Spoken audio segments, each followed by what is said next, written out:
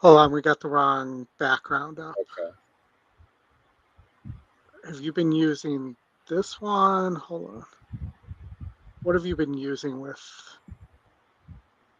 David here? Let's see here. Not that one. It's that Vegas one. It's different than that one. Um, Start trying to NH Coast to Coast weekend. NHC, this one. That's the one you've been using. is that it? Yeah. We're live, by the way. Okay. What's up, everybody? We didn't even do an opening. That's okay. How's it going? How are you doing? Doing great. Welcome, Scotty. I'm sitting in, Scotty can tell you, I'm sitting in for David today. We have the internet issues worked out, so it should be a great show. You got control of the internet, thank God, and then also the portal, so we can watch Gulfstream Park races live. And we're going to be covering the feeder today, which is races 1 through 3 at Saratoga, and also I think it's 1 through 3. Yeah, it is, and then also races 1 through 3 over at Gulfstream Park. So we're going to be covering that. Of course, David Harrison, the 2022 NHC champ, is going to be back next week, and so it's Oldie and I today to take you through the feeder races. $18. Join the NTRA tour so that you can get in and get a seat to Vegas. We've already had a bunch of people that have qualified for the NHC, so it's going to be a lot of fun. And what's up, Ron? And so let's get it rocking, okay, oldies. Let's go to you got Gulfstream Park race number 1 up, and I know you put in the time. Talk about what you like in here. Yeah, so Gulfstream Park race number 1, 2-year-old fillies in a maiden special weight, going 5.5, and these races are typically run and won from on or near the lead. So I'm sorting by pace number first here. Because of that, you have the 7 who has a little experience, not the greatest GSR, but a little experience. Has Perez, second-time starter, seems to be working pretty well. Did stop last time at this distance, but probably faced a little more pace pressure than we'll see here. Is not getting bet at all. It's currently, it's early, but it's 7-2 on the morning line and 6-1 on our morning line. And it's 13-1. So definitely an overlay here. The second best pace number is on the 2 and gets Zayas. And I thought it was interesting here, Scotty, in race 1 that there's a Safi horse here, but Zayas is not riding. So Jaramillo is riding on the 6, who we're showing doesn't have all that much speed. And typically I like Jaramillo on a speed horse. And he does not ride for Safi that often. They're 2 for 5 in the last year. So, for me, the fact that Zayas chose the Plaza horse it's kind of an alarm bell for me on the current favorite, Andrea at the 6. I'm with you. It makes no sense to me. Plus, the 2 horse is a horse to watch. These horses win 29% of the time. The horse is 33% win.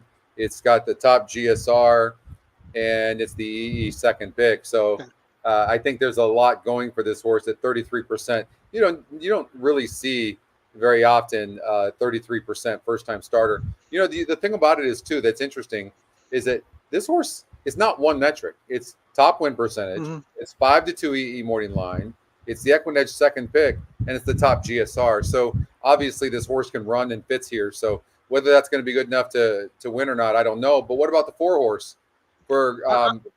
This horse is pretty interesting, right, for Gerald Bennett. Yeah, I like this horse as well. At 9-2, this would be my top choice. I like the gate work on July 6th. Looks like that this horse can get out of the gate. Both those gate works are pretty good. And Gerald Bennett is very good with first-time starters. He's 21%. Yeah.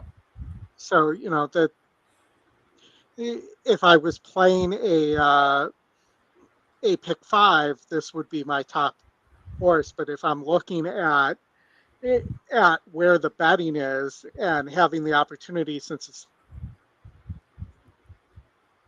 race and on the 7 here at 26% and top pace. So for me, it's do I take the top pace in a race that you typically need to be on the lead, or do I take the horse I like the most here? And if I'm getting 9-2, that also helps me the equation. I was expecting probably 2-1 on the 4 there. It's what's up, Eric and Joe and Greg and Dan and Dave. How are you guys? Good morning. Oldie, for me, the 7 horses. Look at, I've made these mistakes on statistics before, but Ron Spatz with first-time starters was 14%.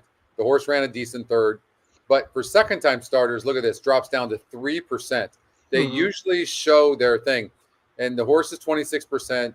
The metrics mean more to me than the stats for sure, but there's just, for me, something amiss here. This might be a tournament horse for sure. It might be one you would use because you're probably going to get 5 or 6-1. But go ahead. For me, not at 5 to 6-1. If it's 13-1, which it just went down to 6-1, but if it was 13-1, it's something I think you have to use because that can be a separator. Yeah. But at 6-1, I just don't think there's enough value there. Yeah. What do you feel? Go ahead. Can I point out one other thing? When we're talking about Spats and second-time starters, since he does win a lot with first-time starters, a lot of those losers are first-time winners who lose the second time out. And as you know, and you mentioned yesterday on the weekend preview, overall second-time next out winners from maiden race only win at 5%. Yeah. Too. So it'd be interesting to know where the separation, and 3% is bad. So it's not like he's winning at 10% when you take out those winners, but it still might not be quite as bad. Yeah. This Vuela Paloma, I'm always looking for a good gate drill. And this gate drill is, it's got a couple of them in a row, but 2 of 47 back on July 6th. I mean, that's a really nice gate drill. And I also like to look back at the very beginning at how the horse is training. And the horse is just it's the 4 horse I'm talking about is a nice horse. Yeah. So, for me, it's got to be the 2 or the 4. Maybe there's a sleeper. I'm looking as we're talking. I don't see the 8 horse just looks okay. Doesn't look all that great. And it's 4-1 right now, but it's probably going to go. Yeah. No, there are. I'm right here by the lake, and there are just all sorts of animals. My Google Home went off yesterday, right? And because I put it for animals and people and cars, you can set it, right? And it was dark, and all you do is just see this huge boom flying, huge, whatever the hell it was, flying across. I'm like, okay, well, I'm glad I'm not in the backyard at this time. But the Google Home's pretty cool. Very cool. All right, so Oldie, who are you using in this race number 1 for the feeder? As the prices sit right now, the 4 and then the 2 is my second choice. Okay, so Oldie 4, 2.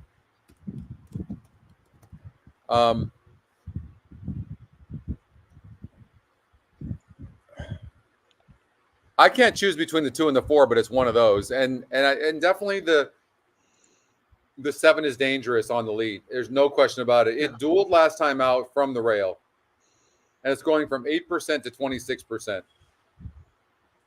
It's a really hard one. For me, I'm just going to put like 2, 4, or 7. I think one of those 3 horses, although the 6 horse is getting a lot of play with Jaramillo, and why not? Like, some like they've won 2 of 5 races together, Jaramillo and Safi Joseph. Well, let's do let's look here. There's nothing on the dam. Let's look at the dams for a second on those, what we consider the top 3 options here. No lifetime races on the 2 and the 4. This is the Alfredo method here. Yeah, the 4-horse's mom wasn't much. She didn't do much. So, and the others are unraced. Yeah, and the others are unraced. I mean, the 4-horse, there's a couple wins in there, 2 of 14. Now, let's see here. So, Neolithic, the sire for the 7-horse, won second time out. And was, grade 1 placed. Lost by 10 lengths the first time, and came back to win. That was back in 2015. So maybe there's hope here. Win. Won his first 2 races. Yeah, none of these mirrors seem like all that, though. Like they all look like more what you'd find in a claiming race, which is kind of represented by the GSR here too. 162 is the top GSR in a maiden special weight.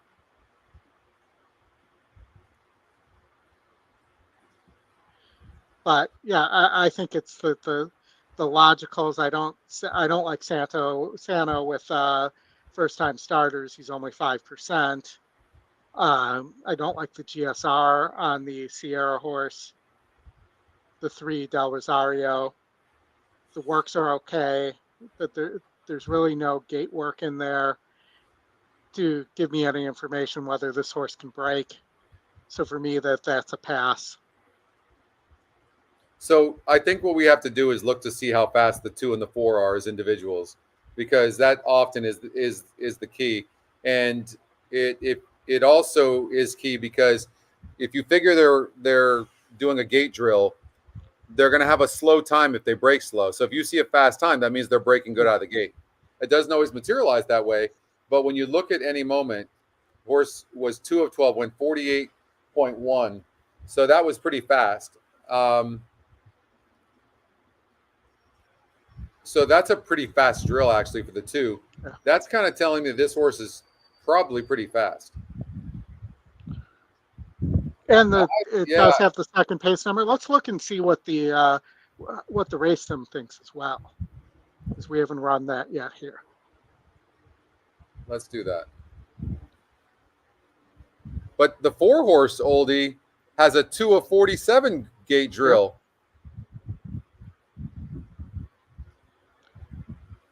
I mean, that is definitely thinks the 7's going to get an easy lead.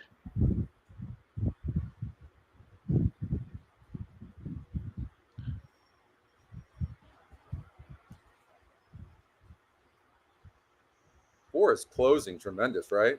Yeah. No, and if the 4 gets first run like that, like the race sim thinks, the 4 to 1's a nice price for a tournament there. What do you think of this 1-horse Giddy Up Baby? Look at this is the kind of horse you're looking for. Look at the race sim. There's only 2 horses in blue finishing, and that's the 4-horse and the 1. I just think it's too far back at 5.5 furlongs with 2-year-olds. So that's the thing. Is 2-year-olds, you don't see a lot of passing in these 2-year-old maiden race. No, you don't. And this horse as well at Gulfstream Park in this one turn on dirt, you can't be so far back. And the horse does draw the rail. At the second call, the simulator has this horse 5.5 lengths back. So I would have to agree with you. The horse just doesn't have any speed whatsoever, it looks like, but he certainly finishes and maybe for the future. And if you also look at the GSR Plus grid on this horse, 10 furlongs, 9 furlongs is the horse's top distance. And, it has a 0% jockey as well. It's not that this horse is terribly bred or anything like that. It's just doesn't seem like it's a sprinter, and the connections aren't great. And Tapiture took 4 races to break his maiden. So the sire. So okay. And the dam So is 1 for lifetime. yeah. It looks Um, like Tapature's breeding fee is only 8K too. So, yeah. and that's something new I believe that you've added Yes. recently, because that's the first time I've seen that. Yeah. We're starting to add the cost for the sire to breed to the sire. All Um, right.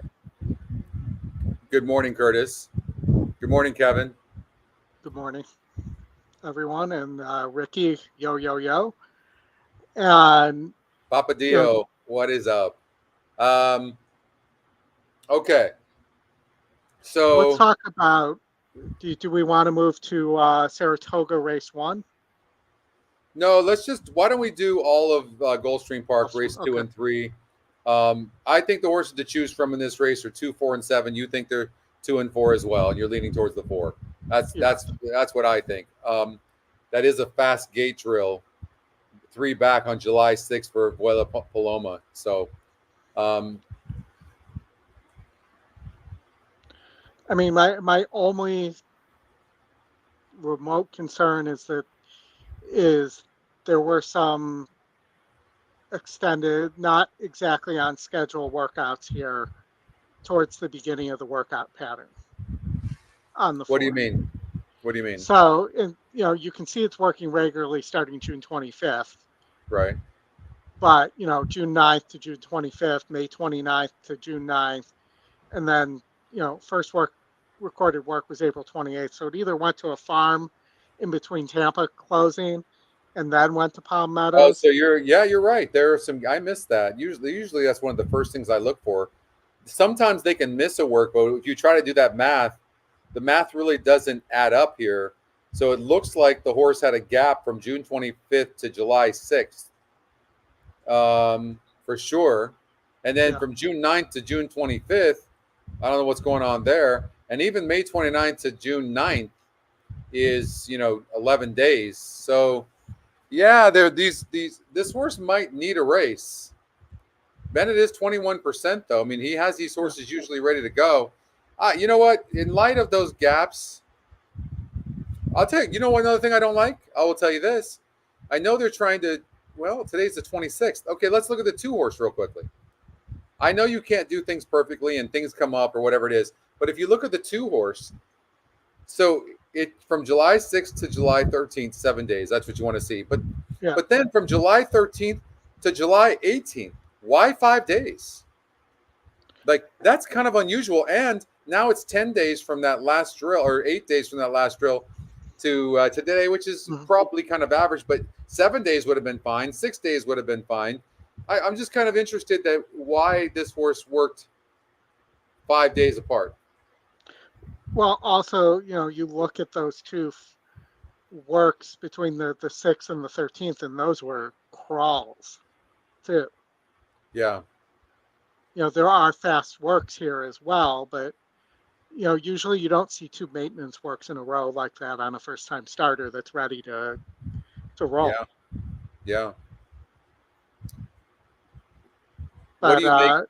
What do you make of the? I know you don't like Sano as a 5% with first time starters, but the horse is the EquinEdge long shot, which is that means something. yeah, I just have to let Sano beat me with first time starters. He's just Yeah. they're typically not ready to roll. You have the one good gate work in the slot, but the rest of these works are below ordinary, I would say. Yeah. 10 of 12, that's a really slow 5 furlong move. You're going 5.5 here. This is another slow 5 furlong move. And Bruno's giving these 2 stars, which typically means that there was some pressure involved as well to get them to that time. So, for me, I'll let the long shot beat me here, especially if it was 15-1. Maybe that's a shot to take, but even the morning line saying this horse should be 9-1, and it's currently sitting at 9-2. Yeah. Gunnavera. the sire of Suggestion Box. Do you know how much money this horse earned? 5.56 million. Yep. I mean, it took 3 starts to break its maiden, and it broke its maiden by 3/4 of a length, and then comes over to win the Saratoga Special race, Grade 2, and wins that race. Interesting. Horse And had wins the Fountain no of speed. Youth. Nope. The dam's So never run before, so the likelihood is that this horse does not have any speed and is going to need more distance, likely. yeah, Yeah. that's my thought as well here. Yeah. Doesn't all these things talking about like some of the gaps with the 2 and the 4, doesn't it make us like the 7 horse just a little bit more? Yes, yeah, I think so. I mean, I still like the 4. I'm still gonna stay on the 4, but I would think it also could make you like the 6 a little more too. What's up, Ashley? But for me, I'm still on the 4, even with those gaps there. I mean, all these horses you can find some warts on. Yeah.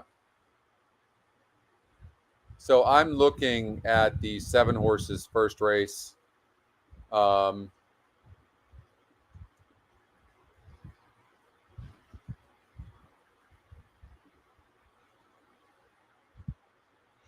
And it hasn't put in a recorded work since that race, which sometimes means that the horse is fit and ready to go too.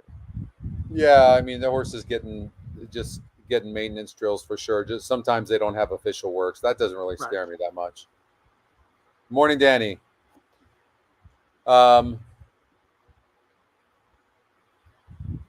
So there were some decent horses in that race. That Neo Dara was only 8% to win that race, and as a first-time starter, had the top pace number.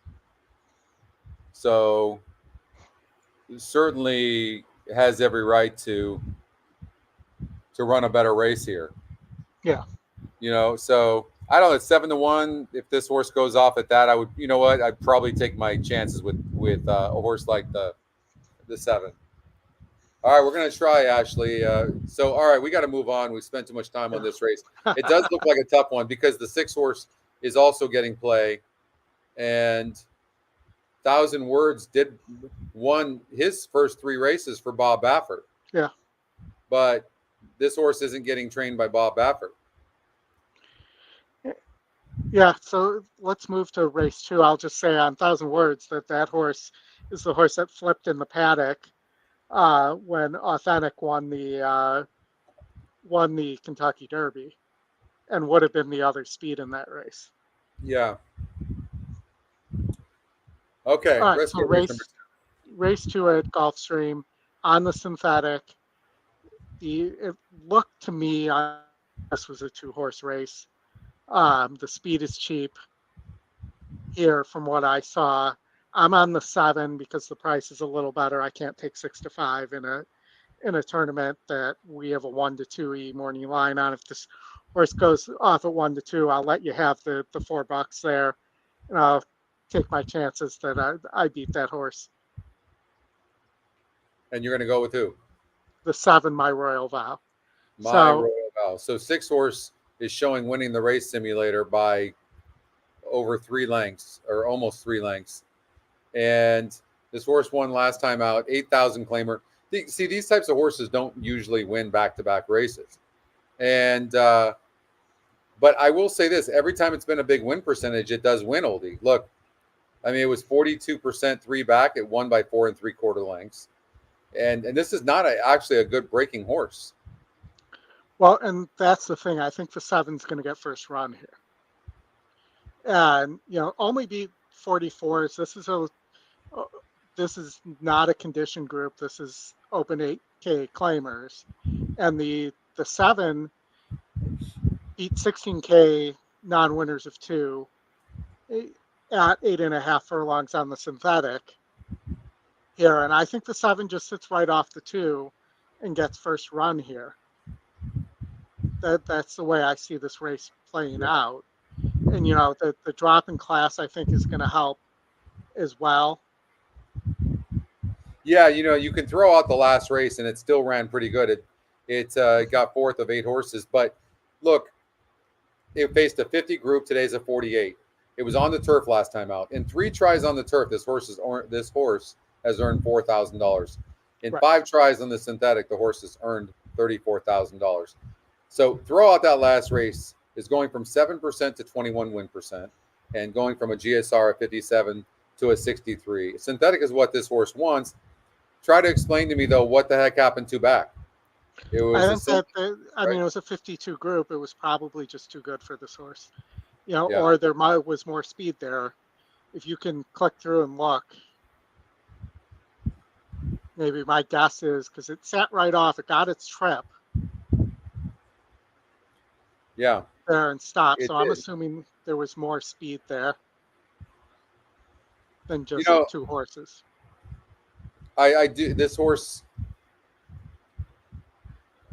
has a couple of wins in the last 6 races, no doubt about it. But there's something about this horse too. I don't know. Well, there's a big difference between 16K open claimers and 8K open claimers. Well, not always, and I'll tell you why. Because it's the non-winners of 2 conditions, so they're going to go. You're going to get these horses that are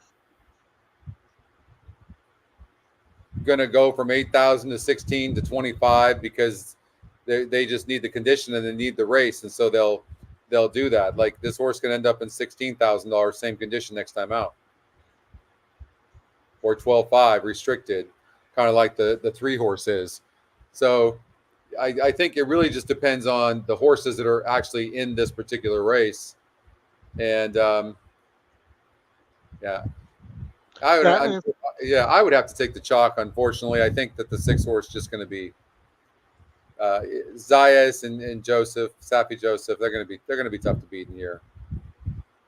All right, I'm going with the 7, the second choice.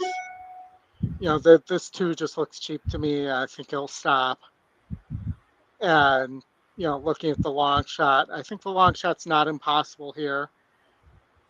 A similar group to what the 6 beat last time out on 616 here. So, I don't think this horse is impossible either.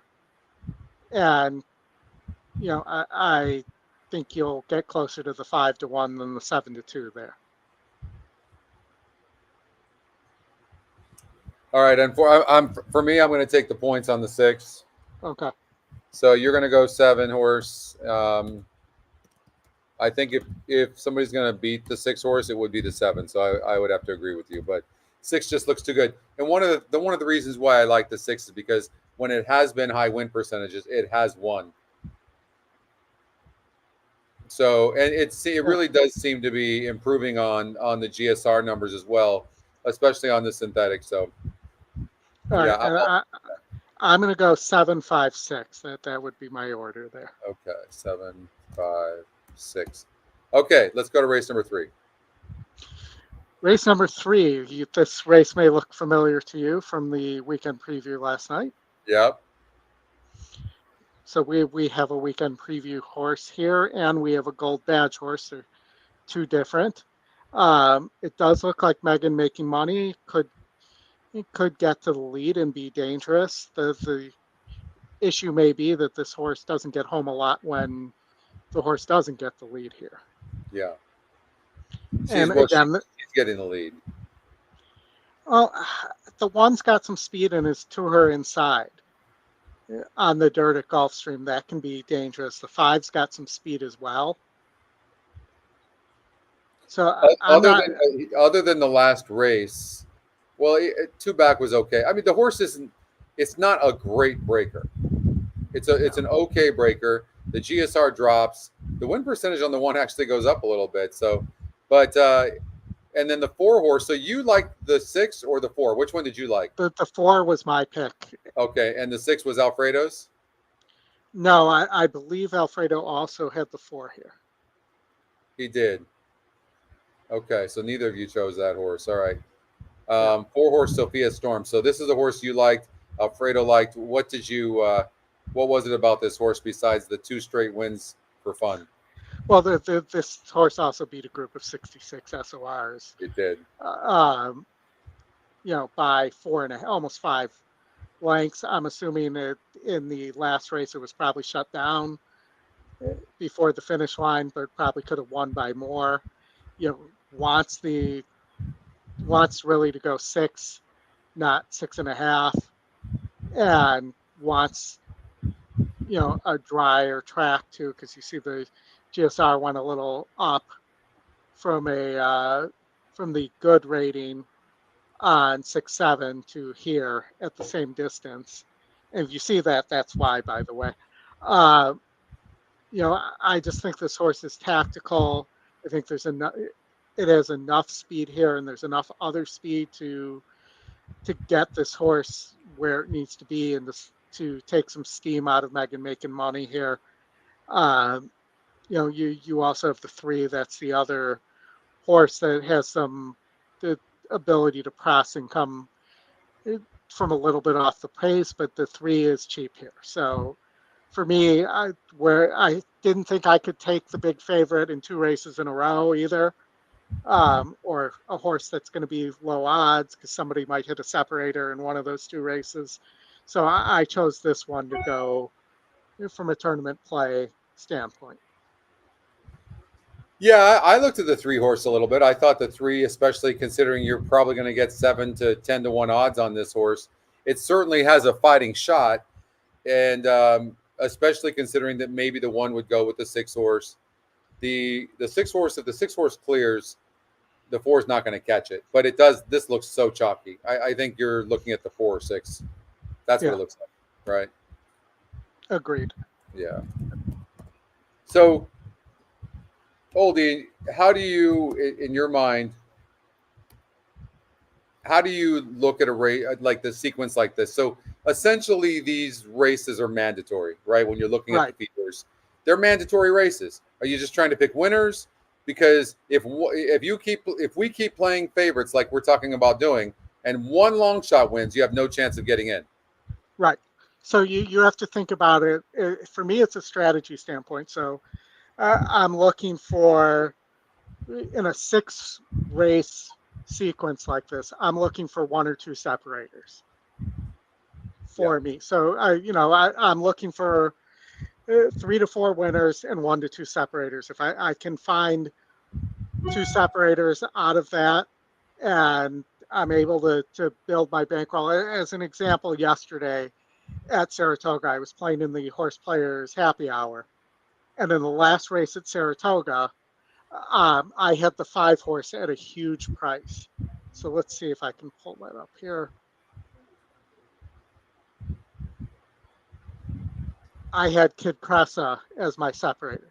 If I get Kid Cressa, who just got caught at the very end, I'm playing in the BCBC tomorrow because this was my big separator. Right.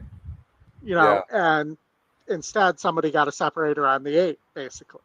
So, that hurts. That was the difference. Yeah. And that would have been a capper. Yeah. As they call it there. So for sure. So, I just looked at this, saw this huge pace advantage and said, for a tournament, this wouldn't be a horse I would single, but for a tournament play, this is the kind of chance you need to take here. And the GSR gave me the indication, it's the 4th top GSR, that this horse could do something here. Yeah. Danny, yes, it's probably going to take by the end of the year to get it. It's configuration, trying to figure out how it's going to function, landscape view, all that kind of stuff. It's going to take some time, but we will have it for sure. Yeah. So, I mean, the Gulfstream section looks pretty chalky. I did not see. Yeah, it does. But here's the problem again. But here's the thing. There's nothing wrong with the 5 horse, read a book. Although I think its style is to be near the speed, and there's going to be some pace in the race. But and Zayas is aboard. The horse has freaking 8 second place finishes in 24 races with 3 wins, so it likes to run. The 3 horse, the same thing. This horse can run and win this race, no doubt about it. So, like, no matter what, no matter how good the 6-horse or 4-horse looks in this race, Yeah. I would still take the 4. I would still take the 4. Yeah. So, but strategy, I just think the 4 just looks too good in here. 8 wins in 28 races. The horse is being protected. Ruben Sierra is doing a fantastic claiming or job on this horse. Finding, like, look at starter optional 16, $25,000. I mean, he's managing this horse perfectly. and you see, it didn't run as well. It didn't run as well on synthetic, but this horse is 5 of 10 at the distance as well. Yeah. So 6 furlongs this horse's seemingly optimal distance that he's found, and he just keeps finding races that meet 6 furlongs without putting this horse in for a claim, which I think that this is starter optional claiming, and he's not putting this horse in for claims. So yeah, that tells you what he thinks of it as well. I hate races like this because we could take the 4-horse, and the 6 is a good horse, and the 6 gets an easy lead, and the 4 finishes. It comes in 6-4, and so usually if you've got a big favorite, you hope there's only one of them. You don't want to have to choose between 2 favorites you're going to get no points on. It's a tough one. If Sophia Storm was the only horse that had a big look in here, probably go there. I definitely would worry about. First of all, I got Jaramillo that's jumping on this 6-horse. You see that, right? Yeah. Yeah. This horse has. If you look at the last, I don't know how many races. I don't think I've ever seen a horse break so good. This horse breaks first or second in every race. Yeah, no, I expect that, but breaking from the outside at Gulfstream, a lot of times it's tough to get over and to clear. So that's true. I don't think that'll be the case from the 6-hole though, Oldie, but that is true in a lot of situations. But I don't think this horse is. Hey, Catherine, I don't think this horse is going to have an issue getting the lead. I don't think it'll have to work for it. I think it'll be pretty easy. And if the 1-horse does go, the 6-horse can still come in pretty quickly because the 5-horse doesn't really have any speed. So I don't think that's going to be tough. 6 is going to probably clearly have the lead. Can the horse rate it all if the 1 does go? It doesn't look like it, does it? I mean, it does have this one race where it sat right off. But it didn't win. But also keep in mind that it hasn't won since it was claimed out of the Stormfeld barn. No, it hasn't. Yeah. You're right. That's a good point. And it also hasn't gotten the lead since then. Whatever happened after this layoff, Ruben Sierra has done a hell of a job with this horse. This horse had some sort of physical issue. I don't know what it was. Look at this horse prior, back in 2023, rattled off 5 wins in like 7 races, and then kind of lost it a little bit, went on the shelf a couple of times, and all of a sudden that form seems to be back. I mean, it's pretty amazing. I mean, it's not a high class horse, but they could take in 14, 15 grand pretty easily today. Yeah, I mean, hard knocker for sure. And seems to be in good form. So for me, it's just the 4 and the 6 here. If I had to pick a third horse, I guess it would be the 3. Yeah. What about the new jockey change on the 4-horse? I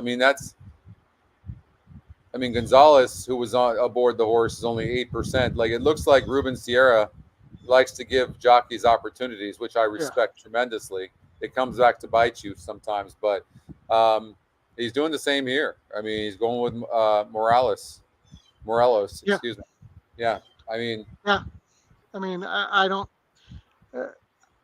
Again, I just think that this horse might be a slight cut above everybody else in here, and he's not worried about the jockey because of that. He thinks the horse is in good form.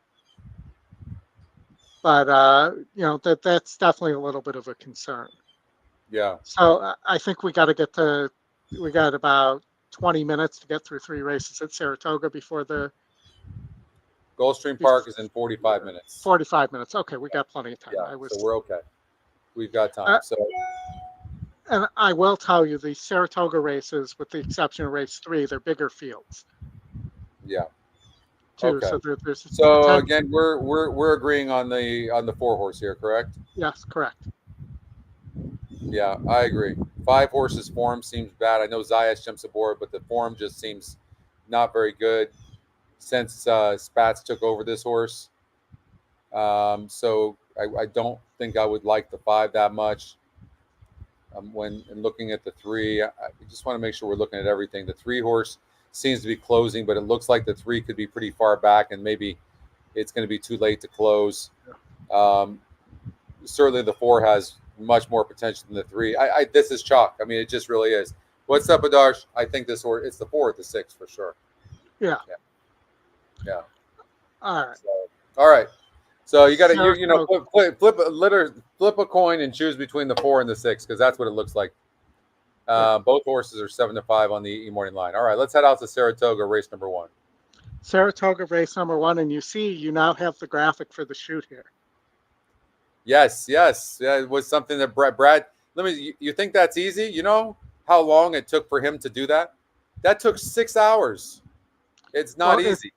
it's literally a new piece of artwork that had to go in there to represent that shoot It too. is.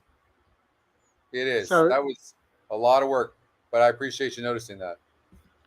yeah, so bigger Big field shout out to here. Brad. Definitely shout out to Brad. He rocks. Uh, Bigger field here. You have 8 horses. No clear favorite here in my mind. This 5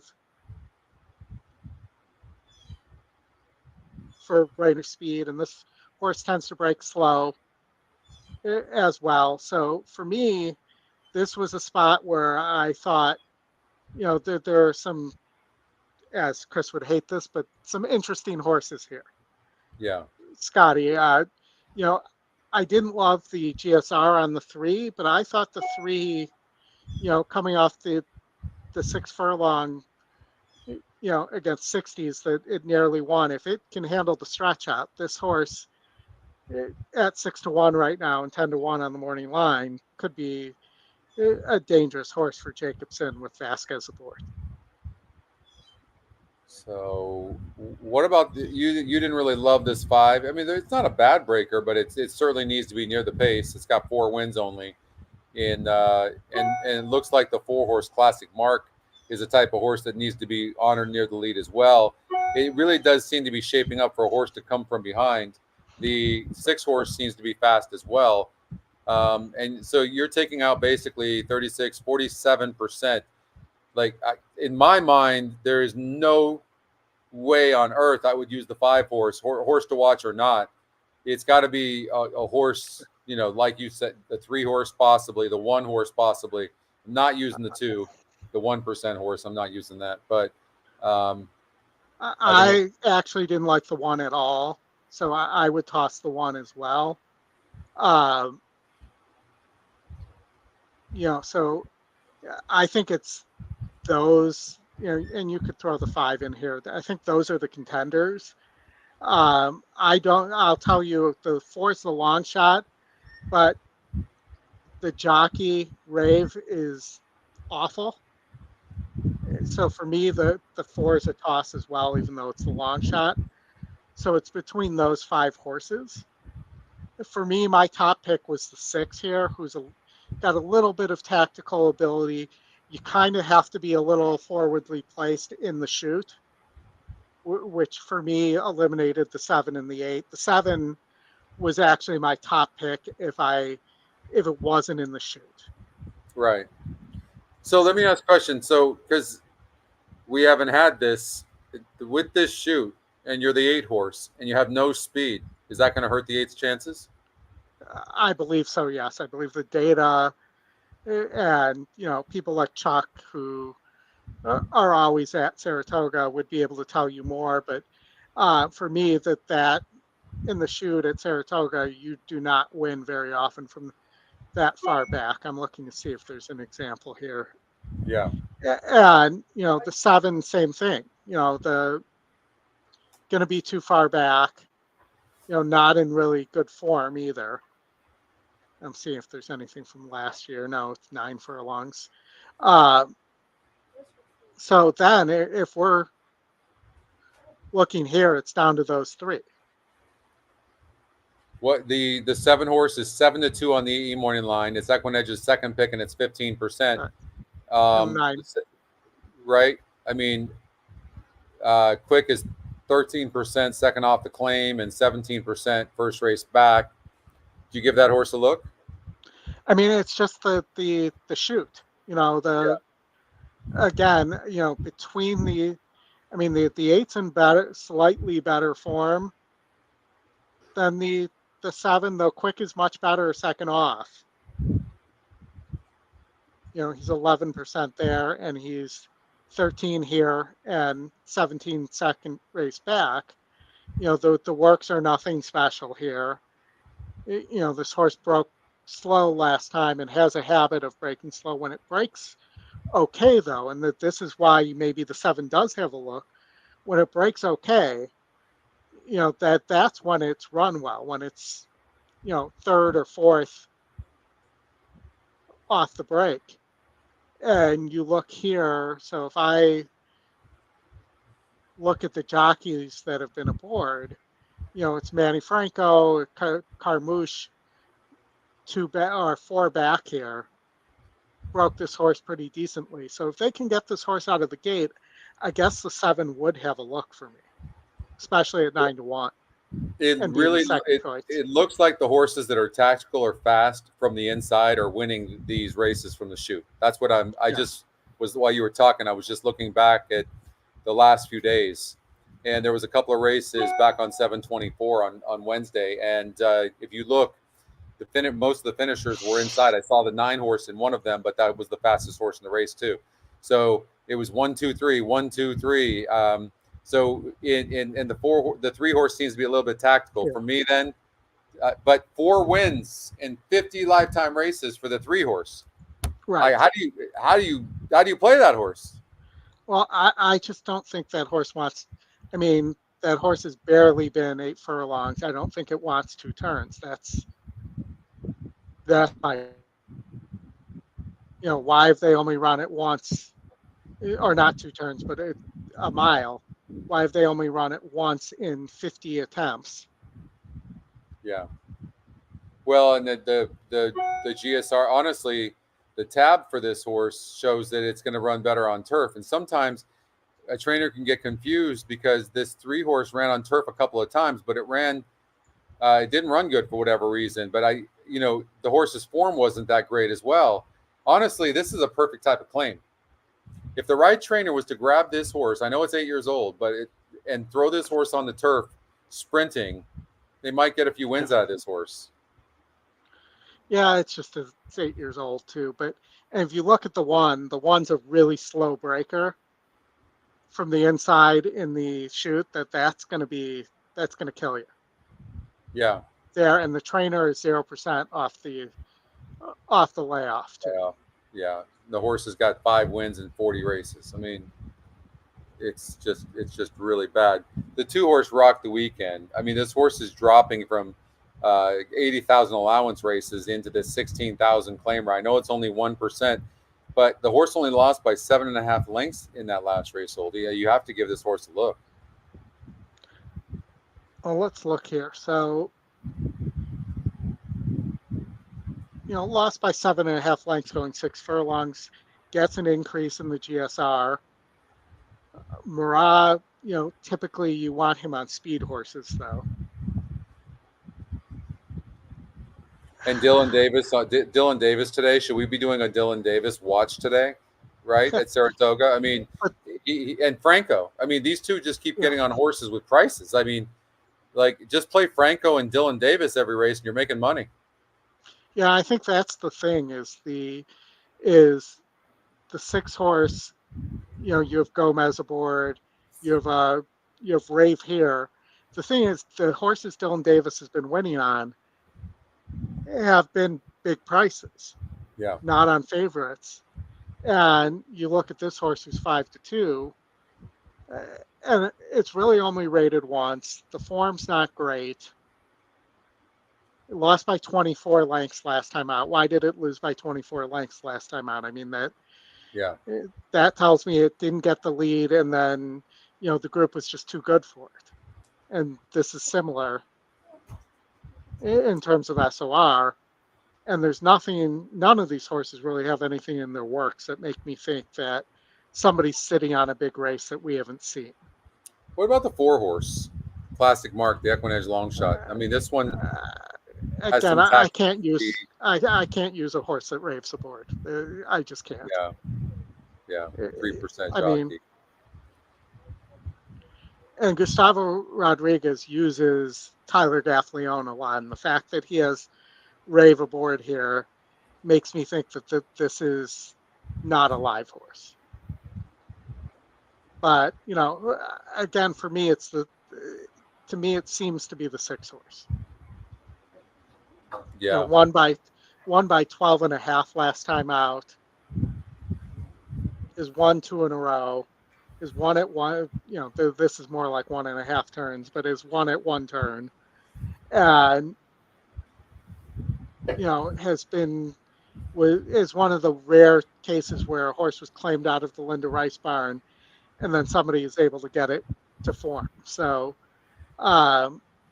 is moving slightly up in class, but I think that the tactical speed of the 6 here, and the possibility that the 4 maybe outbreaks the 5, and the 6 can just sit its trip here.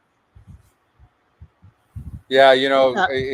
The 6-horse just the way it won last time out, it just looks too good for these.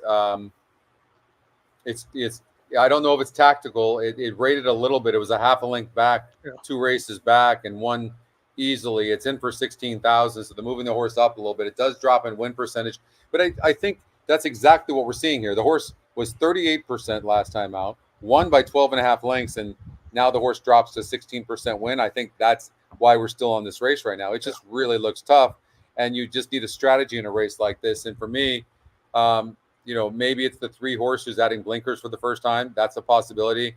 Vasquez aboard. I know the horse only has 4 wins and 50 tries, but this horse, it's trying. And maybe the blinkers are going to help this horse get over the top.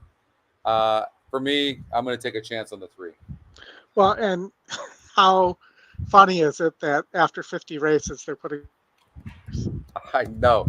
Is this first time, though? Yeah, it's red. It's red. Oh, it's first time. Yeah.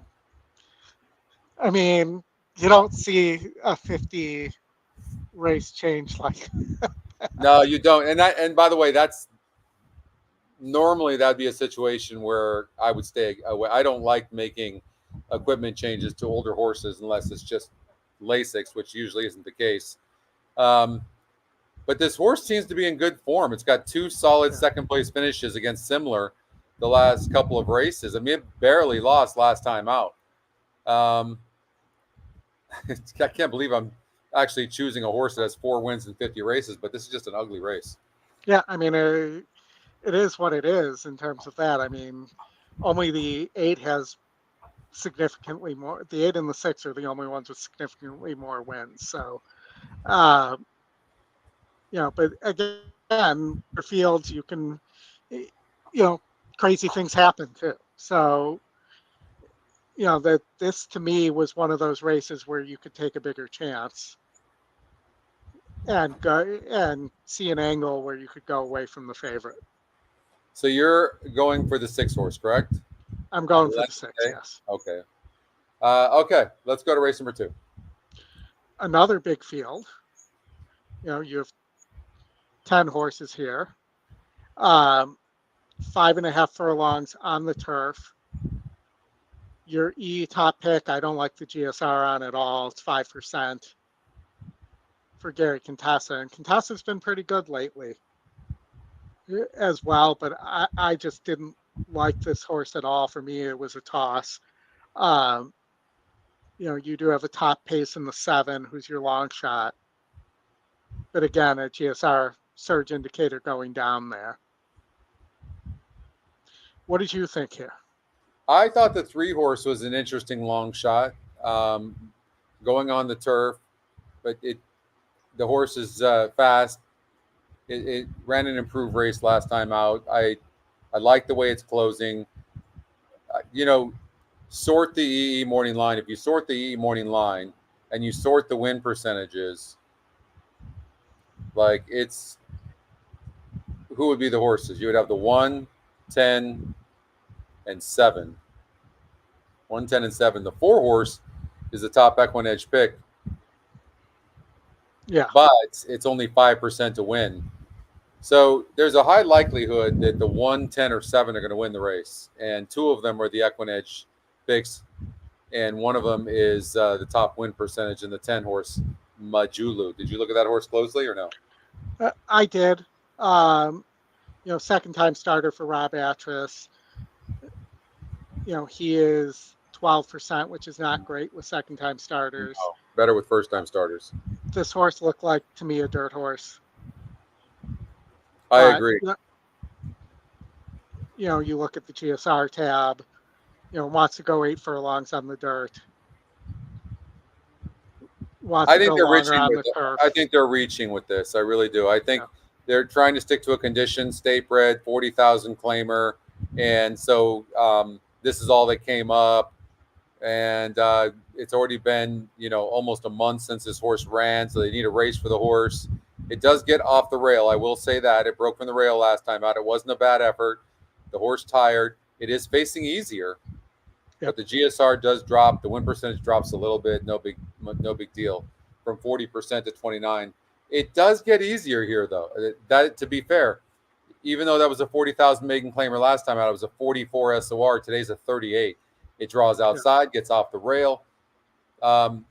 In these sprint races, a lot of times the GSR dropping here 7 points might not make a difference. I think the 10's a player. So, for me, I didn't particularly like the 10 at all. For me, the 2 horses I was choosing between was the 7 and then the GSR Surge on the 6. If you go back and look at the 10, 6, 23, the turf sprint effort for Bond there at this level, if that horse runs this race, I think it wins here. Yeah, it really does. It surprise you, because it surprises me, that this horse runs a nice second place finish against 8 other horses. And then you got the 6 up. Yeah, you do. Look at the last 3. Look at the GSR, and then look at the last, and look at how the horse performed. And then look at the last 3 races, and then what the GSR is and how the horse performed. Yeah. Well, also though, keep in mind that the turf course closed for the winter, and that this is the horse's first race back. It does pick up Castellano though, which for me got my attention as well. So, I think they went to dirt because they had no choice. They're short of shipping to Gulfstream or something like that. And, the coming back to turf where what the horse wants, and the fact that they're bringing it to Saratoga makes me think this horse might be sitting on a big race. Yeah, please do not use a favorite in this race unless you absolutely love it. Do not do it. And then the 7, who's top pace here in the long shot, it is going to turf for the first time, and the discount in GSR, we'll call it a discounted GSR because it wants dirt, makes that's the part I don't like. But it is a turf sprint, and if this horse gets to an easy lead, that this horse could be pretty dangerous. And there's just, beyond the 6, there's really not anybody who wants turf here, I feel like. Yeah. Well, how do you feel about the drop in GSR on the 7, though? Like, it's dropping 11 points in GSR. The win percentage maintains. It is facing easier last time, or than what it faced last time out. Man, another really tough race. Yeah, I mean, for me, I can't play a favorite here. And there's nobody who really looks like I said, nobody really wants turf here other than the 6 from the GSR standpoint. So for me, I landed on the 6 and then the 7. I landed where the big outstanding metrics were.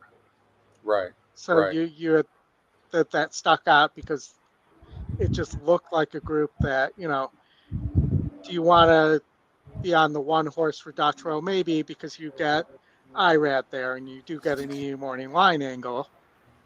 But, this horse hasn't run a lick on turf in Let me those give two you let efforts. me get let me give you a horse that we should be considering. It's our friend Katie Davis on the 9 horse Superstar Susan. Okay, so go with me here. So the horse had Yeah. a layoff after 3 races, and then comes back at 6 furlongs on the turf against a 42 group at 12% win and a Mhm. 49 GSR, and excuse me, a 42 group, 8% win and 60 GSR, and broke 9th, and only at the stretch was in the lead and lost by 3.5 lengths. Then goes up to 23% win, 54 GSR from the inside, and was dueling. But both times the horse had trouble. I love horses that cut back in distance after showing speed, and it's because they get Yeah. air in their lungs. It really sets them up for the cutback. In a wide open race, you might want to consider the 9 horse, and we're always rooting for Katie for sure. Right, definitely. And note that this horse had Jose Ortiz up as a second-time starter too, Yeah, against Maiden Special Weight Company. So, this horse was at one time good enough, thought of highly enough that Jose was willing to ride it. So, keep that in mind as well. So again, another place where you potentially could find a price here, and another reason not to use the one or the. Well, it looks like the one's the favorite on the morning line here. For me, it's the 6 and the 7. I could see the 9 as well, and maybe I like the 9 a little better than the 7, as you've kind of sold me on it there. the 1 horse Generous Luva. This is an interesting horse for Dutch Row. Irad jumps aboard, and Irad was aboard for the last start. The horse went on, a little bit of a break, and it showed some speed. It had the inside of 11 other horses, showed some speed. At the stretch, was only 3 lengths back, and then the jockey let up.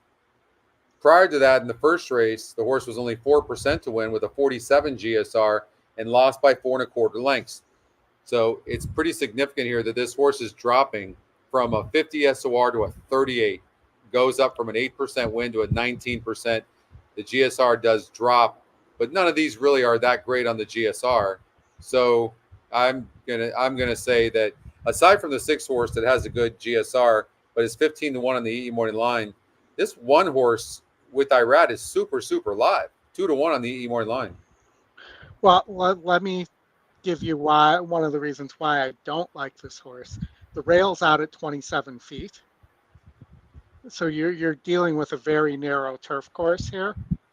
And being on the inside and not going to be on the lead, it's going to be a tough, or potentially not going to be on the lead. It's a tough position. And this horse has had a habit of backing up in its 2 Yeah. races. Yeah. So, those are the reasons. Like, it doesn't make a move and then gets caught. It's backing up each time. It's IRAD, it's Dutch Row. I mean, that they could win here, but I don't want to take. I think 2-1 is probably around where it's going to be, and I'm not going to take that here. But it looks like the second fastest horse in the race, though, to be fair. To be fair, but I guess it's an okay breaker. But Like the one post is also a tough spot to break from on the turf course. He's gonna send this horse. It's a big drop, Oldie. So not only does this horse have the at least the same speed, but if Irad's gonna send this horse immediately, looks like this horse is a good breaker. I'm gonna go with the 1. All right, I think I got to play for a price here, so I'm going to stick with the 6. Okay.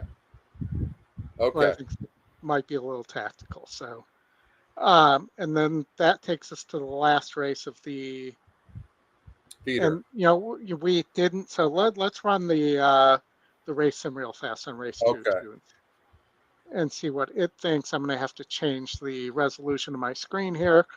real fast so we can fit everybody in there. There we go.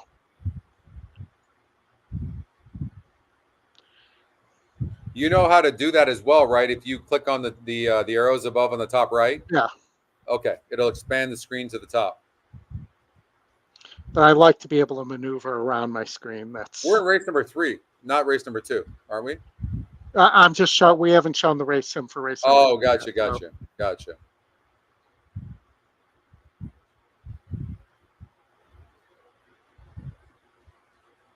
it's interesting that the 4 and the 3. We didn't even talk about the 3.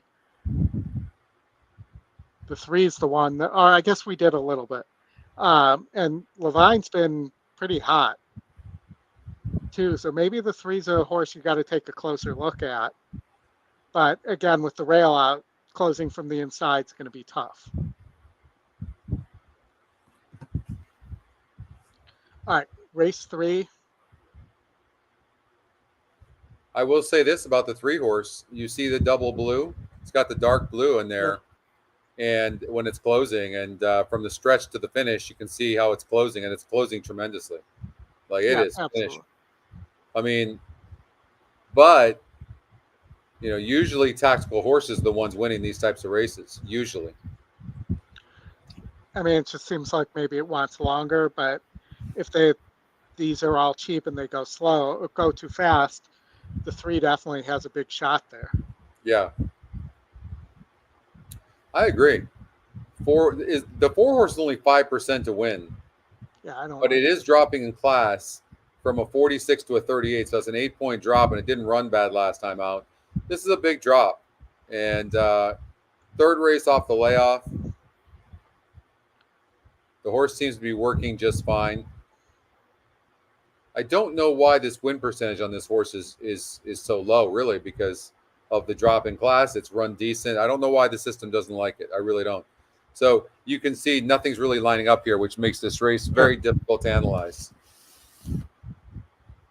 All right, let's go to race number 3. Race 3. And we also had a horse to watch, not a horse to watch, a weekend preview horse here as well. Yep. And, this race, you look at the morning line here, the 3, who's our weekend preview horse, is 9-2, but 4-5 on the morning line.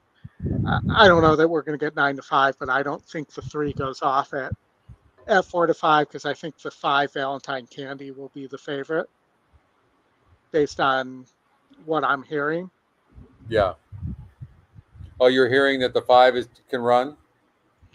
I mean, the 5's already beaten 72s and was grade 1 placed at 7 furlongs. Yeah, but that was as a 2-year-old. I'm just saying. No, grade 1 placed. So if you look at the 5, where? The 5 in race 3, Valentine Candy, just ran in the Woody Stevens a little over a month ago. Got 5th and did win the Bachelor as a 2-year-old going 6 furlongs. So I'm hearing that this horse is likely going to be the favorite. For me, graded placed is being first, second, or third. It's not just finishing, right? Although it's not a terrible performance, but I'm looking at this horse more as a non-graded stakes horse, and this is a grade 2. I don't personally like this horse.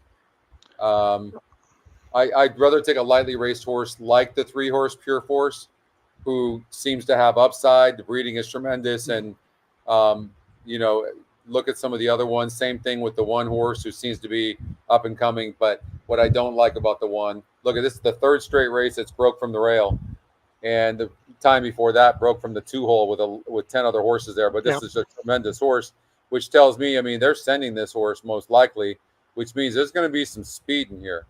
And so the 3 is going to be gonna get some pace. It looks like the 2 is very fast.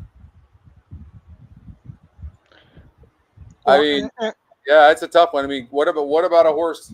Well, and that, by the way, that does give this tactical horse a good chance of winning. I will say that. I'm just saying that this horse has been winning non-graded stakes races, and And I feel like one of the things that I feel like I do fairly well is look at the horses that are in races that are graded races, and which ones have a chance of winning. Um, so I think one of the up and comers probably, but the style of the five sure fits this race. I'll say that. Yeah.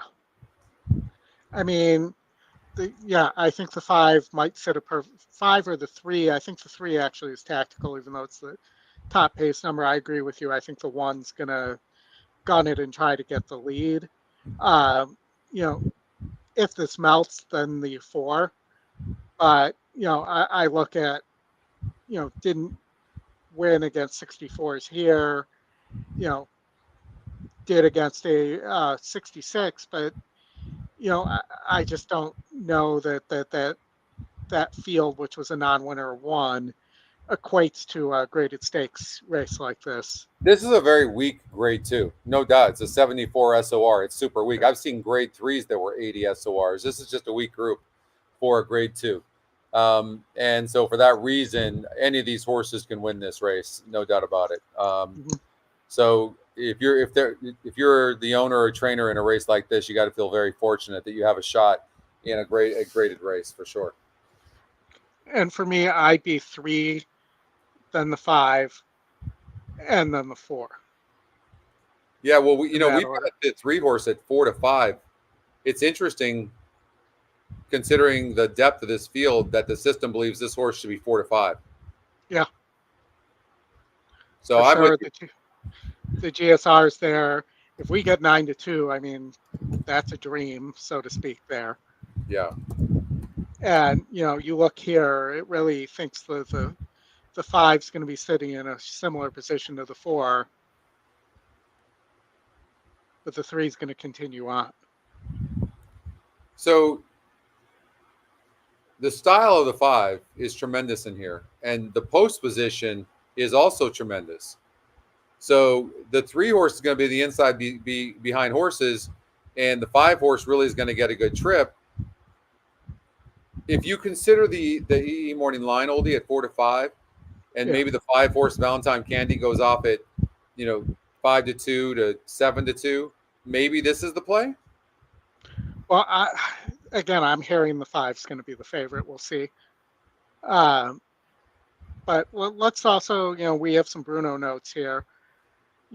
I typically, when I look at works, I don't know about you, I don't really read a lot into solo works. I like to see when the horse is working with another horse. And, if I'm looking for a speed horse that might be able to raid, I'm looking for it to, I want to see it on the outside in a work too. And I want to see it go by coming around that turn. But, Bruno's notes here are really just nice works. I do like the one of 64 at Saratoga. I think that's well. Look, the 16 of 144. Why don't we watch that video of that horse? It's a solo drill. Yeah, that for me is the only. Yeah, you can get a feel for very professional. You can. I mean, it only has 2 races. I mean, that's this pretty nice looking work. And able to, you see it's not drifting out on the turn. Paying attention, you can tell, listening to the exercise rider or jockey, and very Rips nice in the back pocket, not at all. Look at. I mean, you talk about a snug hold. That's a snug hold. Yeah. And look at the gallop out like here. It's tremendous, really nice, still moving. A lot of times you'll see horses at the end of their work, they're just stopping. This horse is moving very nicely. Look, that's a really nice workout. And that was 48 seconds flat. That's a breeze. Yep. That horse could have gone, if it was all out, it could have gone 45 and change.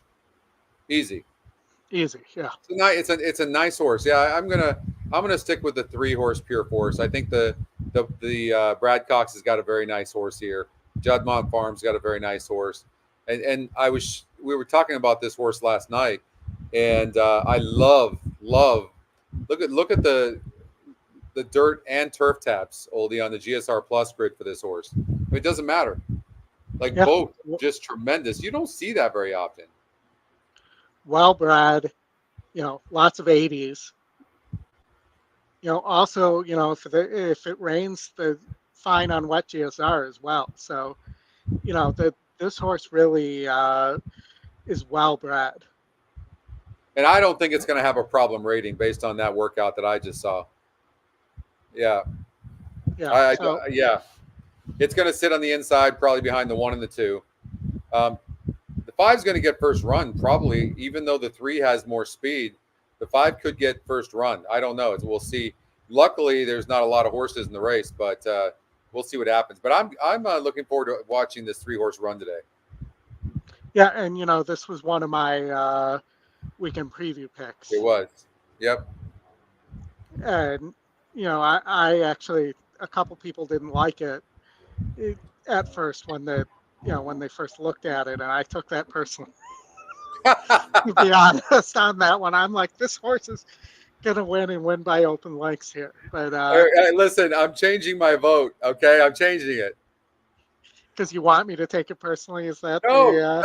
I was one of the ones that put no initially, but not for the reason that the horse isn't good. It's just that it looked like a really tough field. But after watching that work and the more we talk, the more I'm getting on this horse. It could be a free square for sure. Definitely feel that way. And this horse just, Brad Cox does really well in these type of races as well. It gets his top jockey and flow. There's a lot of things pointing to this horse being live. There is. So, okay. Go ahead. I was just going to say, on the 1 horse, you also have the drop in GSR here. Yeah. You always say that horses under 70 don't win graded stakes races. Not very often. I've seen it, but not very often. And not only that, I've run the numbers, so I know it's low. Horses under 70 win, I believe, 3% of stakes races. Yeah, so I mean that this to me, there's only 3 horses in here who fit based on that, and you got to make a choice, and you got to hope that from a pick and pray standpoint, that your choice, if you're choosing the 3, that it sits more towards the morning line than the morning line there. Papa Dia is showing some empathy here for you, Oldie. I mean, come on, don't baby Oldie. Well, okay, but But listen, I'm also going to give you some credit too. You put out like 40 horses yesterday, and Alfredo put out the balance of them. Like, we wouldn't have had any horses on the horses to watch if it wasn't for you. So, okay, so I'll take that back. I'd rather have you give me horses than not, because I've been so busy with the move, and then Justin's been busy with baseball, and so I mean. By the way, I want to give a shout out to Chris. He did a really good job producing the show last night. So he, with every horse we were giving, he was putting on the chat. He was putting what we like, so you can go on to YouTube and see all the horses for the weekend that we gave, and and not in the tournament, but in the next race we had a colt as weekend preview horse, but with the scratches, I think the 5's very dangerous here as lone pace. So I'm just adding this to people to maybe back off a little bit on a colt, the 1 horse, based on the scratches. Let's see here.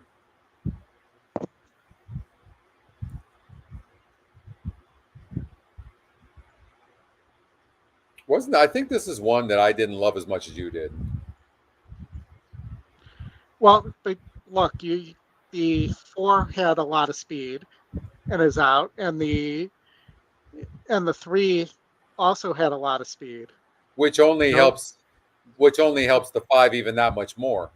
Right, which is why the reason I'm even bringing this up is because I think the 5. I think you have to majorly upgrade the 5. I would not have given the 1 had it look like this from a pace perspective Yeah. on Thursday morning. Yeah. Yeah. But I mean, there's only 5 horses in the race. So, like, I don't think that shoot's going to really play a big role. I don't think that'll be much of a big deal. We're going to have live streaming for you of Gulfstream Park, race number 1, 2, and 3. Race number 1 is coming up in about 7 minutes from now. It says 5 minutes, but it'll be more like 7 minutes. Okay, Oldie, I think we should go to race number 5, which is the first race of the qualifier at Saratoga. Race number 5. Okay. And then after we handicap this race, we'll check back over at Gulfstream Park and we'll watch that race. How's that sound? I just checked and made sure that they were where we thought they were going to be. Okay. Let me just make sure that I have the sound adjusted here so we don't get some random sounds in here. All right. I've got some good information for you here. All right. I'm looking forward to it. On the 5 horse is your top pick here, Royal Brown by Big Brown. Seen a lot of Big Browns the last couple of weeks here. Yeah. As well. But so there's dropping in class. The 1 horse is dropping big in GSR. First of all, it's training good. If you look at Bruno's works, the horse is training really good. That being said, it's going from 1% to 9%, so that's good. It's going from a 50 SOR down to 44. That's good. Jeremiah Engelhardt is 25% with layoff horses and 24% off a layoff. Okay. Off a layoff. Let's see. Oh, I'm sorry. Let me first race back. And then second lifetime start 24%. Okay. That all being said, the horse is dropping from a 61 GSR to a 47. But the GSRs in this race are not all that great. So no. I don't think you can ignore the 1 horse in here. I agree. You look at first call here, and the question might be, does the 1 need the lead? For me, and the 5's fast, just cheap. The 3 has Julian aboard. The system showing the 10 is going to be right there with the 7 in the race sim at first call, which kind of surprises me. So, go ahead. I was just going to say that if you look at a horse like the 2 horses up in win percentage and up in GSR, so it's going from a 5% win to 11% win. It's going from a 43 GSR of 15 points, and it broke last in its last 2 races. And last time out just was closing crazy. So clearly the horse liked going 2 turns on the turf, and the GSR is moving up 15 points. Yeah, I mean, I thought this horse or the 8 closing had a shot, but with Pratt aboard for Rudy there. But this race is kind of just a mess. I mean, let's look at maybe the jockey trainer combos and see if there's anything that stands out. I mean, Saez is 20% with Trombetta, and Carmouche is 33% with Engelhardt, and Dutrow and Irad are 24%. This for me is a tough race. Eight's moving up in GSR, which is good, so that's a good sign. Going from 48 to 61, so that's going in the right direction. We're again on the outer with the rail out too. So right.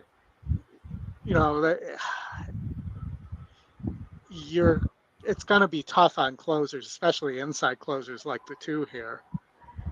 Yeah. So for me, it's probably either the 7 or the 8.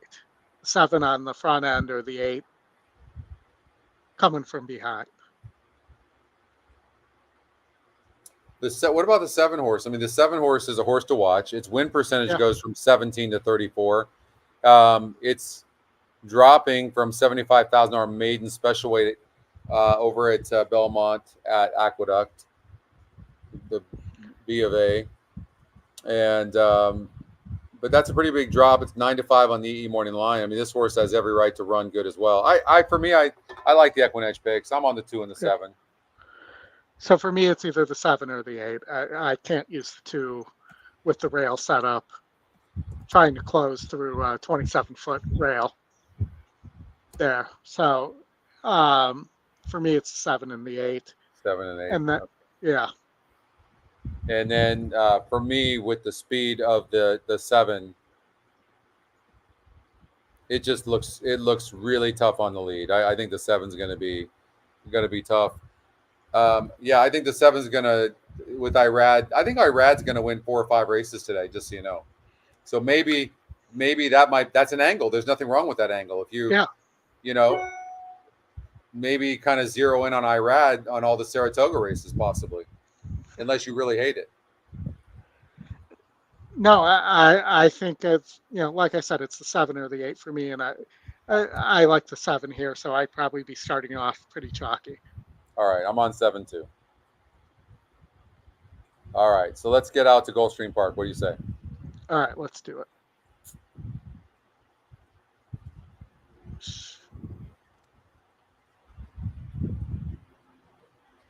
So reminder over at Gulfstream Park, race number 1. Oldie has the 4. I have the 2 horse. Most of these are first-time starters. The 7 horse, Niadera, looks like the fastest horse in the race. And the 2 and the 4 are both inside. This 7 horse could be long gone, Oldie. I mean, we might be focusing way too much. But the one thing the 6 horse is clearly live with Jaramillo. Clearly. This horse is getting bet into the face of Zaya's not being aboard for Sappy, the 2 and 4 horse, and the 7 speed, and it's getting bet to 3 to 2. Would you maybe switch over to the 6 horse?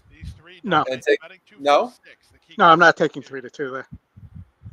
Giddy up baby begins the loading process.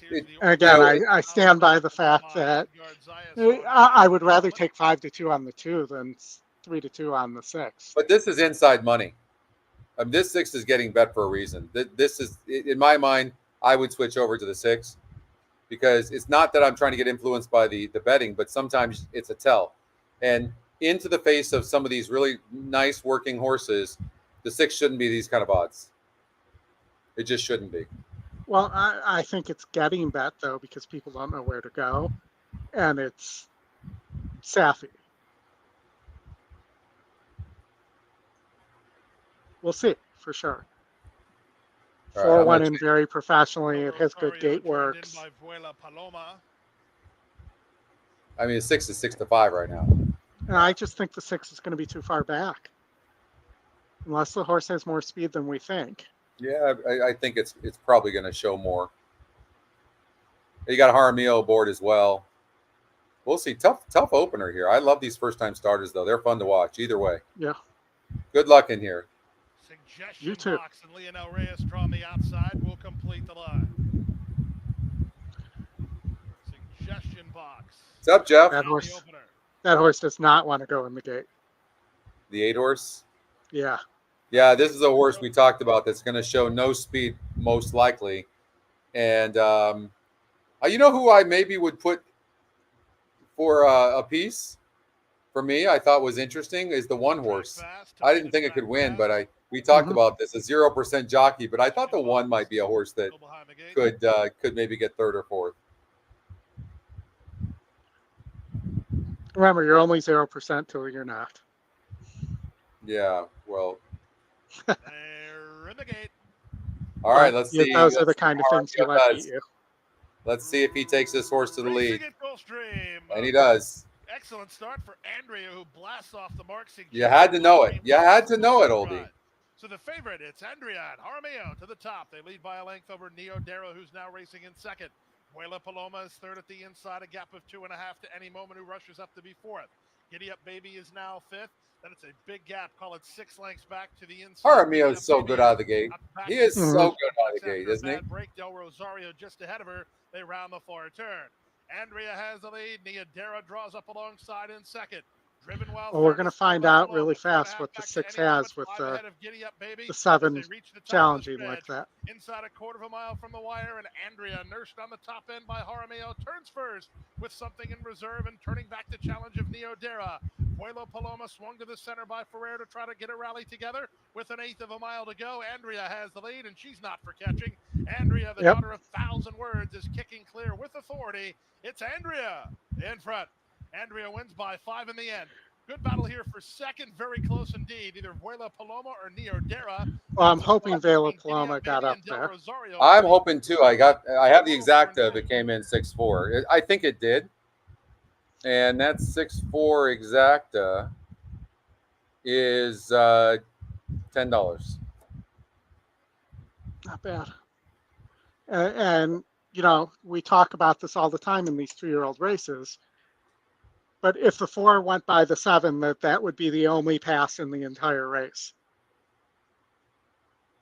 Well, look at the horse went off at 8-5. In the first race like this, the 4 got second, but you get an opportunity to, to see when something just, especially with these first-time starters, the horse is taking action from the connections. Has to be, because you've got horses like the 2 in there, the 4 in there, the 7. Right, there's some decent horses in there, and that are training really good. Thank you, Christy. All right. So clearly the 6 was live. Clearly, yes. Yeah. So we have 8 minutes to Saratoga here. All right. The race 1 there. So let's do a race in the qualifier. How about we go to? We were done with race number 5 at Saratoga? Yes, correct. Let's go to race number 7 at Saratoga. All right. Race 7 at Saratoga. Which is the 5th leg of the sequence in the qualifier. All right. All right. I love the 2-horse vesting. Yeah. I just, for me, if you were going to take one other horse, it would be the 7-horse, the shipper for Wesley Mott, or Bill Mott. And, but vesting just, the way this is a nice horse. I know it didn't win by much last time out, but I looked up this race. It was pretty impressive. If you want a really live long shot, the 1-horse, Hamilton's Way. This horse loved going 11 furlongs on the turf. Gets back to 11 furlongs. The GSR jumps up 14 points. This is not the worst looking long shot in the world, but the 2 just controls everything with that speed. That is a lot of speed. The GSR goes up as well from 52 to 77. Wow. Well, and we saw yesterday though where with that 2-horse one in the early pick 5 at like 23 to 1, going 11 furlongs, and set right off the speed. I think the 4 might have more speed than the pace number is giving it credit for, and is at a big price here. Did win first time out or first time on dirt. It won, but the GSR really says turf and it says longer. And, I think this horse might be able to sit right off the 2 and just pounce when they get there. I think that for me, that's the live long shot. It's the 4 All Pordice. And Lascano on the turf has been very, very good. Yeah. And it's shug, no layoff. The horse is kind of in good form. It's quality road, so it shouldn't have difficulty with the distance. So for me, these are all well-bred horses, but I just think from a pace standpoint, that horse is going to get first run and sit right there off the 2. And for me, that's the horse to watch, so to speak. Yeah. How can we read this 7 horse? It's got a 25% win. I was really surprised to see that win percentage on this French horse. Yeah, I don't know. And, a lot of these French tracks that they don't break out of gates either. So, um, I'm looking to see if there's a gate work. There is 2 of 26. So the horse probably doesn't have an issue and no other gate work. So Mott must have been pretty happy with that gate work. Yeah. I also think, let's see if we don't have any trouble line notes, but this horse might have some speed as well, just judging by the speed of the gate works. Yeah. And a couple of the other works here. So, for me, the distance is the question, because I think it has been running long in Europe, in France, and, hasn't been performing that well. And this is a step up in class a little bit in GSR, with the exception of one race here. Yeah. I mean, these breeding wise, even the 2 horse breeding wise, these aren't great. I mean, they're okay. The 2 horses GSR is moving up.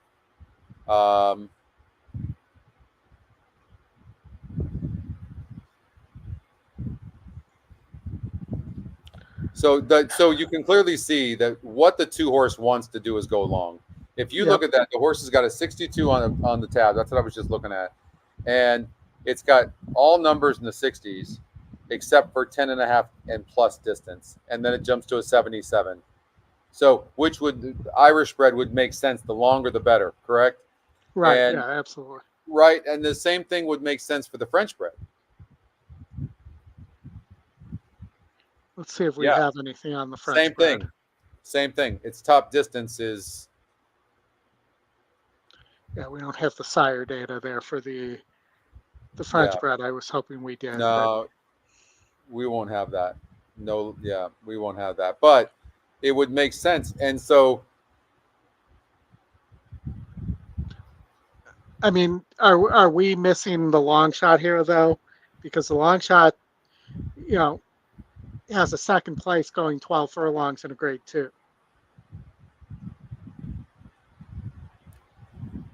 Yeah, something just throws me off about that. I don't know. But to look at the last 2 races, I don't think we can ignore how poorly the horses run in the last 2 races, can we? I don't think so, but it did get a little bit of a break. It is working well. This horse's form is just not that great.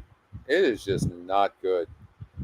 I don't know. I mean, on the dirt, let's see, the GSR, it really doesn't want dirt, but it was working really well with Gunsong, who's a really good horse. And it got a 3-star work on the dirt. Maybe it's sitting on a big race here. Here's the thing. If you want to take the horse that's most likely to win, you take the 2 with that pace advantage, because it's just a huge, huge advantage. And if you want to take a horse that'll probably go off at anywhere from 3-1 to 7-1, you take the 7 horse Lantharus. That's it. What's up, Brandon? I mean, I don't think there's anybody else. The 3 horse just looks so. It's a risk. Whereas the form of the 7 is great. The form of the 2 is great. And maybe the 4 horse you talked about, you made a case for. And the GSR is going big time up, but it won over at Delaware. It also went to Tampa. I think the 4 is going to really have to step up to win, but the GSR goes up. The problem for me is this horse barely won, and it's getting a much tougher today and even when it was on the turf, it faced a 46 and 44 group and couldn't beat those at 27 and 17% respectively. So I have to try to beat a horse like the 4. Yeah, I think I'll use the 3 would be my top choice as I look at it here. I think I want to try to get a price here. Okay, Oldie's going to take the 3. I like the 2 horse and the 7 horse. If I had 2 entries, I would put the 2 on one and the 7 on the other. Oh, thank you for that, Greg. Appreciate that. Let's get to Saratoga. So I'll turn it up. We obviously can't show it. We don't have that kind of love. Let's see here.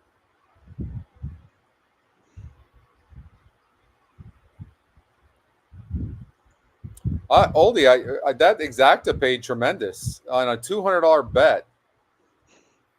Like I got like 11 to 1, over 11 to 1. Boom. So we'll take that. Nice way to start. All right, so we've got Saratoga race number 1. This is the second part of the feeder. We got the 6 horse to win the first part. Okay, let's see here.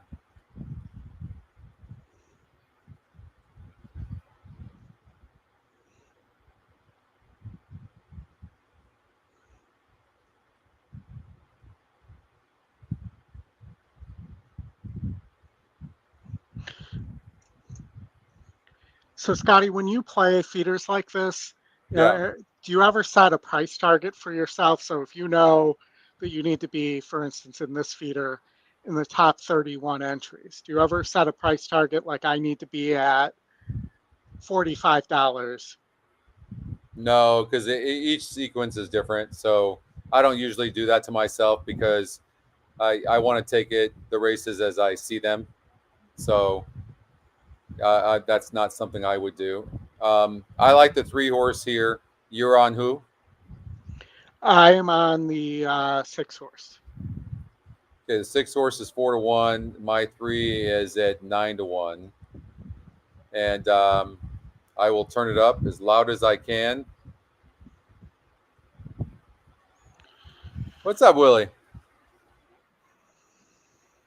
Frank Miramani will have the call. They're almost all loaded. 3 more to go, looks like. There goes the 7 horse.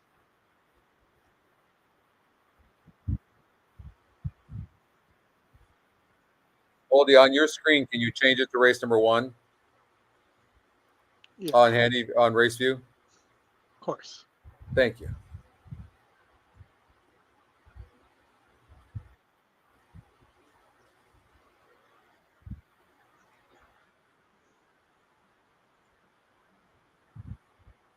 Five did not break good. 6 just the jockey on the 6 came in 4 paths.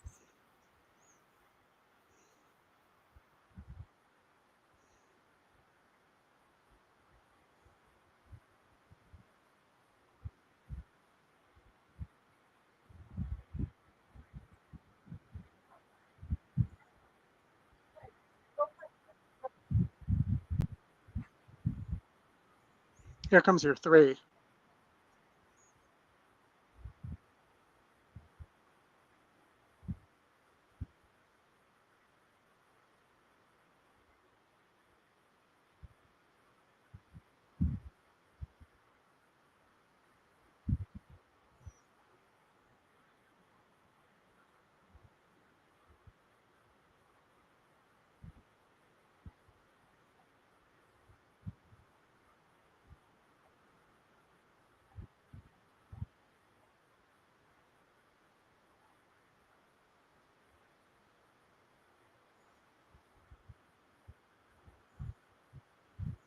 If it can stay this way, you're still going to get a pretty good place payout. Come on, 3, stay up. Stay up.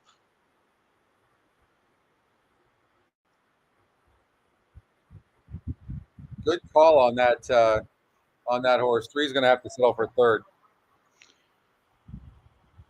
So we will have to. So the 6 horse does get the win. That's Oldie's horse. We'll see if there's going to be an inquiry. Obviously, hopefully not. You got 4 to 1, Oldie. Good call on that 6.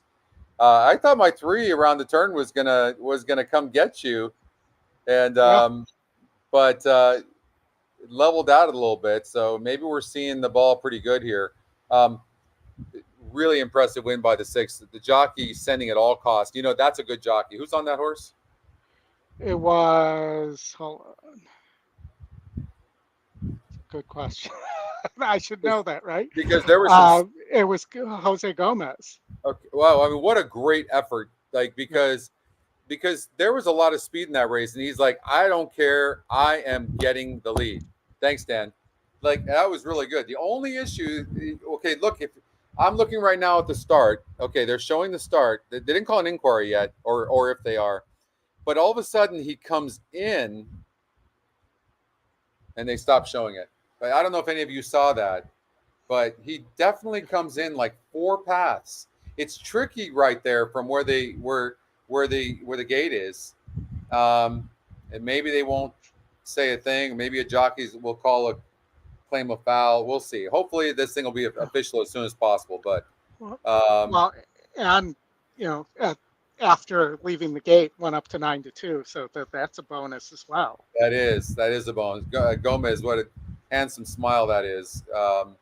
Good smile, great ride, and hopefully they'll just call this thing official right away. Yeah, I mean, it doesn't look like they're asking him to go to the phone or anything. So No, they're not.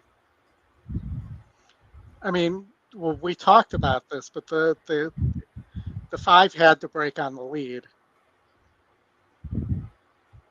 The 5 had to break on the lead and didn't. Nope. Yep. The 5 broke a little bit slow. And look at, they're letting them take a winner's circle picture. So I think you're all good. Yeah. So that should get me. I'm just looking at who's ahead of me. There are a bunch of people who had the 6. I'm tied for 33rd right now, going in after the first race. Yeah. I was able to get a little bit on the 4. Yep. And I got to finish in the top 31 to move on to the main event here today. Yeah. You got this, brother. You got this. Yeah, there's not going to be an inquiry.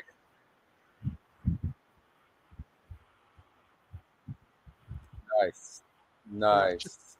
Good call, Oldy. You got a really good price there. This is because it was a wide open race. That's why, Yeah.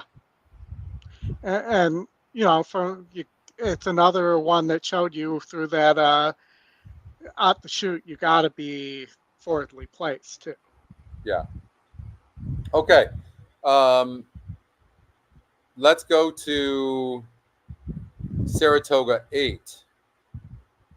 So we're going to do races 8, 9, and 10 now of the qualifier.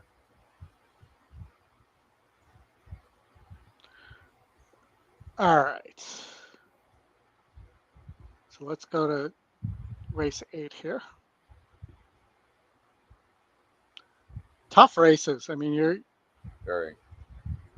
Hold on.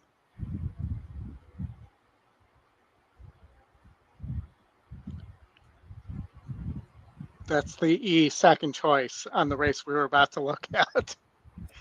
By the way, the 1, Clear the Air, is being scratched. Yep, just popped up on my screen. Okay. Which to me seems to make me want to like the 3 a little better.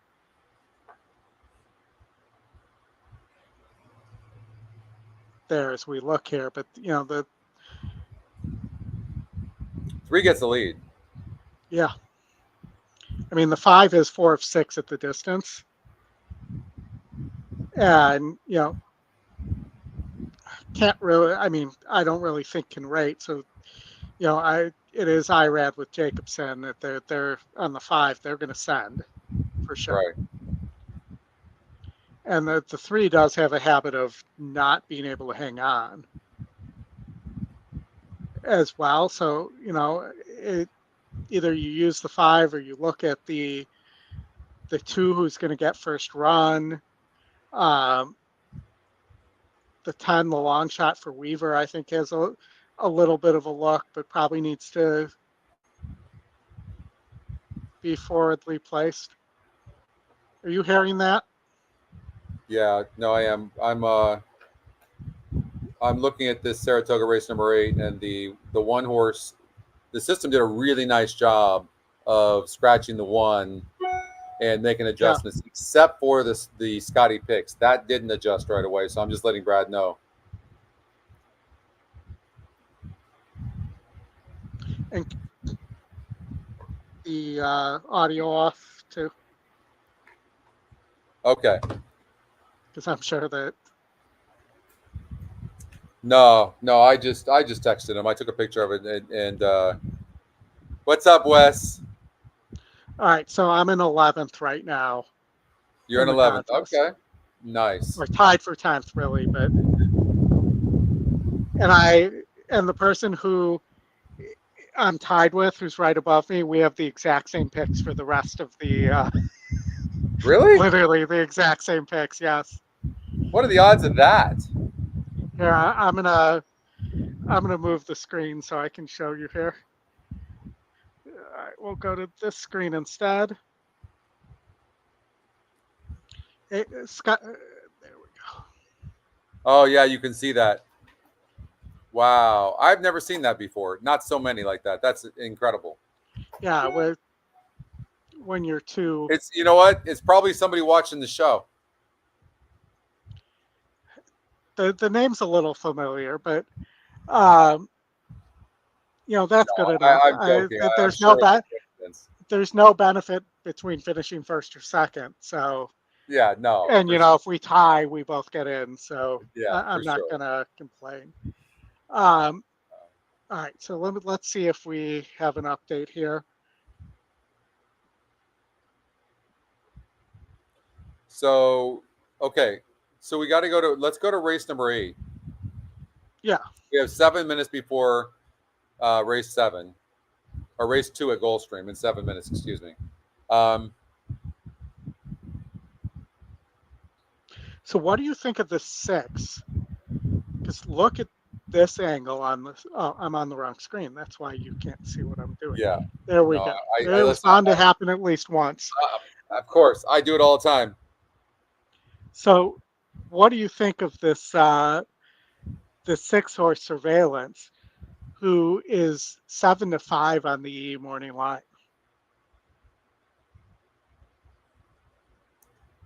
Yeah, I was really surprised to see when I saw that. I'm like, wow, when you look at that horse, I mean, it looks like a competitive horse in the race, but why is it getting hammered so low? 8 wins. This horse has been in the money in 21 of 34 races for $720,000. I mean, it's a hard knocking horse. Was claimed for $80,000 by Maker 2 races back, and now it's in for $62,500. It's a 7-year-old gelding. That's a ballsy move to claim a 7-year-old gelding for $80,000. Crazy. Yeah. Wow.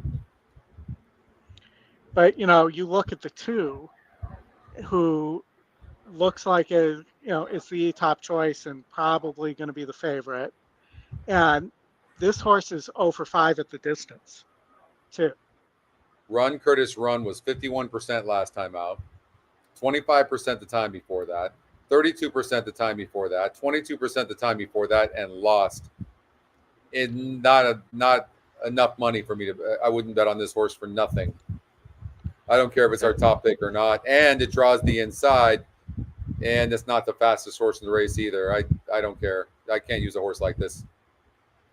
Yeah, and for me, typical money burner.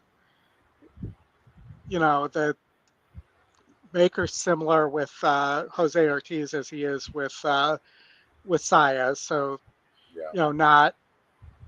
Not a big drop off in terms of win percentage there or change.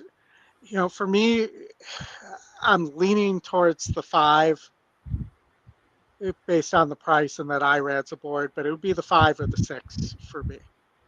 Well, I'm just curious why you like the 5. I mean, it clearly is a horse that seems to need the lead for its best, and it most likely isn't getting the lead. What is it about the 5 you like? I think it can sit a little bit, and the horse has had success. I think it'll sit right off the 3 if the 3 gets the lead. It has IRAD. They're almost 30% when Jacobson uses IRAD. And, for me, I just think this horse has a look. That the other horse that at least, just seems to never get there. The 4 never gets there. Maybe the 9 coming from deep on the shortening up if Castellano can find a trip here. But, I just don't think there's anything that's all that good here. I think the only way to play this, honestly, in my mind, is because of the 7-5 on the morning line for the 6-horse Surveillance, and everybody else. It looks like a competitive race on paper, but Surveillance has got a very good GSR. It's going to be somewhat tactical, probably be 3 or 4 lengths back early on, and I think that the 6-horse is the way I would go. The other one I would recommend maybe would also be the 9-horse. I mean, this horse is cutting back in distance, but it's run decent at this distance. It's going to be coming from behind. It is an 8-year-old, 15 wins in 61 races, but I think the 6-horse is really coming into this race nicely. It ran a good race against a much tougher field last time out, and I just think on paper this race looks really tough. Yeah. I'm going to take the 7-5 EE morning line on the Surveillance only because the race looks so wide open. I think I'll take that horse. All right. It's either the 6 or the 5. I'm waffling, and you may have sold me on the 6 there, but because of the morning line for me. Yeah. But this is a tough field for sure. It is. I mean, certainly if the 6 goes off at 7-5 and another horse wins at 10-1, it's going to really hurt you. Like, you better be right about this. But I mean, first of all, it's not like, I'll give you an example. If there was just one horse maybe that like showed as a long shot, that showed the best likely chance for a long shot of winning, then I would use that horse even over the 6. I would just take that. But which one am I going to use? Yeah, I mean, it's the same thing. I mean, and that's why I'm thinking maybe the 5. But, the 10, the long shot, that horse, I think probably needs the lead. Its GSR goes way down. Look at the 4 and the 9 finishing on the simulator. Did you see that? But the 4's always finishing and never gets there. If you look at the 4 and if you look at its past races, that's a horse that's been around a while. It's been at Parks. It's been here. And I agree. It's a crawl. How about the 9? On the cutback and distance, I mean, the horse has got some class in here. Castellano jumps aboard for Abreu. You give the 9 a look. I mean, how far back is the 9 going to be? It's got a 19 pace. It's got a wide post. It's going to be well back there. Do you see what the 6-horse gets a beautiful trip here. 6-horse gets an absolute beautiful trip. Absolutely. You know what? Slam dunk for me, 6-horse. That's what I'm using in the tournament. Yeah. And again, I'll point out to everybody that the other reason that I think it's going to be tough for the 4 and the 9 to close like that is the 27-foot rail again. Yeah, that's true. 6-horse just sits a tactical trip. Jose Ortiz, winner, chicken dinner. Call it a day. All right, can we move on to race 9? Of course. Okay. How much time do we have over at Gulfstream? That's what I was just about. Literally, we are at 0 minutes to post, my friend. Okay. Can you check out the portal? Okay, let's stay here. Let's we're getting really close there. Who do you have again? Hold on, I was looking to see if You've got the 7-horse, right? Is that who you ended up using? Yes. Okay. I chose the 6-horse Sunroof. Well, I just think it's going to be really tough to beat, but it's 3-5. Honestly, I was hoping for even money or something like that. You can see me fisting in the air a little bit. We got our first weekend preview horse to run at Laurel 1. Mike, what did it go off at? That's awesome. So That is that's the that's way you want to start the day. that is. And for me here, I just want to keep adding to my total here. So, because I'm not going to get killed by the 6 winning here at 4-5. I would love to have the 7 finish second if it doesn't win, and just keep adding on to my total. Even money. It got bet down. Yeah, but It's a winner. it's a winner.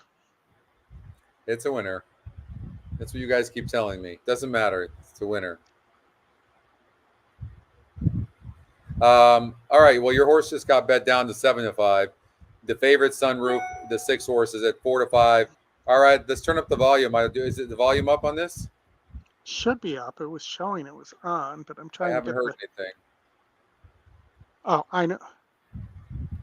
I There we just go. turned it back on. Okay. I don't know why. One didn't like the break there. No audio. What is going on? I don't know why. I'm trying. It's just not. It's not. It does that sometimes.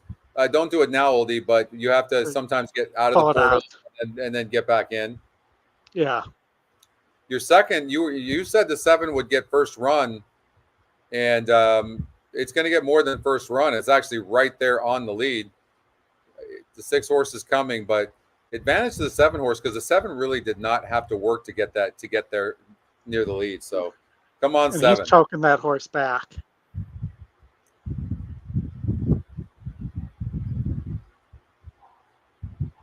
That's about as slow of a pace as you'll ever see, though. Yeah, 25-3 for the quarter, 51-2 for the half. All right, now we find out what every horse has. Well, I think we find out the only 2 horses that have a shot, and that's what the 6 and the 7 have. 7's struggling a bit. 3's actually hanging in there. Yeah. I mean, as The sometimes the is one the we case talked when you. about, right? The 3 is the one we kind of talked about. This 3's running a huge race.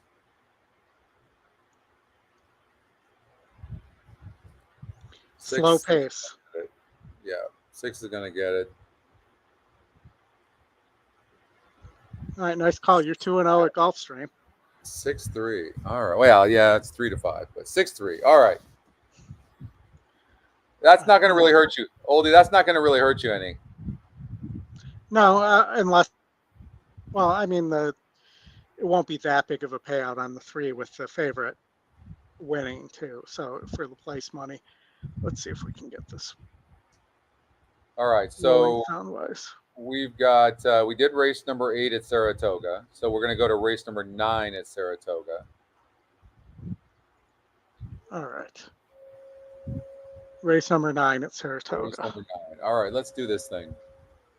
You want to run the race? Yeah, let's run the race. Let's do it. And I remember looking at this race as I looked through the for weekend preview horses too. I spent a lot of time on this race.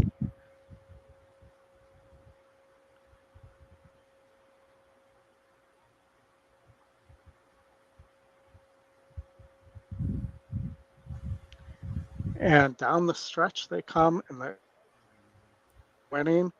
I don't see this at all.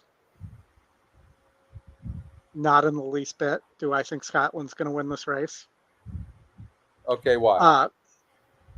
I mean, this horse was a hot horse a year ago at this time, and really has not run a lick since then. I wouldn't say it's not run a lick, but it's burned money because it's lost as the favorite the last 3 times. So, but I wouldn't say it hasn't run a lick. I mean, those other 2 races, I'd say for sure didn't run a lick. The 5:30 and 5:2.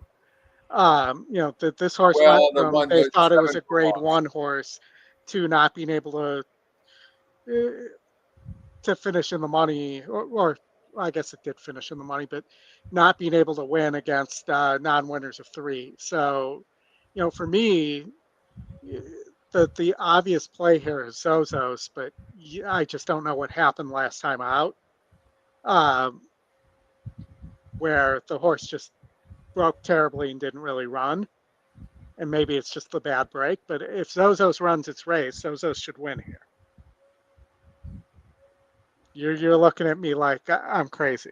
No, I don't think you're crazy at all. I think what I was thinking was holy hell, this is a tough race, and there's no way I would take Zozos, only because I just think that it's got definitely a chance of winning, just like the 12 has a chance of winning. But for me, I'm kind of looking at some closers. That's what it seems like to me. And a horse that I'm kind of looking at right now would be a horse like the 7 horse for Falcone Jr. and Dylan Davis. I love Dylan Davis on horses like this. Listen, Falcone is a good trainer, and he thought this horse deserved to be in the Metropolitan Grade 1 last time out, and it got 4th, only losing by 6 3/4 lengths off the layoff, and now comes in here in allowance optional claiming. Dylan Davis is aboard. I mean, I could see this horse closing here. They got 2nd in the Grade 2 Carter, and there was only 3 other horses, to be fair. But, oh, you would not believe what just happened. Did a bird just fly past you? No, that was our palm tree right in our backyard that just literally a huge part of the tree just fell off. I don't know if you can see that. You see that? Yeah. That's crazy. It scared the bejesus out of me. Holy hell. It's dangerous. Right? Listen, all the things they tell you guys about Florida is true. All right. So what do you think of this 2 horse, though? Let's see. General Jim. I've bet on that horse a few times. It just always seems to burn money. 20% loss. I don't. It doesn't get the blood pumping for sure.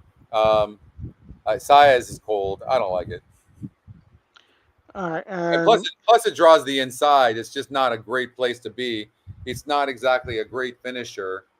Let's see here.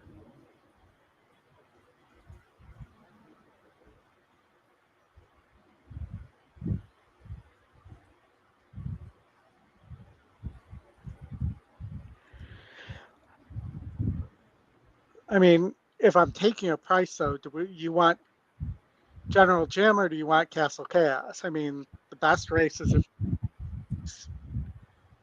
for General Jim. I don't know if they understand that that's where that horse should be placed, though. Well, I certainly wouldn't take any kind of favorite in this race. What I'm trying to figure out, and I'm as we're talking, I'm running the race. I'm trying to figure out who might get a good trip, and many times it'll be a speed horse or it'll be a horse that's sitting on the outside. Like the 9's going to sit a really nice trip, Zozo. So it looks like the 4 gets the lead and the 9 sits right outside the 4. And I know the simulator has the 9 backing up a little bit, but it might not back up. So, and the 9's won several races from that position, going back to 2023. Yeah, and it won $95,000 getting 3rd in a Grade 1 race. And this is certainly not a Grade 1 race. This is a much easier field. You know what I worry about with this horse a little bit, Oldie? I know it rated a little bit back in 2023, but man, this horse has become more of a front runner, and when it can't get the lead, it doesn't run good, or no? I don't know. I mean, look at it in the Churchill Downs Grade 1 there. It definitely, was it that it couldn't rate there, or was it that group at being a Grade 1 was too good for it? Yeah. And it didn't embarrass itself in some of these other races too that it didn't win. And the 4 is going to have the lead most likely, but then, listen, the 4 I don't hate the 4 either. No, I mean but I don't think it's classy enough. There's no way this 4 is winning this. I know it's the EquinEdge long shot at 6-1, 6-1. I don't think this 4 wins, and it doesn't have to have the lead, which means that maybe with the class of the 9, maybe the 9 gets the lead. Maybe I think Yeah. Florent Giroux is going to send this horse, or this 9's going to get the best trip of any horse in the race, bar none. It really is. That being said, I just wish, look in 2020, in March of 2023 last year, but it was 55% to win though, and it rated. It was 6 lengths back and it rated, but that was 55% to win. It's not 55% today. It does have 7 wins and 14 tries.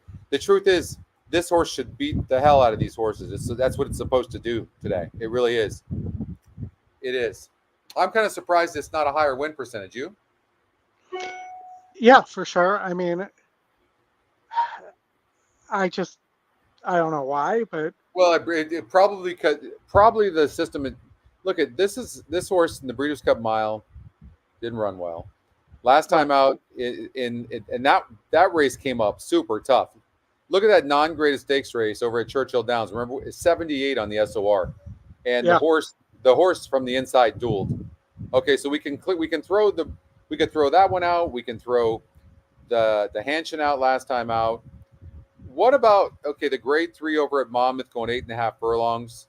That horse had a 92 GSR that day. I mean, this horse is just so ultra inconsistent for a horse having 7 wins and earned $1 million. It's still a really nice horse. For sure, it's definitely inconsistent.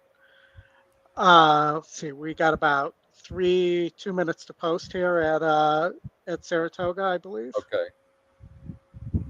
And Zozos is ready. Eric, thanks for that, Eric. Eric says that the buzz around Canterbury this week is that Zozos is ready to fire.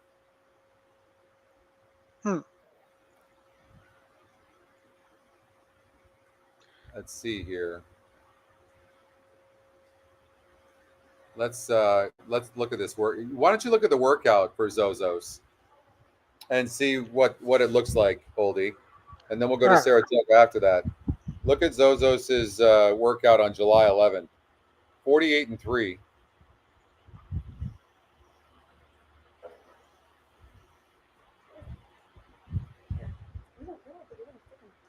Thank you.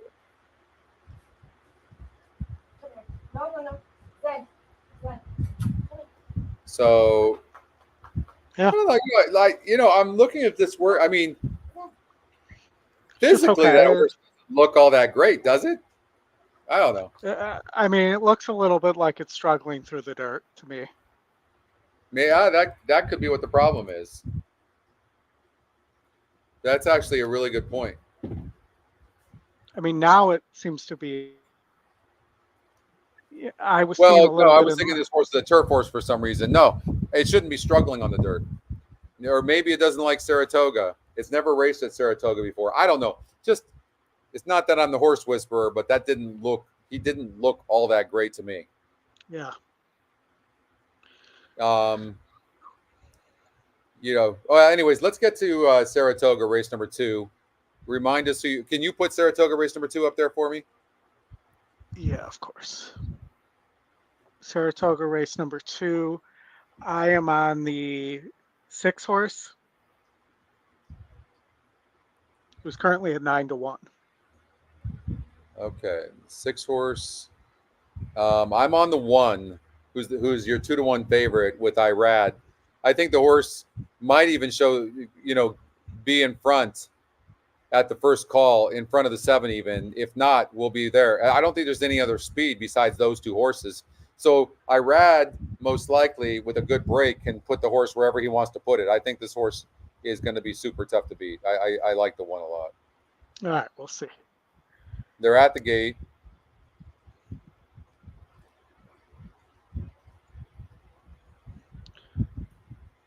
They're getting to the turf course now.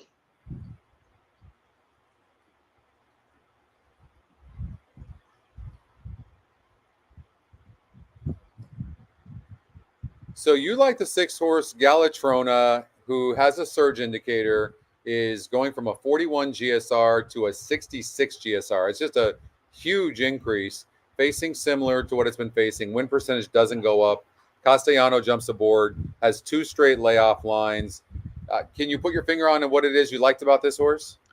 If you go back and look, there was a 6 furlong turf effort. This is the one where that I think is good enough to have won this race.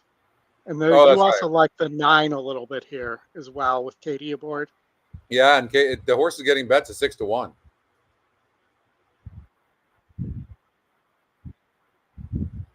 All right.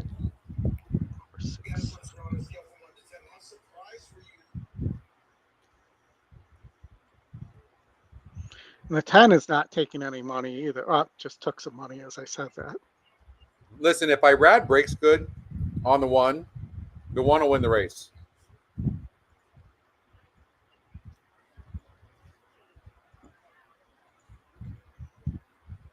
Four is getting bet.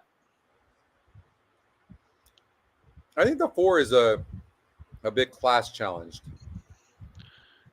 It sounds like so Chuck, who has his horses with Gary Contessa, seemed to think that this horse is live based on a message that I just saw a couple minutes ago.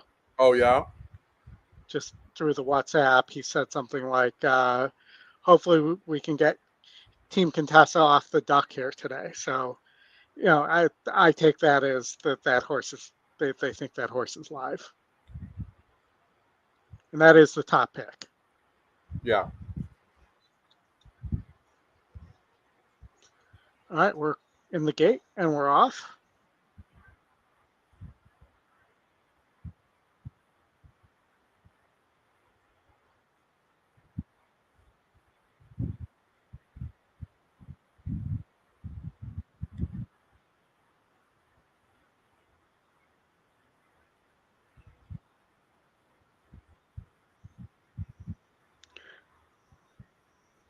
Did not like the break on the 6 there. The 10 is setting a really nice trip.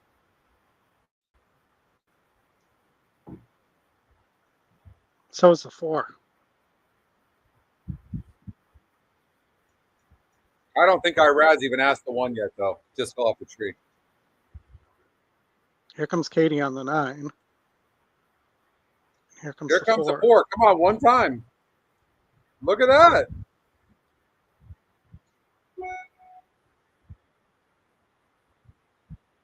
Come on, 4. 4-10.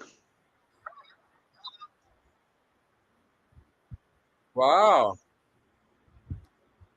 Race was over for the 6 when he went 7 wide around the turn. Yeah. 1 had no excuses. None at all. Nope. 4-horse play. I just marvel sometimes at the picks. The EquinEdge picks are just so freaking good.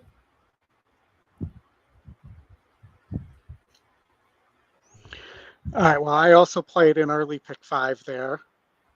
And I am 2 legs into that with 9-2 over 7-2 to the Brad Cox weekend preview horse in the next. So We have a weekend preview horse in the next race? Yeah, at Saratoga, yes. We have the 3 Okay. horse.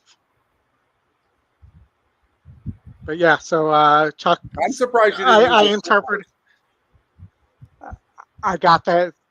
The information I got was about 2 minutes before I told you guys on the air. So it was not a.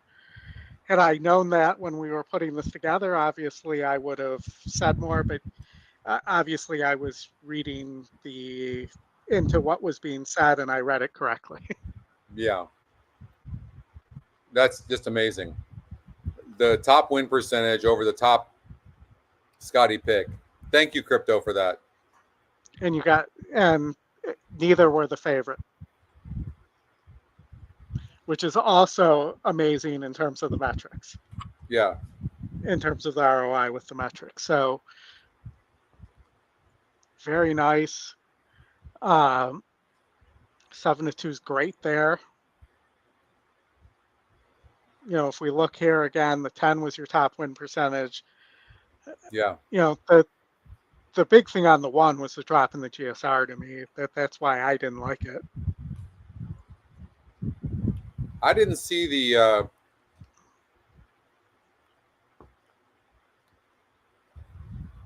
looks like there's an objection.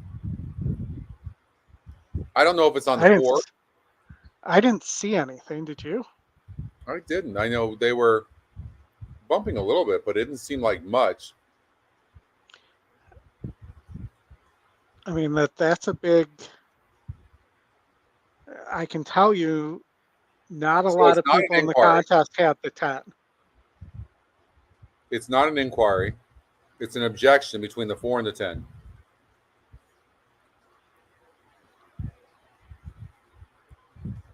I need to see the head on. That 9 ran a hell of a race. We talked about that 9 Yeah. with Katie Davis.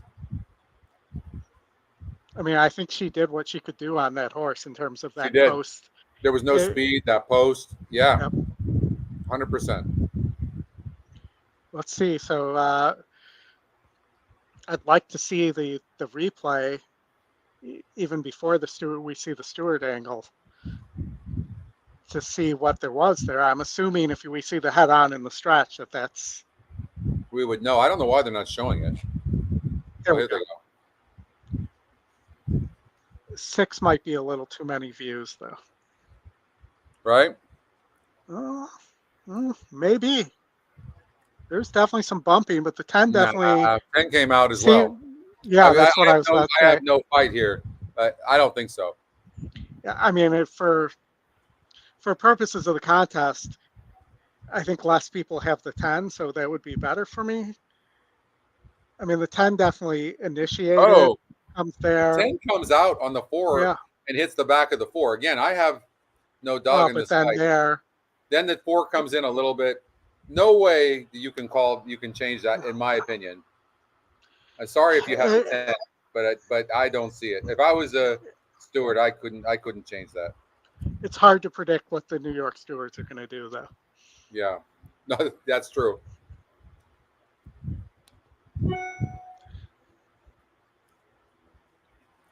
I felt like the 4 and the 10 both came in at the same time. 4 came in the first time, but then the 4 comes in out the second time. Then the 4 comes in a little bit. Not really. If you look at the path, 4's body's kind of on an angle. Horse isn't running very straight, but it was running straight, but not running straight, right? Did you see that? I don't know. Yeah. You have to look at the path sometimes and not the body of the horse. I respect that they're taking their time because there was an incident there for sure. Yeah. I still couldn't make that change. And, you know, they clearly think the 4 because they're not showing the 10 at all right now when they're walking the horse around. No change.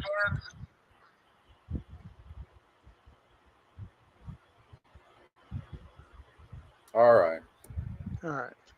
I know that feeling. Sorry if you had the 10. I get it. Totally get it. All right. So we need to go to Saratoga race number 9, Oldie. We need to finish up that race. All right. Back to race 9. Again, I think I'm on Zozos here. If I'm not on Zozos, I'd probably take a big price shot on General Jim or Factual Correct. Factually correct. I'm struggling with this race. Rodney's not happy with that.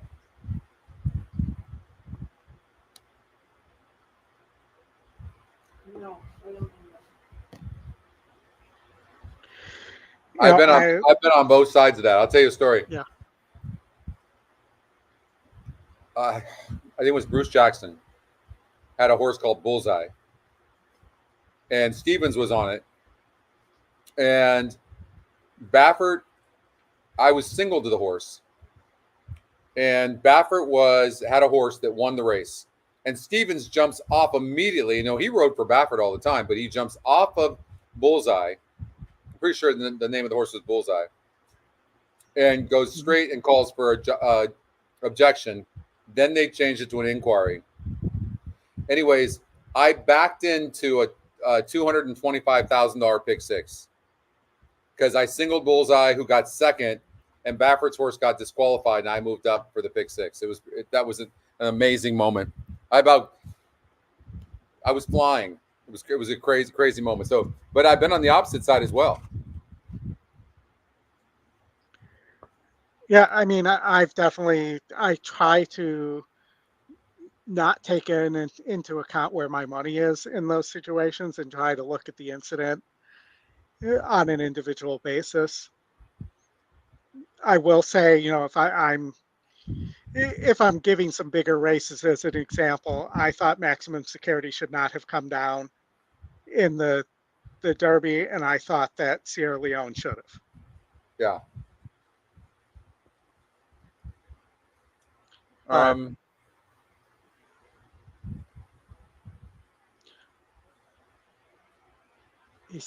Chuck said he didn't own a part of that horse, but it's the same group that he typically owns horses with. By the way, so that's why we got some really accurate information there. Yeah. Well, Chuck must have been happy when he saw that horse is on top of EquinEdge's picks. Yeah, Chuck said that there's a big group out there right now at Saratoga of EquinEdge users as well. So there's a lot of new people using EquinEdge right now. A lot of big time users, huh? They're starting to see it. I'm seeing that as well. Yeah, I mean, I think it's really, this is the time of year where people are paying more attention and looking for better ways of doing things. So it's a great time for the tool. So race 9, I'm either going Zozos. I'd say 9 to 4 right now in that order. For race 9 at Saratoga. Yeah. What did you think of Factually Correct, the 4 horse, the EquinEdge long shot? That's my third choice. So again, not either, and it depends, because when I look at it, I'm also going to look at, okay, how many prices do I have, and how do I want to organize my overall strategy? Right. So I can't tell you whether I'm going to go price or a longer shot here until I put that together and actually enter it. But most likely, if I can get 4 to 1 on Zozos, I'd probably take that. If I think it's going to be 2 to 1, then I'll probably go for one of the prices. I'm going to give you a horse to think about, and that's who ran a hell of a race in the Hanshin, and that's 3 Technique for Cook. To me, this horse has been around a long time. It needs a lot of pace to run into. But it does. A lot of pace, yes. And for me, at Saratoga, the way the track's been playing, I'll take that chance. But it had issues last time out, and but horses without speed, Scotty, always have issues because they can't negotiate their own trip. That's fair. It's going to break probably between 8th and 6th, let's say, at the best. It's going to get caught wide because it pretty much always gets caught wide. If you look at the trouble line. Yeah. 6-7 path here, 4 path turn, chased 4-5 wide, came 4 wide, 5 wide. That's the last 5 races. So for me, that's a no thank you. Not at 6 to 1, at 20 to 1. Okay, maybe you take that shot, but not at 6 to 1. What about a horse like the 1 horse, Accretive? I don't like Accretive. I don't like Accretive at all. How come? This horse is a money burner.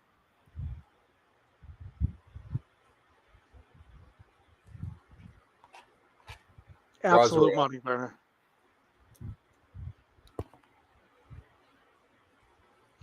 Its best win came against 68s. This is a much tougher group. it's been in a lot of races with these others. So the Cigar Mile, you know, the True North. This horse just isn't good enough for me. That would be one I would do that to, for sure. Along with Running Son of Gun, 3 Technique, and Major Blue. And Castle Chaos there. So for me, those are and this is why I'm probably on Zozos, is because that's where I end up. And Zozos on paper just looks a lot better than all these other horses. It does. It was ease last time out, though. I don't like that at all.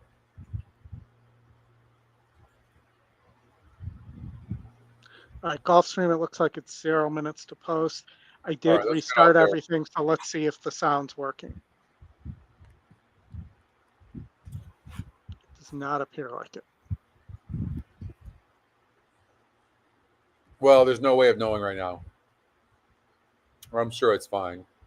You know, you had mentioned at Saratoga. You had mentioned General Jim. Yeah. The last 4 races, though, the horse has not run good at all. But it's had layoff lines too. And they've been messing around between dirt and turf, too.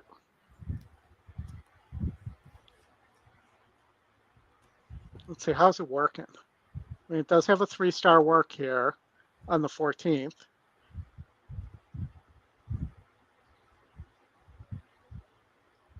Made a really nice impression. Do you see the GSR? The GSR is going from. Am I reading this correctly?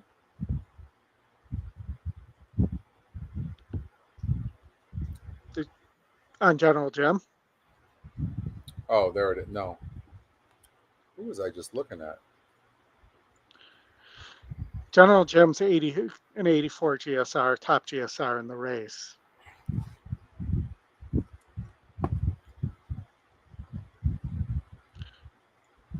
I think the sound's not working. I apologize. I don't know why it's not coming through. I could reshare my screen real fast and see if it's that. So let me do that real fast and see if we get the sound back. Well, he doesn't usually say anything yet. Let me just make sure. It'll take me 3 seconds to do it, and we won't miss anything. I'm going to have to make a decision here in the 9th race at Saratoga, and I just don't know what to do at all, guys. Why were you so against the 12-horse Scotland in that race, Oldy? I mean, I've seen that horse run many times. It just doesn't get there, does it? No, you know, and it's not facing a non-winner of 3 group anymore either. These are much better horses. Still time for your wagers. It's race 3. Yeah. There we go.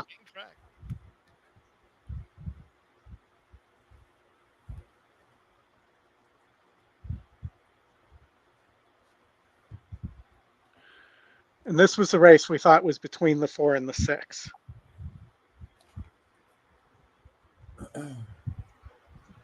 Let's get there. Gulfstream Park, race number 3.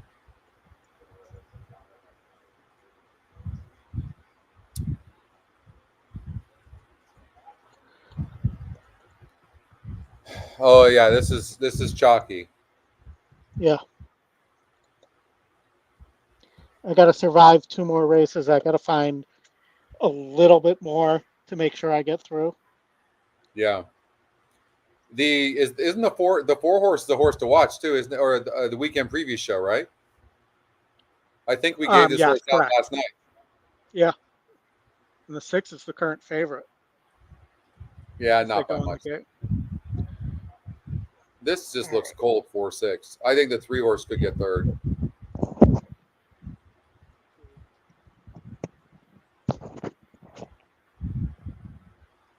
The horses, they're at the gate. It's now post time. Lining up, moving in. Race number 3.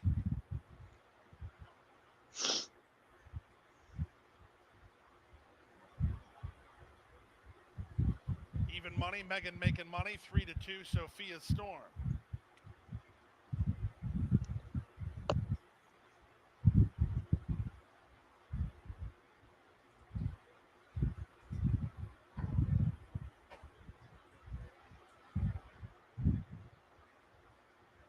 Megan making money, draws the outside.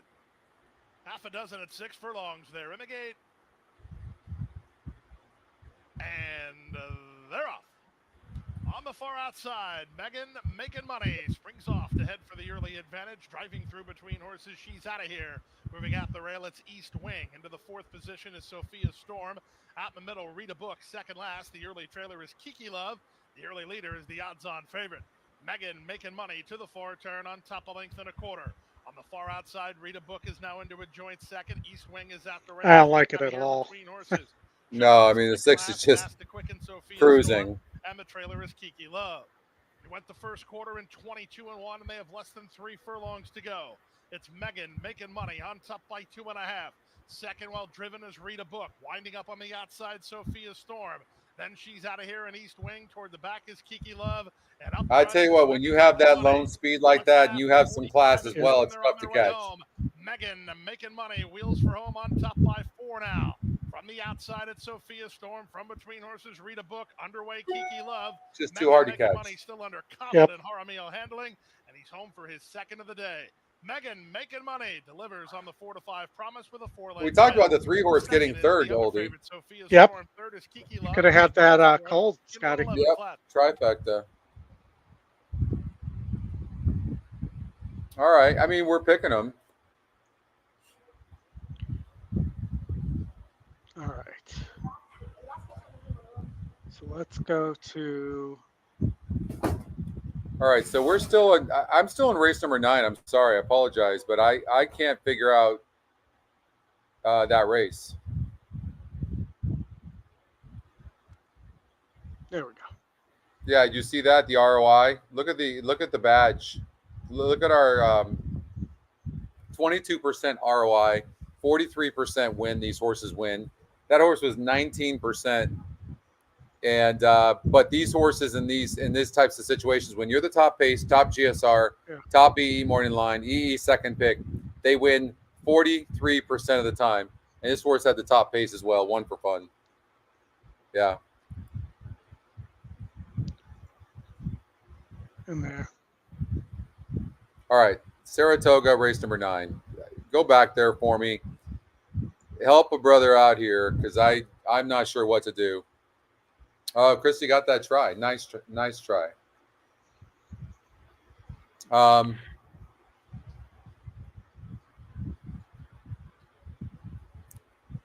know what the hell to do in this race.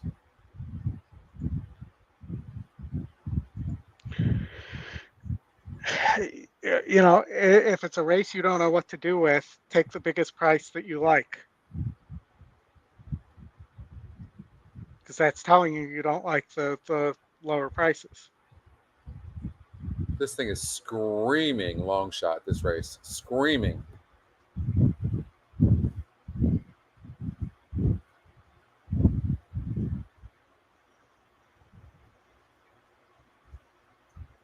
I mean, for me, it's those 4 horses, but you have to take your strongest opinion. I mean, I don't see Major Blue, and I don't see 3 Technique or Running Son of a Gun, but maybe you feel differently about Running Son of a Gun. I don't know.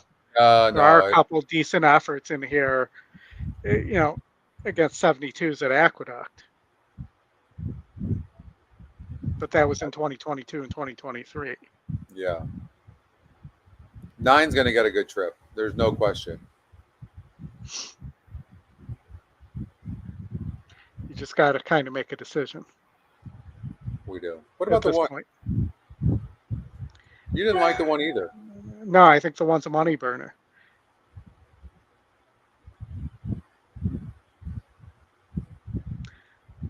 There's nothing in here that makes me think that the 1 could beat the 2 or the 9 in terms of, you know, its past races. And I think the 4 would be tough for it to beat too.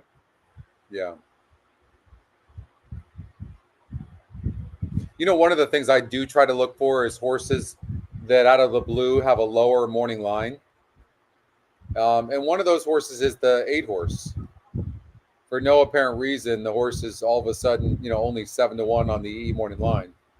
And it might be that type of horse. I think I'm going to take a risk and go with the 8. Okay. Why not?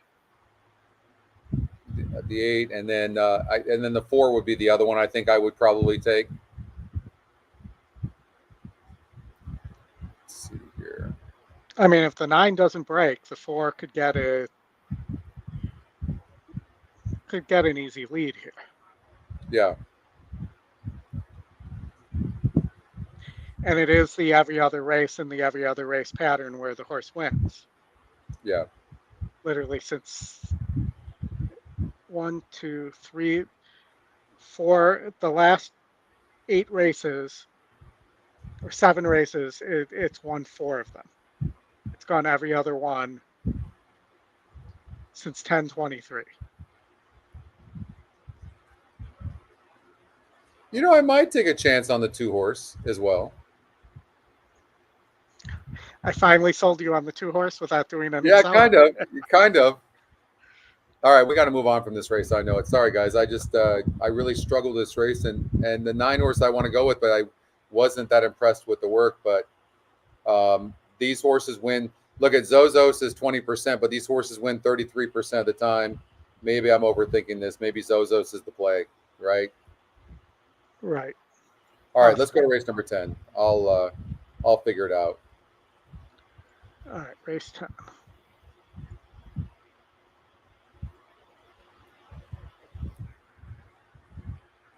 On the turf, maiden special weight. This was a tough one for sure. All right. You do have, and I want to point out first, your E top pick also has an E morning line angle. So it's 2-1. Second off the layoff for Mark Cassie. Jose Ortiz. It's burned money. It's burned a lot of money. I don't know. On paper, I don't love the horse. No, I agree, but I'm just pointing that out. You have a first-time starter from Walden with a 4-star work. Maybe we should watch this work on the 11. Yeah, let's do that.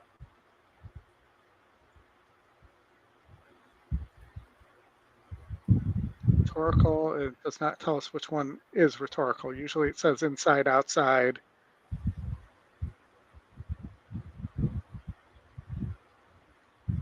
I probably needed to read the note to find out which one it was.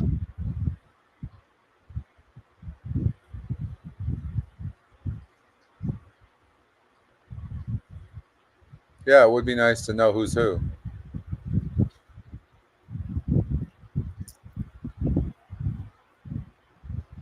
Yeah, I'd like it to be outside horse, but let's see.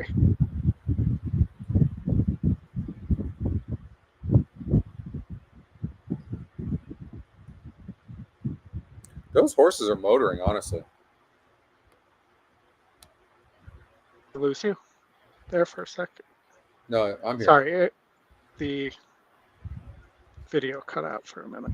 Those horses are motoring. Yeah, and they're not asking.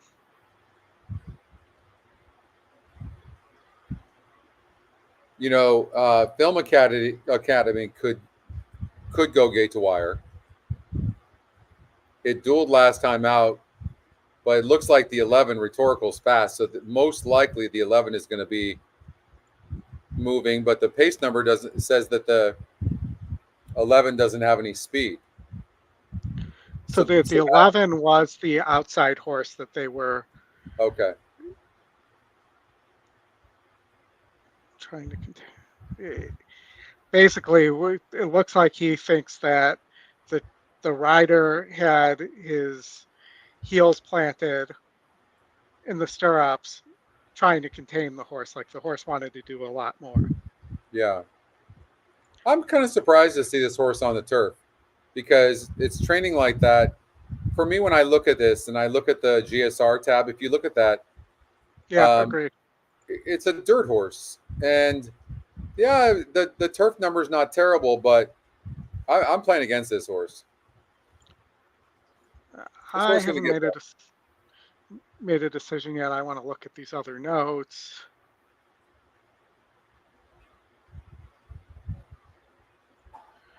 Bruno thinks this horse is very well bred.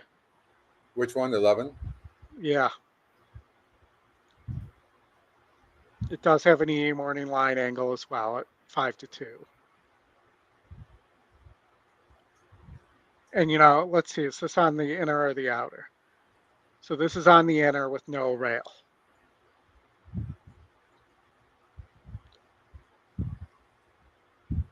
Katie on the 9 looks like, shown speed, his stride closing. It stumbled last time out.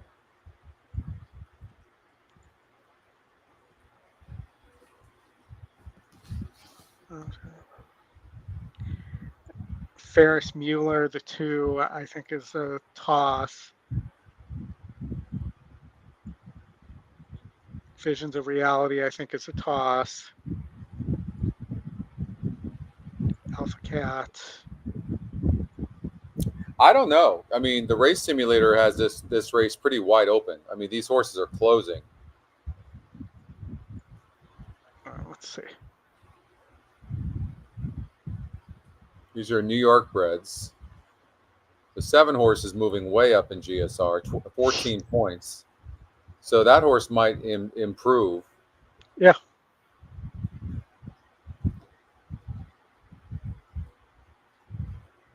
What about Wind Dancer, the 6 horse, Oldie? I want to see where it ends up on the race sim. What I like about it is, look, it faced 10 horses in its first race and 9 horses in the second race, and it was right there in both races. Yeah. Right? I mean, this horse tries. The 4 horse is a bit of a crapshoot. GSR is about the same. Win percentage is about the same. The SOR is about the same. It is second off the layoff, but Mark Cassie's 16% off the layoff. Second off the layoff, 17%. So about the same. Yeah. At Saratoga, one of our top 3 picks is winning almost every race. Yep. So, I mean, usually you can find the winner within the 3 EquinEdge picks. And for me, if I had to choose between, I would say for me it's either the 4 or the 11. 4 or the 11. See, I would probably take the 6 or the 7.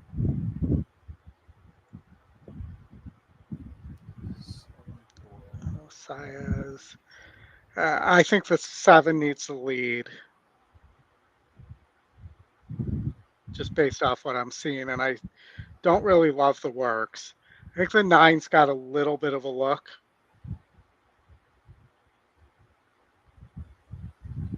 I think the 9 will show more speed than the pace numbers showing as well. But no, I think the more I look at it, the more I'm going with the 11. I think the 11 has more speed as well. Let's look at the dam. It's going to end up being unraced, isn't it? Yeah.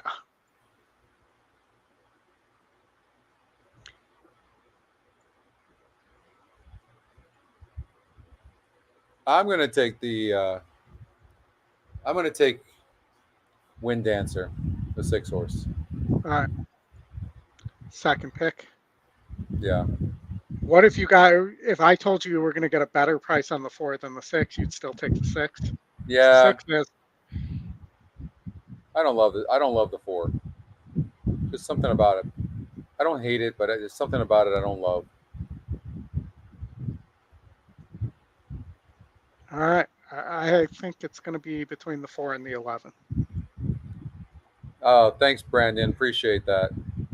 Man, I've been struggling at these the Saratoga races a little bit. I mean, they're tough.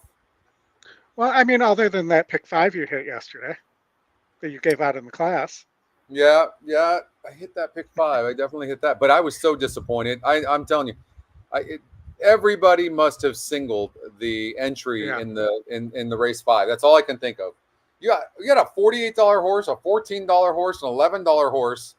I singled a horse that paid $8, I think, or $7, and but then in Lake 5, and I had 5 horses in Lake 5. I'm thinking, okay, I'm getting 10,000 minimum, and maybe even up to Yeah. over 100. There was 950,000 in that pool. Oldie. How the hell does that pay $2,000? $2,000, 950,000 in the pool, a $48 horse. Please tell me. Well, and you saw what I posted on that mid-pick 4, what the will pays were the day before, going to the even the favorite in the Chad Brown favorite in the last leg of the mid-pick 4 was going to pay almost $3,000 in a pick Yeah. 4. It didn't make Who sense do to you me. have? I By the agree way, with who do you. you have in the third? They're running. Oh, we've got Pure, bro. Yeah, Pure Forest is done and went off at 7-2. Wow. wonderful. Well, we're going to finish dead last too, Here's I the think. horse that dropped in GSR going to win this race Yep. at 6-1. Now the 4 is closing. No, not going to get there. No.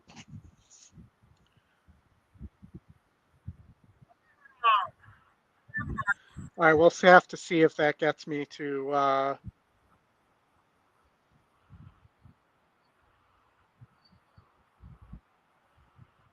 if that gets me there though, because I was in 18th.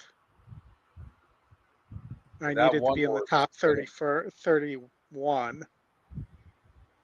So I got to pray that there's not enough people in range that had that one. And I have a feeling it's going to be really close. So the one is a horse to watch. The horses to watch have been crushing. Yep.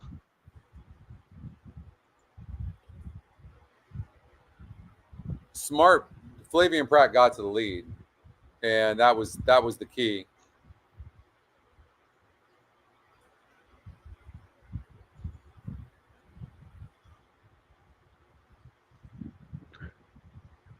So look, I will tell you this, and maybe it's 3 something we should be stumbled looking at the at. start. You might want to put a note on the 3 stumbled Oh, it out stumbled. of the gate. Yeah. So look, Oldie, race number 1 on the dirt, a mile, around the chute, gate to wire, the 6 horse you liked. Here in race number 3 on the dirt, gate to wire.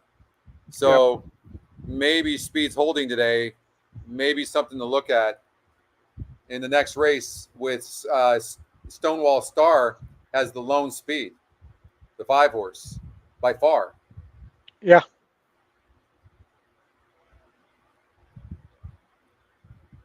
I mean, something to look at. A Colt shows winning the race, and Stonewall Star shows slowing down. But I don't know, man. Let's see what kind of price you get, though. Yeah. Too. All right. Any minute now, I should find out whether I made it through or not to the main event here. All right. As Let's soon as hope it you goes did. official. Okay, race number 10. What do you think? Race number 10, I'm going with the You're going with a 4? yeah. Or not the 4, the 11. You're going to go with the 11. I'm going with Okay. the 11. Hold the 11.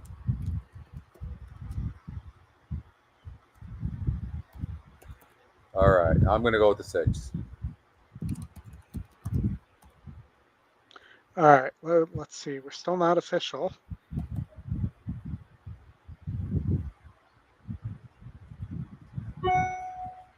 Oh, now we're official. I missed it. I finished 38th. Oh, you did? I'm sorry. Yeah. That sucks. Ugh.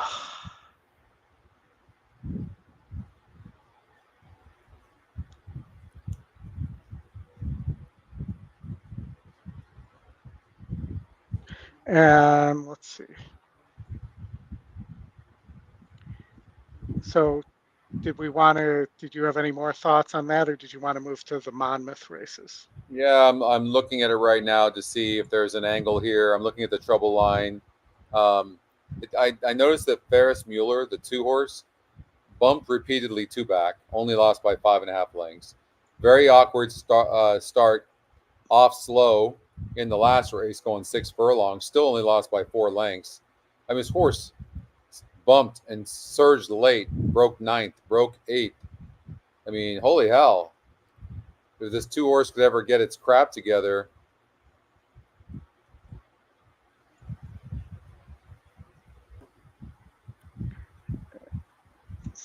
For me, that's not a chance I want to take.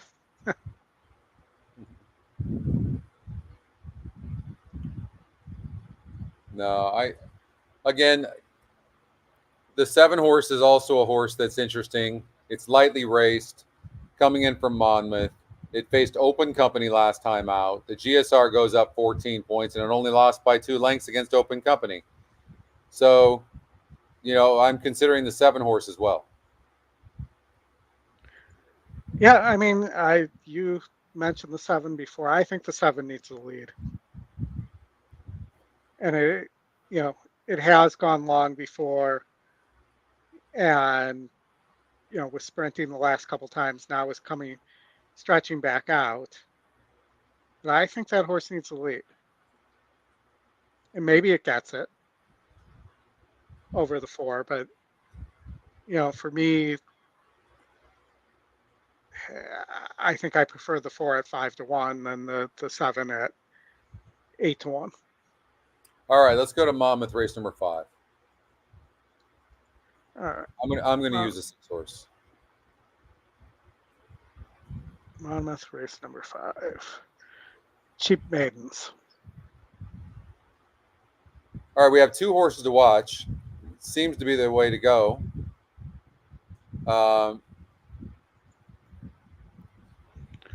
And they're both first and second too. That's Kelly and they're both 70 pace numbers. That they're the only speed in the race, but it's 2 horses. So will speed kill speed here? Let's see here. You want to run the race? It looks like the 3 clears.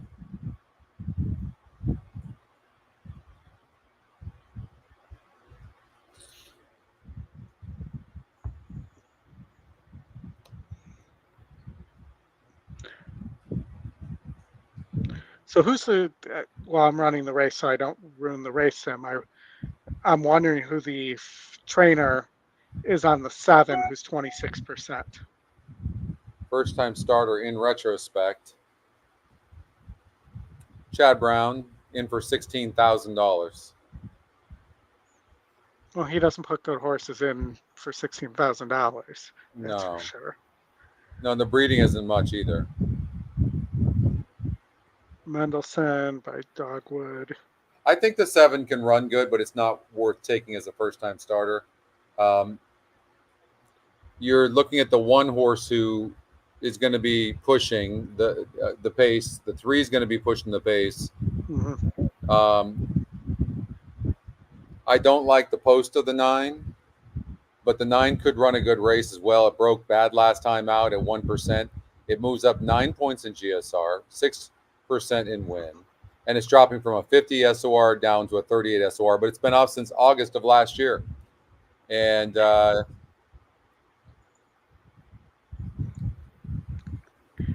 nothing special in the works.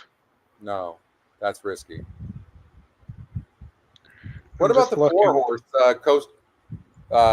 Gulf Coast Girl? What about that horse? I mean, this horse always seems to be closing. Got close at Tampa and almost got there. Does this horse need pace to run into? And will there be enough? Yeah. That's my question. I'm not saying no. What about the 2 horses? Only 4%. Trainer changed to Delgado. He's 21% off the claim. Claimed for this amount. This horse has been claimed in its last 3 races for $16,000.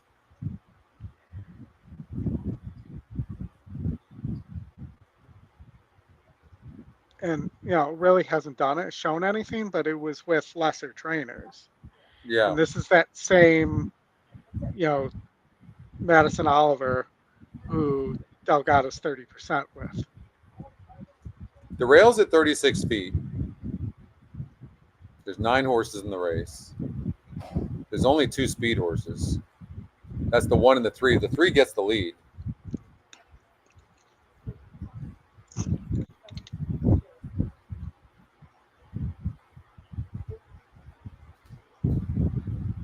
Yeah.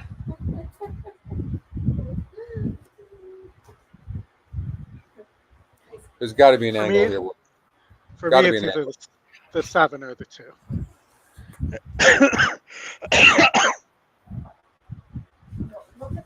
Sometimes taking a class dropper that hasn't run good is a way to go. So I sort the SOR. When you do that, the 9 horse, been facing better horses, looks like hell on paper, but drops in class, but it's been off since 2023. This could be the horse you look at. Certainly a possibility. Been off almost a year though. Interesting. If you look at the works, like look at the June 23rd work, 10 of 102. Like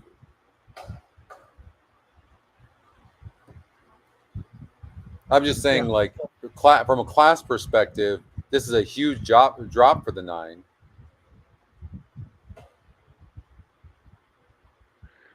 It would be a big upset for sure. That would help your ticket. I keep looking at this 2 for Delgado off the claim.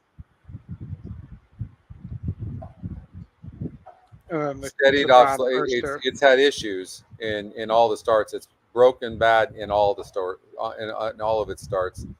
I mean, she's a tough one. You have to look for equipment change in a situation like this. Maybe they're adding some sort of equipment change. Let's see. Nope. Delgado, no, nothing's really changed. Blinkers are added to the 1 horse. Paco Gonzalez is great out of the gate. Something's got to give. I have to try to beat the 1 and the 3. First of all, the 1 is 0 for 11 with 1 second and 4 thirds, adding blinkers. The 3 horse is 2 seconds and a third and 8 tries, and it's going.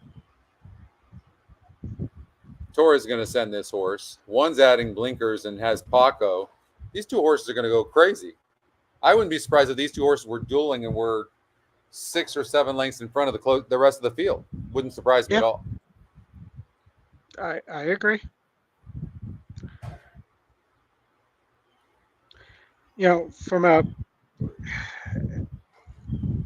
I'm torn, but I'm going to go with the 26% win percentage on the first time starter. The works look good for this low level.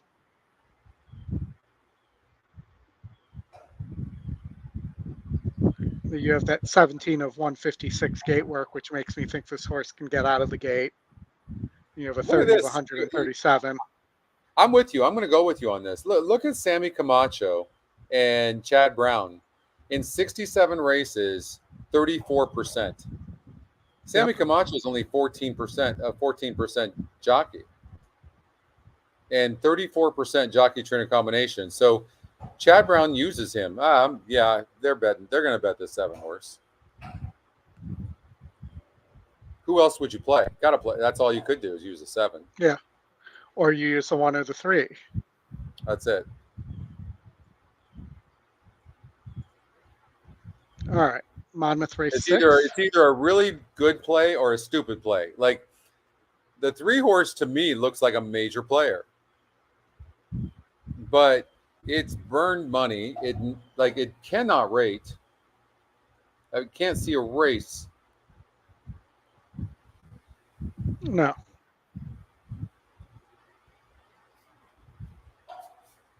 Right? I mean, for me, it's either the 1 or the 7. And I don't like the fact that the 1's had so many opportunities and just always seems to come up short, whether you call it stopping or it just gets caught. Can rate a little bit. I mean, almost got home in But they're adding second. blink. The one is fast, and they're adding blinkers. What are they telling you? They're telling me that they think the horse is losing focus when it gets on the lead. They're telling me they're sending. So I look at the race Nice at going, Brandon. Parks. Right. So look at the race at Parks, where the horse got to the lead last time, or wasn't on the lead, got there in the stretch, was 2 lengths clear, and then got. So they might. I think maybe Breen thinks that the horse lost focus there once it got to the lead. That's why I'm. So maybe the 3 will get the lead, and the 1's just going to sit right off. And they're going to try to do the same thing, but with the blinkers, they think that the horse can stay up.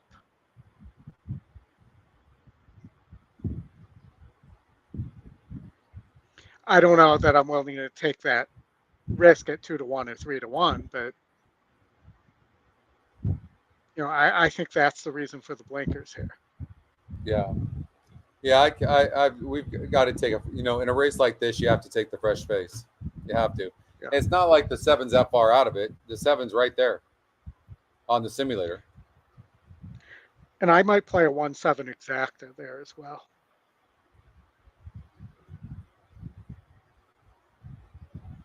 I normally wouldn't take a horse like the 4-horse Gulf Coast Girl, but the race might play out for this horse. And this horse, there's going to be a lot of speed in this race, and this is exactly what this horse needs.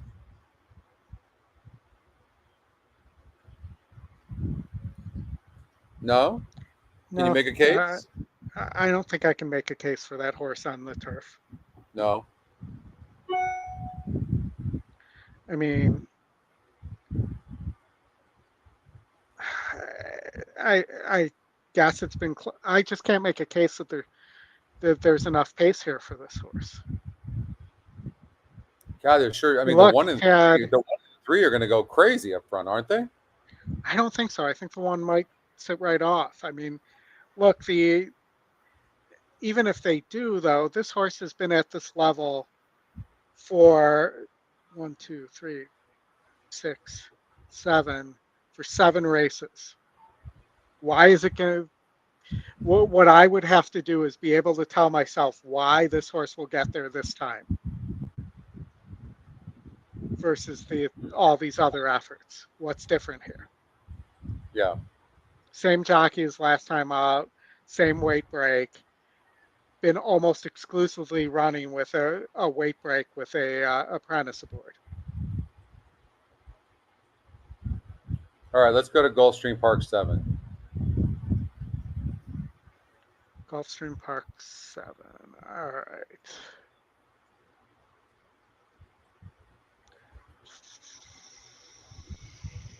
Help if I could spell. Gulfstream Park 7. Looks like you got an only pace in the 8 unequivocally. Easy for me to say, apparently not. Dropping in class back to a more reasonable level that it broke near where it broke its maiden. Going, kind of the same trip and idea as that last race we just watched, 6 furlongs. Let's see here. Don't you think? I mean, yeah. The other thing is that this 1 might show more speed on the drop. Yeah, it could, but it's still not going to be fast enough, I don't believe. The 8-horse is definitely going to have the lead early. 2-horse has some speed. 8's very fast. It's 39%. I like this because the horse is 28%, but horses that are top pace, top win, lowest EE morning line, and EE top pick, they win 39% of the time. So I like that. The 1-horse, the GSR goes up.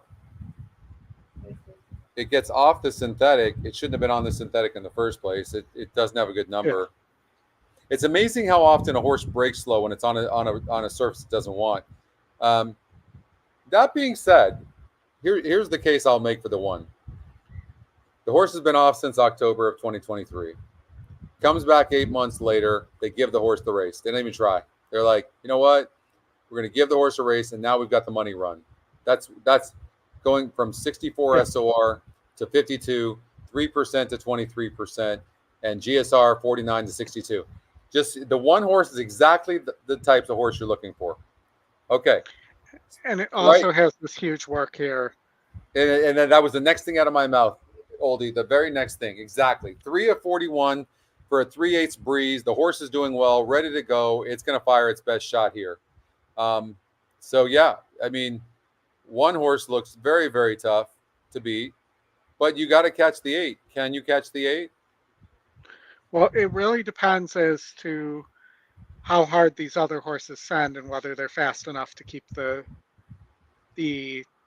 8 from clearing. It is an outside post going one turn at Gulfstream, and the 7 is to its the 2, who's the other horse we both think is pretty fast, is to the inside. Yeah. You want to run the race? Yeah, let's run the race. Nice going. Brandon's killing it today. All right. And they're off.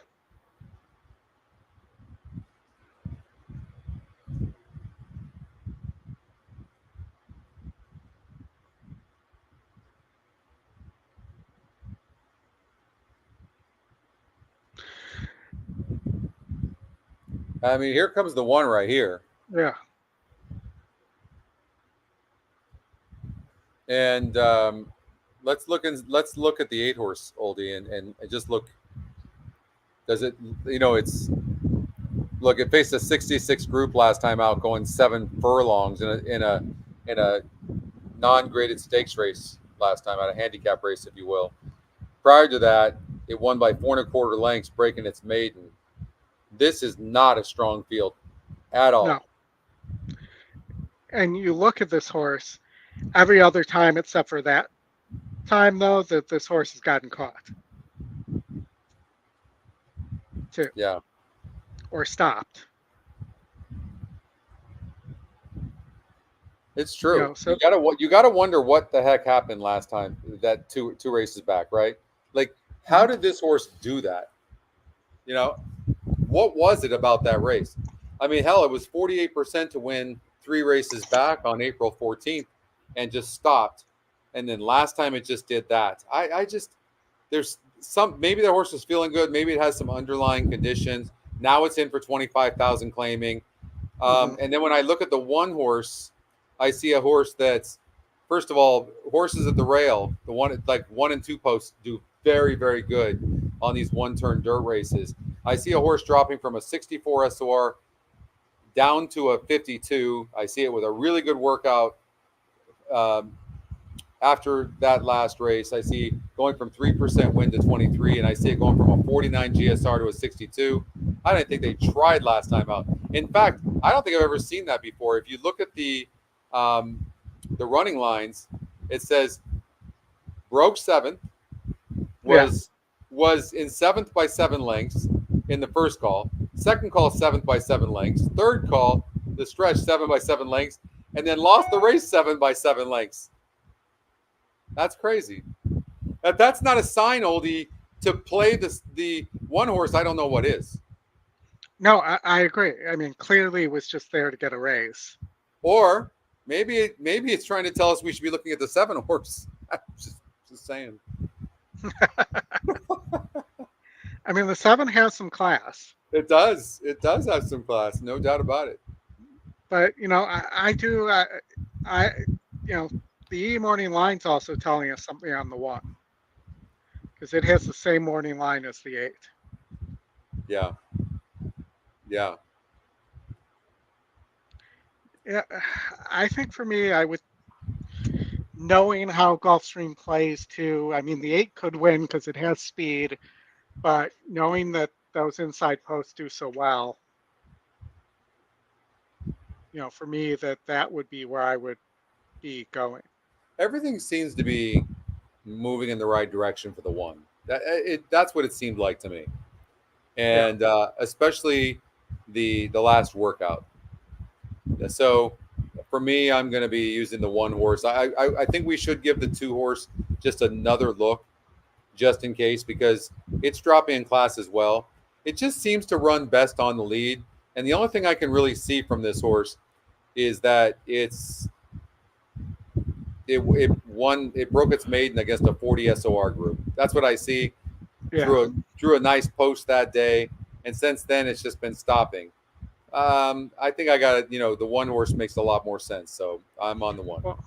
Well, and on the two, how often do you claim off Safi and Yeah, then expect it?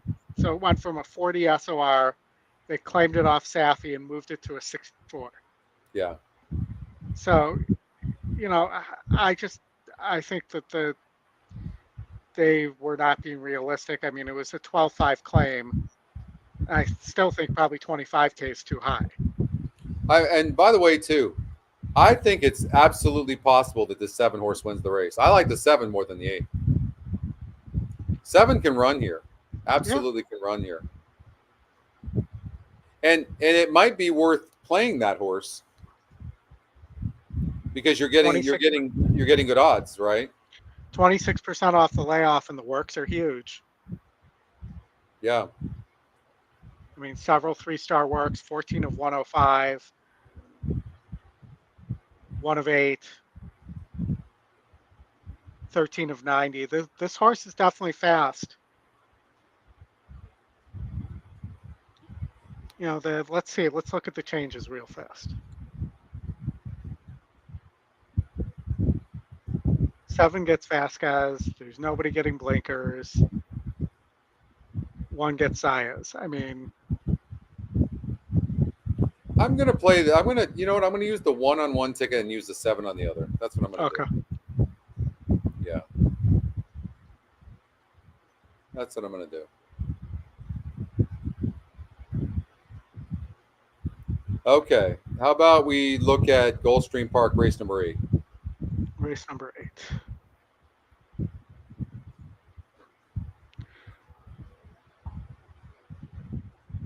Three Fulminate is your long shot and is also top win. Did beat 68s on the turf. The GSR doesn't really change going to synthetic from 5 to 5. They're both 64s. The question is, I guess, the other pace here. You have the 1, and the 1 spot's a much tougher place to break on the synthetic than the dirt at Gulfstream. So I'm not suggesting the 3 could get an easy lead, but I'm kind of suggesting that. Let's see.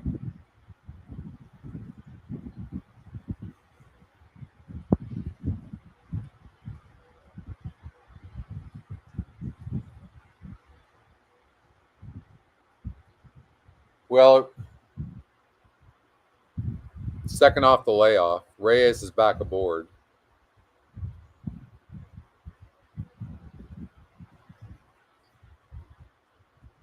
GSR goes up 6 points. Win percentage goes up from 17 to 25. And the SOR facing a couple of points better. I mean, the 3 horse is a major player in this race. There's no question. Yeah. And did show last time out that it could rate a little bit. It almost got there. Yeah, it did. I think Reyes is sending, and at 5 furlongs, usually you have to be on or near the lead, and if that's the case, there's only the 1 and the 3, and the 3 holds the advantage being on the outside of the 1. And the 1 post is a tough place to break from on the synthetic. And at 5 furlongs, unless you are lone speed, like.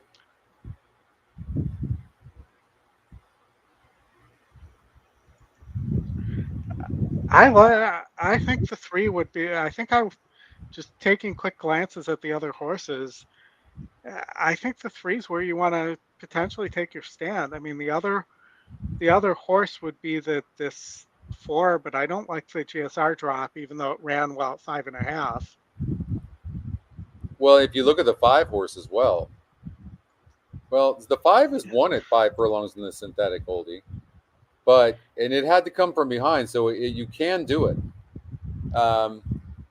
It was 18% that day. If you look back on December 3rd, Yeah, and it came from behind. for sure. But, there might have been more speed in that race too. That's true. That's true. There's not a lot of speed in here. Let's see. You may get paid more at 8-1 on fulminate if the 5 catches fulminate at the end than you will getting a win bet on the 5. And the EU morning line doesn't like the 5 at all. It's 7-2.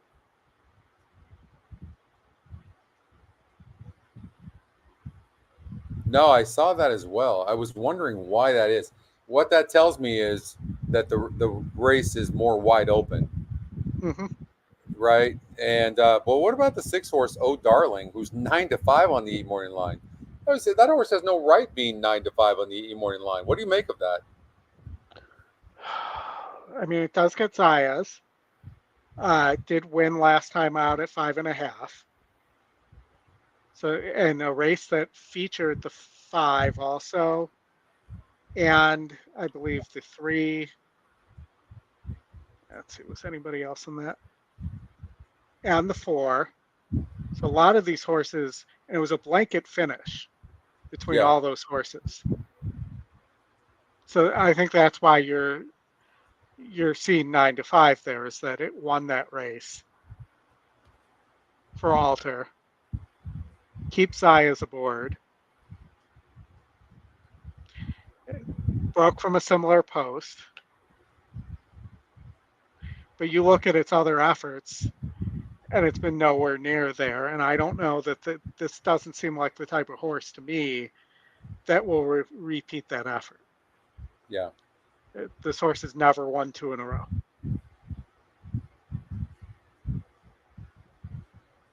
What a horse! And About Alter a horse like, second off. Here's another point against the 6. Alter second off the layoff. Second race back is 0%. right.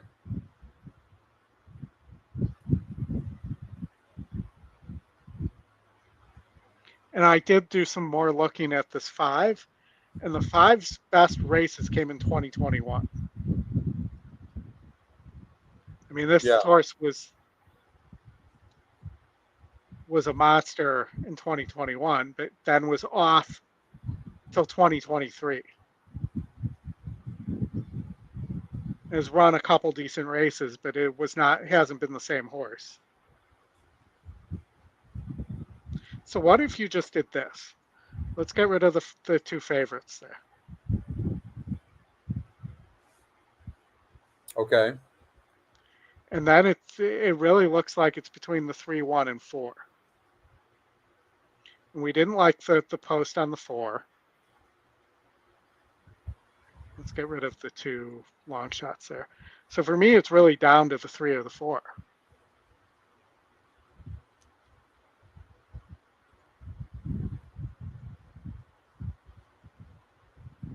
I mean, the 1 horse, right? Well, if the 1 horse, the problem is the 1 horse draws on the inside of the 3 this time. So the roles get reversed here. And the 3, the 3 almost got there last time where we mentioned that. And, the half a furlong shorter with the speed may actually help the 3 here. I think the 3 and the 1, they're dueling. They are dueling for sure. Can the 4 the 4 is the one that gets in the garden trip and sits on the outside. I got it. You know what? And Jaramillo's already won a couple of races. He's hot as hell. I'm going with the 4. All right. I'll go with the 3 because I want the higher price and it's the long shot. But to me, it's between those 2 horses. Yeah. I'm going to do 4 over 5. I think the 5 is going to get up for a placing. It's going to finish. There's some speed in the race. I think the 1 and 3 are dueling, and I think the 4 sits in the 3rd spot. Jaramillo seems to be on fire today. He's going to win some races. I'm on I'm going there. All right. All right. 4-3. All right. So now we've got Saratoga Monmouth 6 race 5, that 5 horse. The race is off. The 5 horse didn't get the lead. in race 4. Yeah. The one that we thought was only pace didn't get the lead. The 6 Tough Street is on the lead. And they're going very slow. The 5 did not take the lead. Wow. What kind of mistake is that? Going very slow. This 6 is going to be super dangerous out on the lead.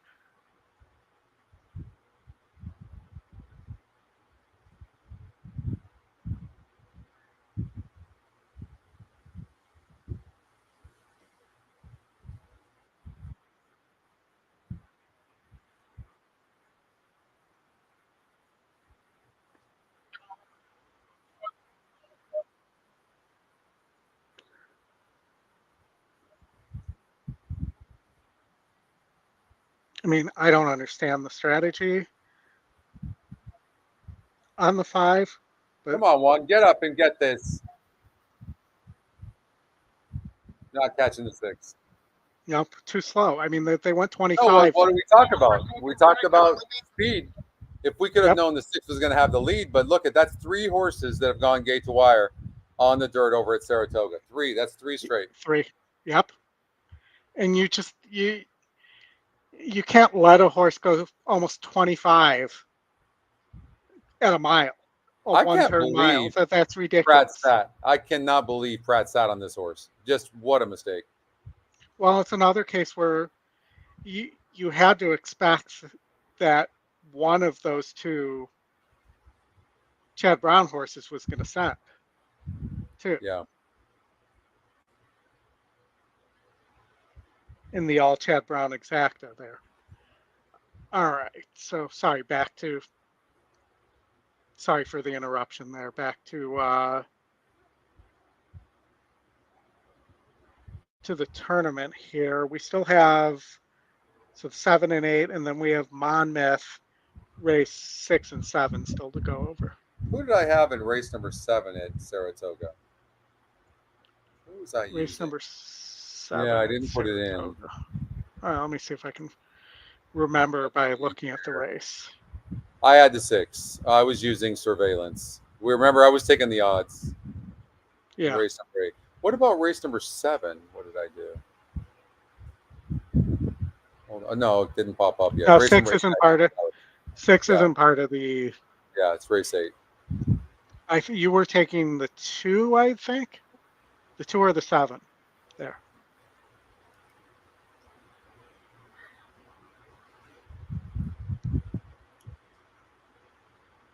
Let's see here. So that's right. I'm taking the 2 or the 7. You're going to use the 3 horse Harry Hood. Yep. So I'm going to use the 2 on one, the 7 on the other.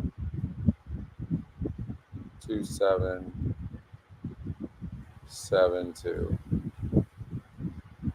Okay, so we have 2 races at Monmouth left that we haven't covered. Monmouth 6 and Monmouth race number 7. Yep. Okay. And the 6 is a stakes race.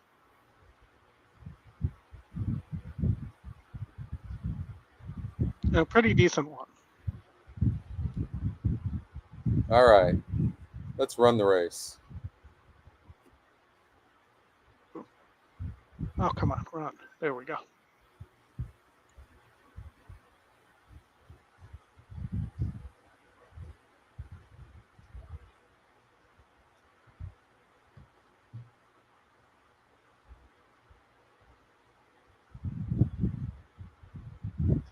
Does seem like there's a lot of speed. There is a lot of speed.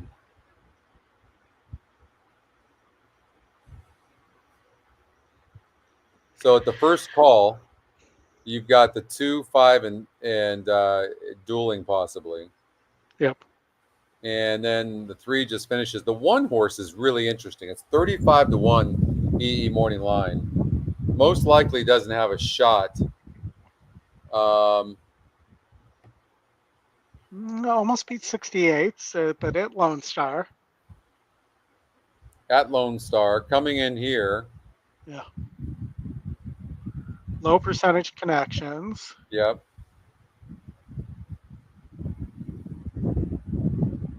Delgado on the 8.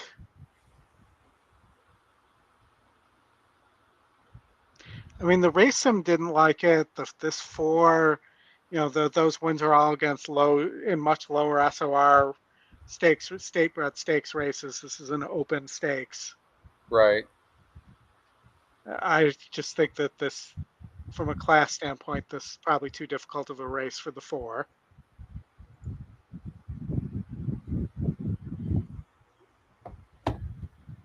Let's see. The 2 here. needs the lead.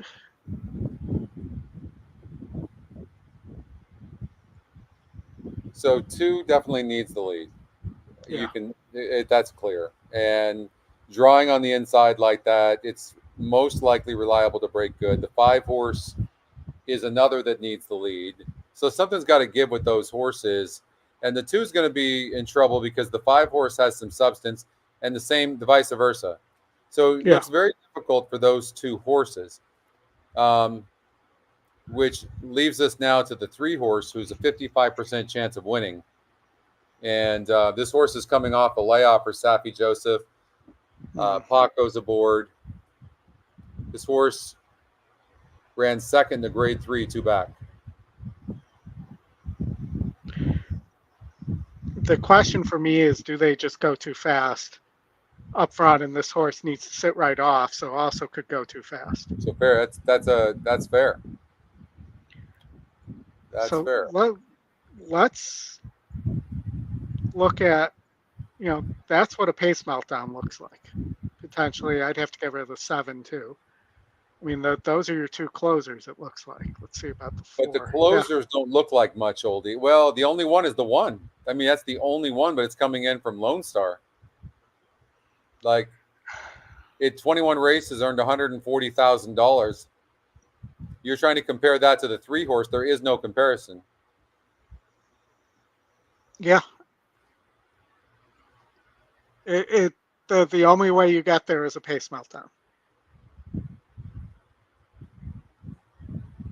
with either of these horses, I feel like.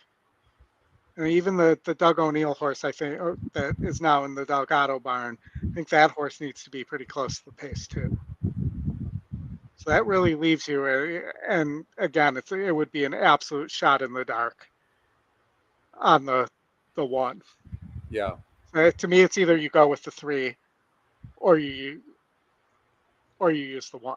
Well, or the 2 or 5 could get away and win. I don't think they're getting away from the 3. That's the thing. That's the risk reward. I think even if they get away from each other, I don't think they're getting away from the 3, because that's the 3's running style, is to sit right there, a length behind or so, or you could argue maybe that the 3's not as good since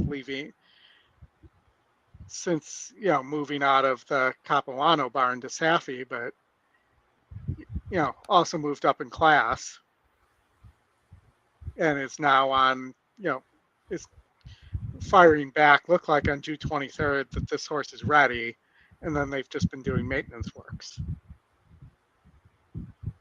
Let's see. You have those 2 bullets fired, those 2 of June 16th and June 23rd, and then everything else looks like a maintenance work. Yeah, for sure. I mean, even though July 14th, even though Bruno gave that a 1 star, that's 22 of 137. That's pretty quick. Yeah. Right.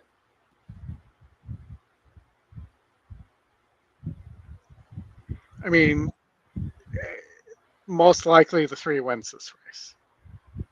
I mean, 7 wins, 4 seconds, and a third, 12 of 15. And and here's the thing: it ran bad in that grade 2 race. We're overthinking this. It ran bad in that grade 2 race, and it still got 4th of 9 other horses. Nah, you got to go with the 3 horse. It's just no other way around it. I think this is the most likely winner of in the entire sequence of this tournament. I agree. And I just I wouldn't lost be the surprised connection if to the system here. So I got to figure out. Give me a sec here to. I wouldn't be surprised if this this one horse came and ran a good race. See, it's still showing there, but it pulled my connection. So let me move you to my regular screen here. Well, we're not watching anything. I'll get that back up in the background. So Gulfstream Park, race number 5, Saratoga, race number 5 starts this thing off. Monmouth Park, race number 5. That's not for a while. So you have 22 minutes to get in your plays. We've got only one more race to cover, and that is race number 6 at Monmouth, or race number 7, excuse me. 7, yeah. Yeah. Race number 7 at Monmouth. It's a claimer.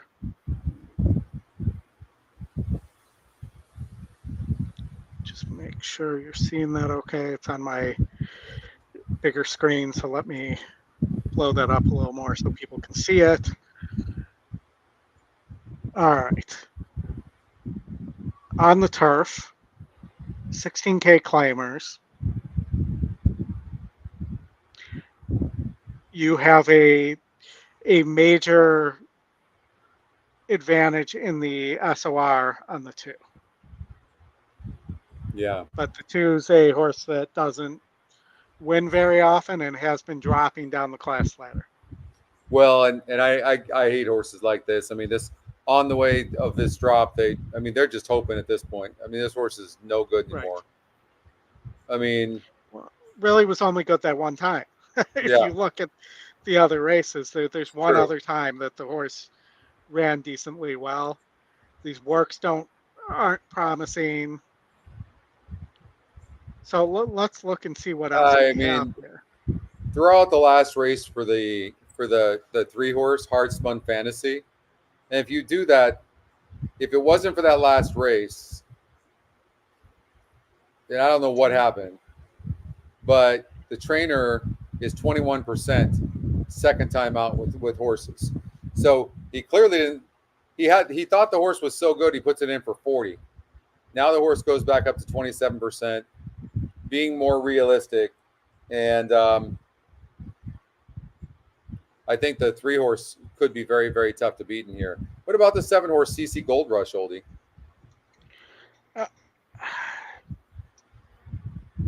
Trying. Here we go. So the 7-horse is 21% to win. It's low percentage connections. Been running against similar, goes from starter optional to straight out claiming. Was really close last 2 times back at Parks. Yeah. I think wants the 2-turn distance instead of 7.5 there. I could see this horse, but I could also, potentially see something crazy like, that this is Kelly Breen, and that this horse did almost go gate to wire for. Definitely needs to get an easy lead, but isn't impossible. I think belongs on the dirt, but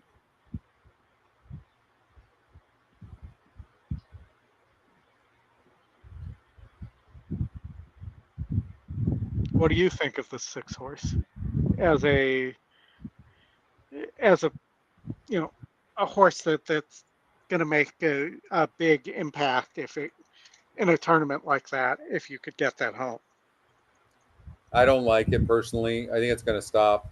I think the 7 probably be way too good for this horse. I think the 3 as well, even the 2-horse. I would probably try to beat the 2-horse because I think something's amiss. So for me, I'm going to use 2 horses. I'm going to use the 3 and the 7. I'm going to try to beat the 2. I think the 2 is one that's worth trying to beat. I agree with you there. Yeah, 7 and 3. So I'm gonna try that. Although Delgado's been doing very good of late, but this horse, to me, I'm trying to get the trainer's head, and to me, this is just a desperation move.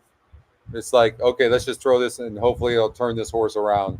Whereas if you throw out the last race where the trainer claimed this horse for 16, puts it in for 40, which is ridiculous, the 3 horse is probably the horse to beat.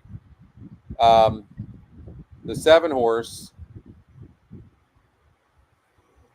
coming in from Parks, maybe the fresh face, maybe, but I think the 3 is the horse to beat. What about the 5 horse? Never mind. The only difference would be the change to the but it is a long shot, but it is going to turf first time. No, it's funny you bring that horse up. I think that horse deserves the look, Oldie. I do. I think it deserves the look. Let's see. Gomez is 0% off the claim.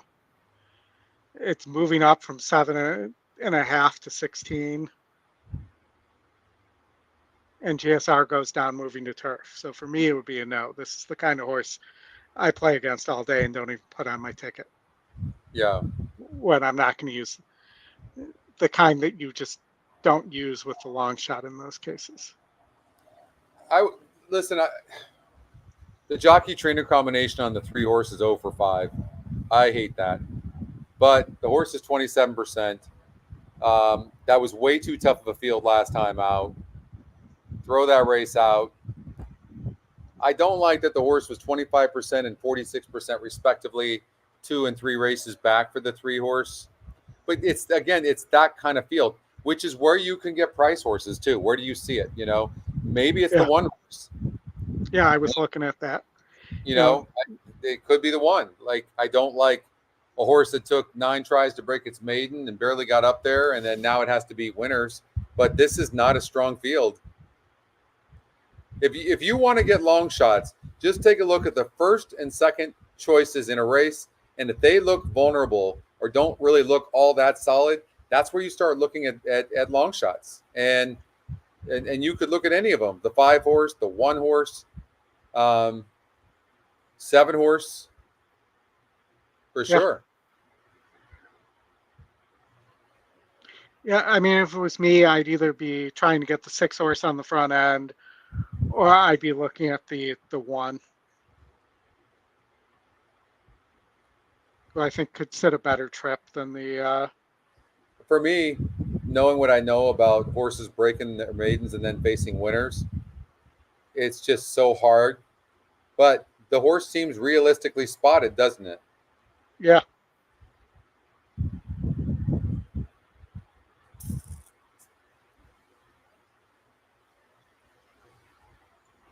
I mean, there's only one other time that it actually ran, so that's the concerning part. The other concerning part. Yeah.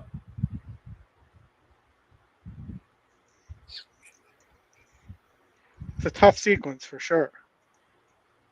There's only maybe one gimme in here. I agree. This has been rough. We have 14 minutes before Saratoga race 5.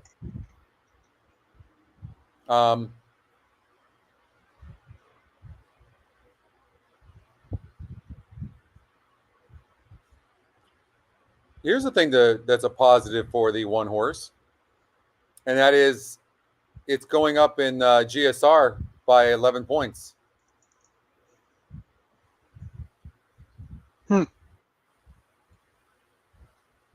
That's something to grab onto.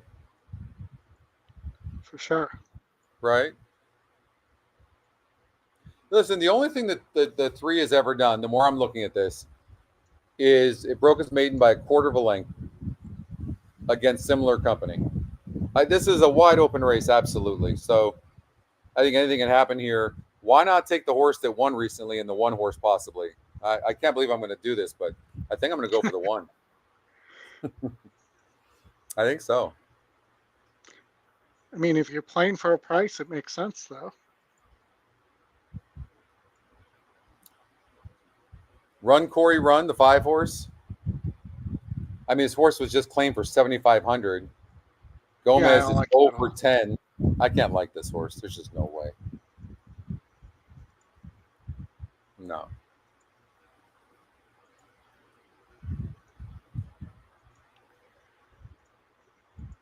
No, there's just no way. All right, so we got Yeah, about. I'm gonna take the one. I'm gonna go ahead and do that. Why not?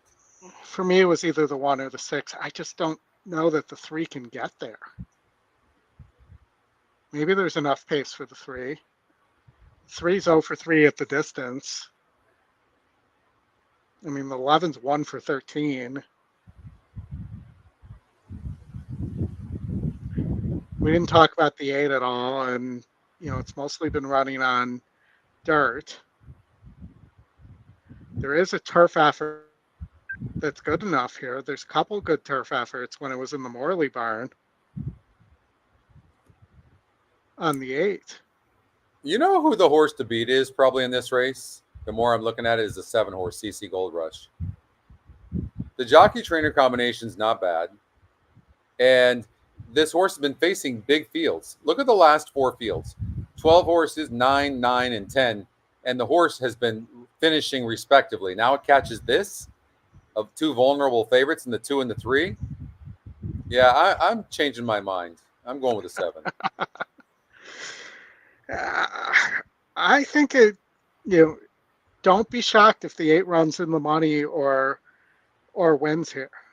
I'm telling you, there are back races on the turf here that this horse is good enough. Let's see. Why are you going to make me look at another horse? Hold on here. I got it right up on the screen for you, too. Listen, if this horse wins, I'll give you my watch. Okay? Look at the race in 2023 in the Morley barn. Those 2 races. And then, it just that they brought it up against 66s and 56s, and they were too good. I have a buck that says this horse gets last. Oh, it probably does, totally. But, but you're in a race that all the horses are bad. Yeah. Why not this horse here who has some back turf races that are better than anything that these other horses have ever run? Yeah. Yeah. I mean, it's an absolute leap of faith, shot in the dark.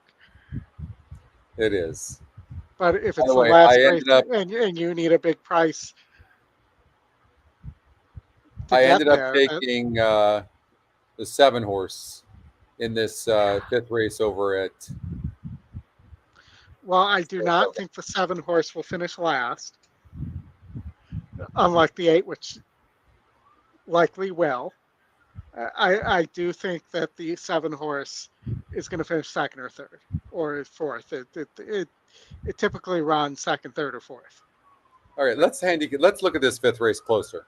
Like 7th race, you mean? And we'll stay for the Saratoga 5th race, but let's look at this 5th race. I'm sorry, the 5th race really closely, so maybe we can adjust. So if we look at the 7, it's going from a 48 SOR down to this 44 group. That's much easier. It's going from 17% to 34%, and it's going from a 51 GSR to a 55 GSR. The issue I have with this horse is it should have improved last time out a little bit more, basically, and going up and get all the right ways in the GSR win and SOR, and it didn't. So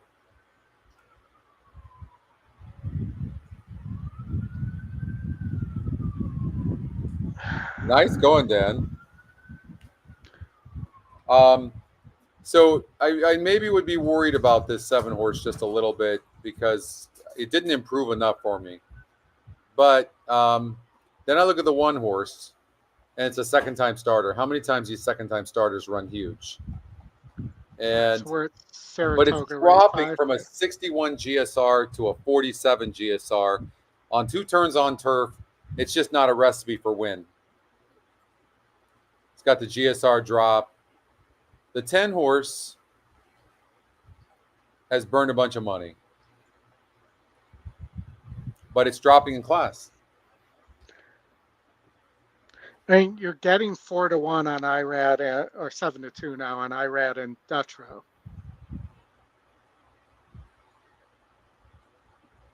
But if that horse doesn't win, well, let's just do it this way. Let's see what the race sim says without that horse in there.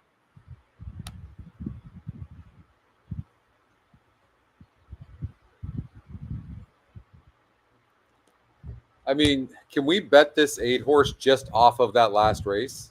Could we really? I mean, I know it was 9 other horses. It broke 8th.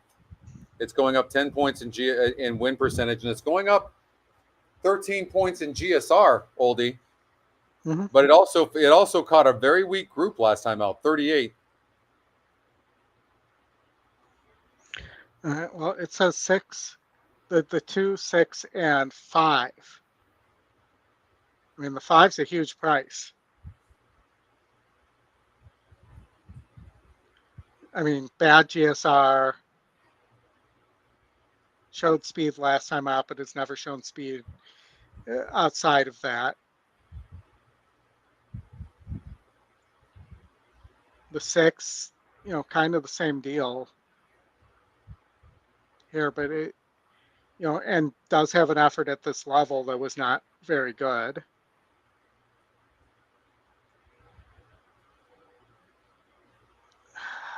I mean, the 8, it was a weaker group too. I mean, like you said, a very weak group. So doesn't that kind of leave you? I mean, I don't like the 2 being on the inside. I mentioned this when we looked at this before with the rail at 27 feet. Yeah. But I just don't know where else you can go. How about the? I mean, the 1, the GSR is terrible. But maybe it's the 1. I mean, you're getting 10 to 1.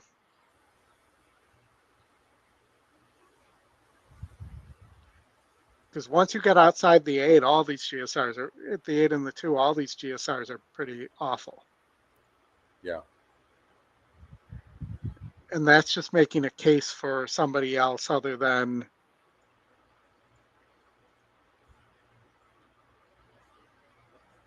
the 7 if you throw the 7 out.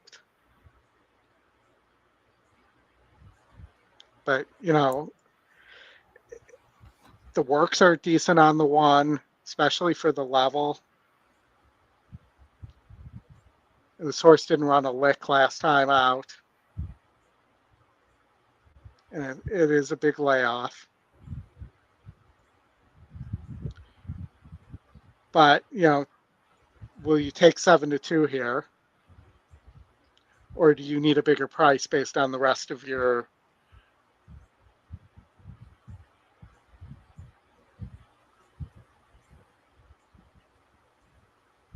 I mean, I think you have to pay some attention to the 6 because the race sim is by the way, showing you I something think there. I think the 10-horse wants. I really do think the 10-horse wants dirt, not turf.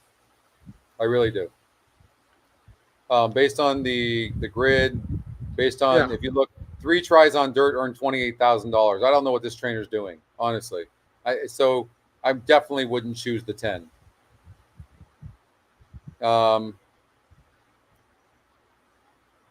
The 8-horse for sure has a look. It got a nice second place finish against 9 other horses. Maybe it's improving. The GSR jumps up 13 points. The win percent is 10 points. But it is facing some droppers. That's the key. So the race has come up tougher because of these droppers. Mm-hmm. Right?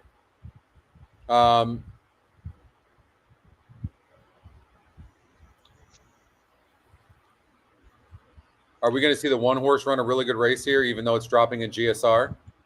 We could, just because this is such a weak group. I mean, Exactly. That's what it keeps coming back to. It's just, can it find space from the inside? Same question as the 2, except for it's got a little more tactical speed. Can it find space on the inside to negotiate a trip? Yeah. 3 minutes before the first race of the qualifiers, so don't forget to get your wagers in, or your plays in. I mean, let's look at them on the track. So if I'm looking right now, looking at the 8-horse, certainly looks okay.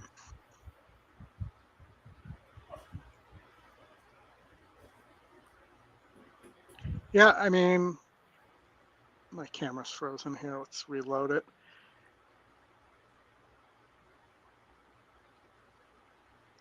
I mean, I don't expect to see any of these horses at this level look fantastic, though. No. I mean, I don't like the look of the 9 at all.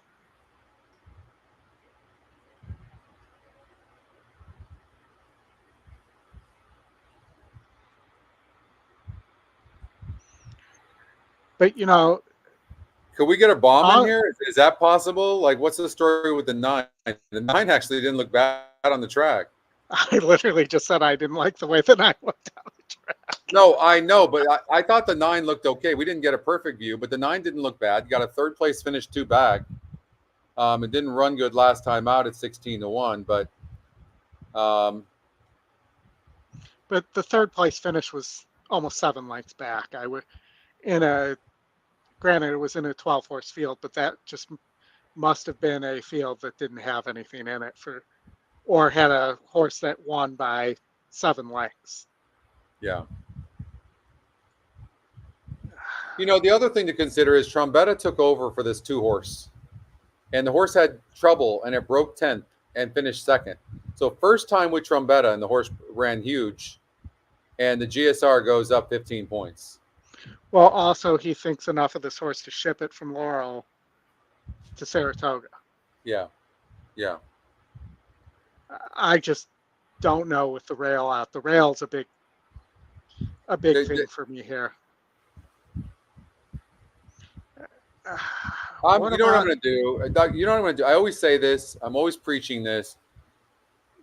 When I'm not sure, I'll take one of the EquinEdge or 2 of the EquinEdge picks when I'm playing 2 entries. So I'm gonna use the 7 and the 2. That's what I'm gonna do. That's where I kind of started off doing. So that's what I'm going to continue to do. The 8-horse looks okay to me, but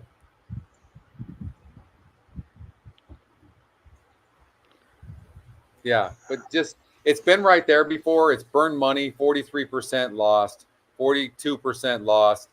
It just is very too inconsistent for me. I can't go with the 8, even though I know it can win. I think the race is going to be won by the 2 or the 7. That's what I think is going to happen. That's my final answer. Lock it in. All right, we'll see what happens here. All right, they're at the gate. Big shout out to David Harrison. We miss you, David. They are approaching the gate. Guys. He is the best. You know, Carmouche and Engelhardt are 33% on the 1.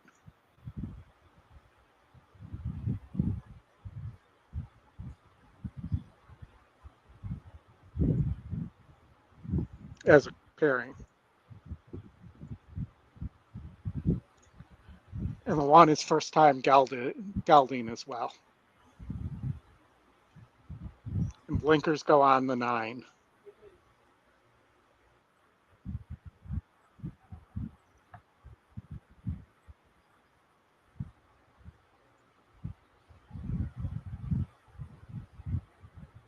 All right, they're going into the gate.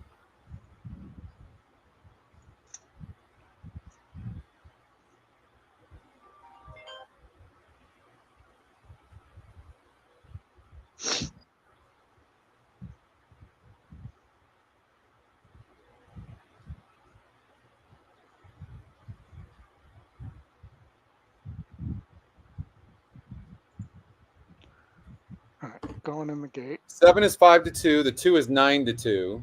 The 8 is 7-2. So those are your 3 favorites.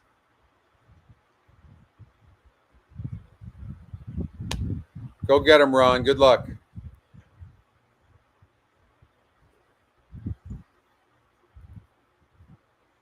You said the rail's out, right, Oldie?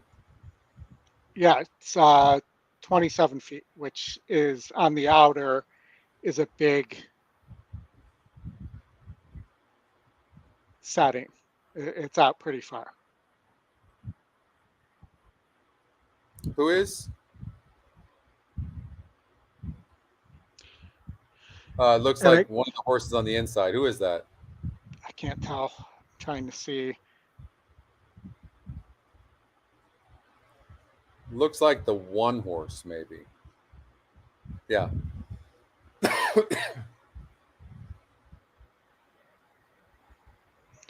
But they're not stopping loading, so that makes me think that that horse is just being rambunctious.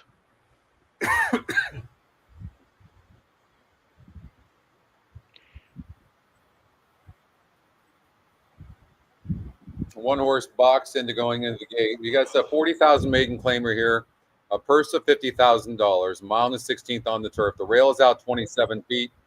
The one horse goes in, and they're about to take off. There they go. Pretty clean break. 2 broke slow, but the 2 doesn't have any speed. The one horse really sent. And the 7 is in good position, sitting in You see third. how far that rail's out too. Now The you see rail what is I'm talking really about. far out. That is no bueno. And the 2 horse, I regret even throwing that 2 horse in there. I don't care how fast it is. I mean, that horse has got to be 15 lengths back at least.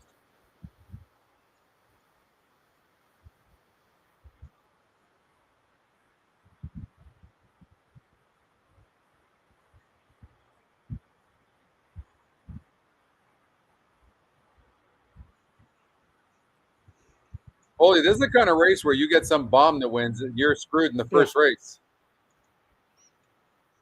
It is, absolutely.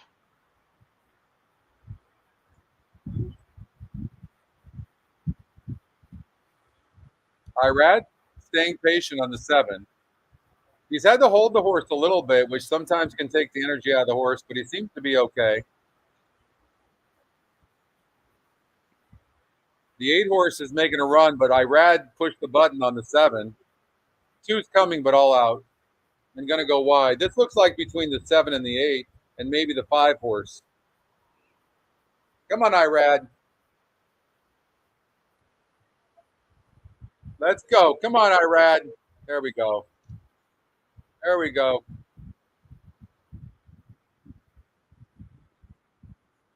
Ah, I had Big him on effort from the both, and I 5. threw the 2 in there. I should have kept it. Yeah. Just can't close from the inside with the rail out like that.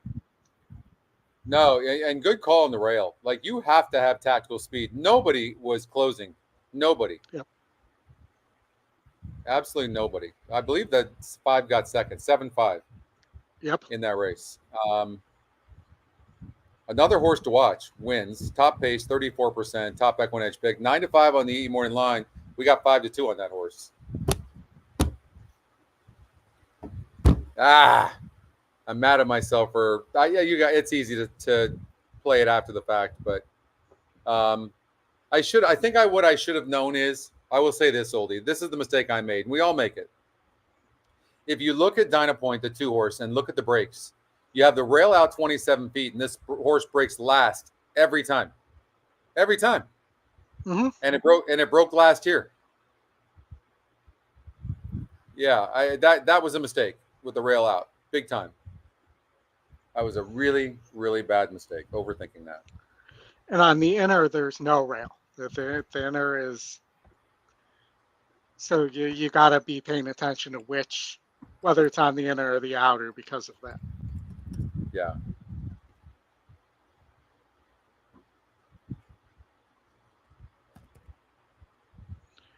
Well, let's see here.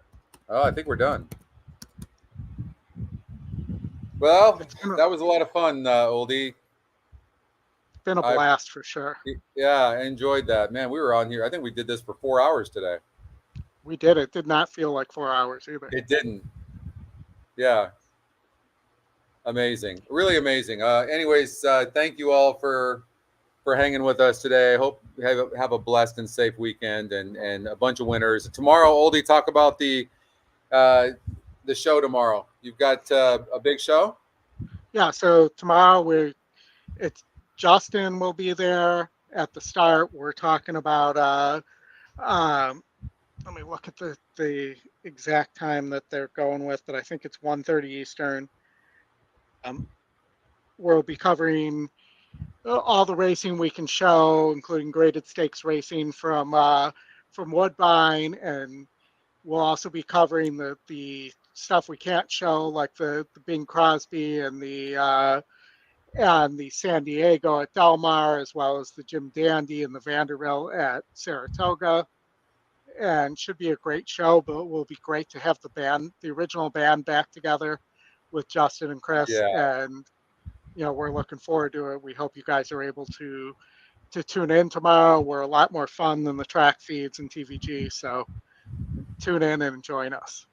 Yeah, for sure. Gary's going to be, but Chris is doing an amazing job in his coaching class. Like that class is sold out every time. When I say sold out, it's free, but we only have we only allow 20 max people in there, so we can keep it more intimate. But they're a lot of fun. You can go on EquinEdge.com and join some of the coaching classes. It's free, and it's you learn a lot, and so highly recommended. I do classes on Thursday afternoon.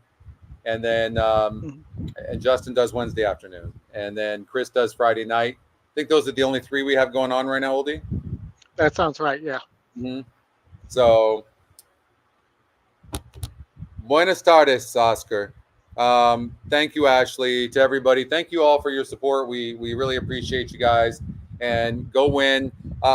Watch the horses to watch. Where do we have them? Did we post them anywhere? These horses to watch, Oldie? Yeah, I guess if you didn't watch the show last night, you didn't get it, did you? No, we tweeted. I tweeted out the picks for today. You did, okay. And then you'll tweet out later or tonight the picks for tomorrow and then for Sunday. Yep.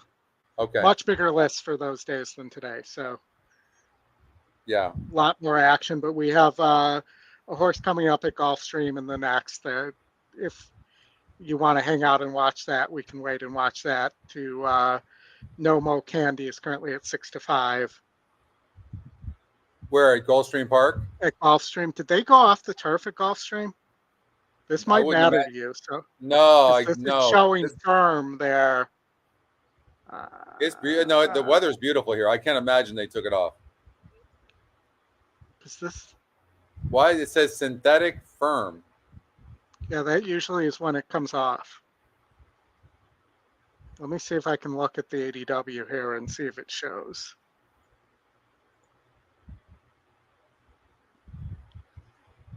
Yeah, it says turf off. Turf is off. I wonder why. Well, that changes things altogether. Let's see if I can get the 6 No Mo Candy. Already has a win or second time synthetic anyways here, but had a huge GSR advantage on the turf and now doesn't. Not really going down, and it's still a group that there does not seem to be all that much. But, the Cassie horse, the 5, probably upgrade that horse as well with No Mo Candy on the synthetic. Yeah. Let's see. No Mo Candy.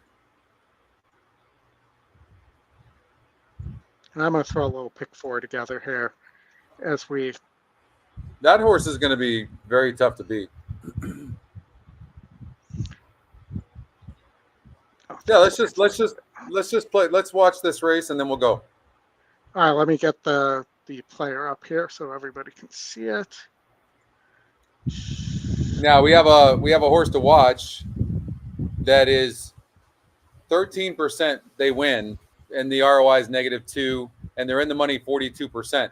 So the way I would play this is I would put the 4 on top and maybe do a 4-3 exacta or do like a 4 all with 3 trifecta. That's how I would play this, Oldie. And I was thinking, because I liked Twizzle in the last, and that was one of our horses. I liked Twizzle as well. I'm with you. I was thinking of doing something like this. 1, 3, 5, 6. I'm just looking to see. And I got to have the 1, 2, 8. and the picks there. Yeah, $24. $24. So I'm going to look at a exacta 4-3 and then maybe a trifecta as well.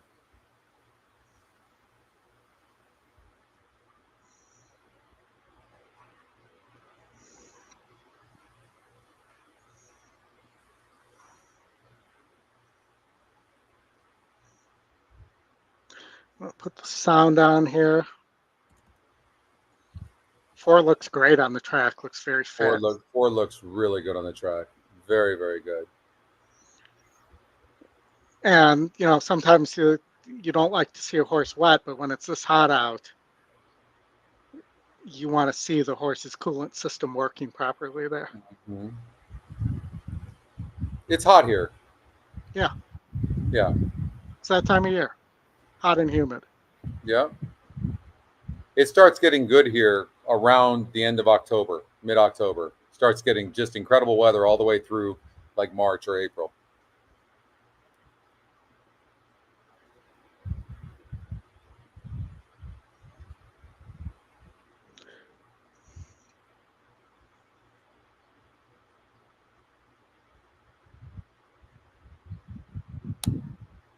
So the 4-horse Nomo Candy is 4-5 right now. This is the horse we gave out on the weekend preview show.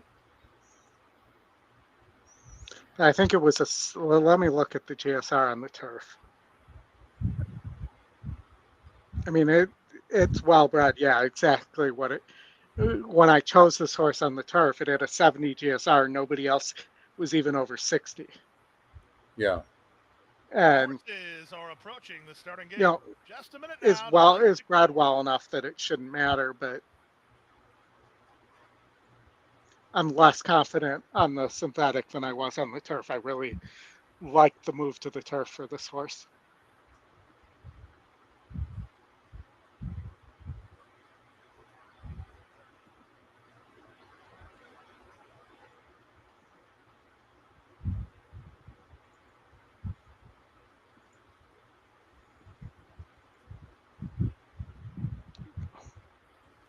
All right. Well, they're out the gate. Let's get this 4 home.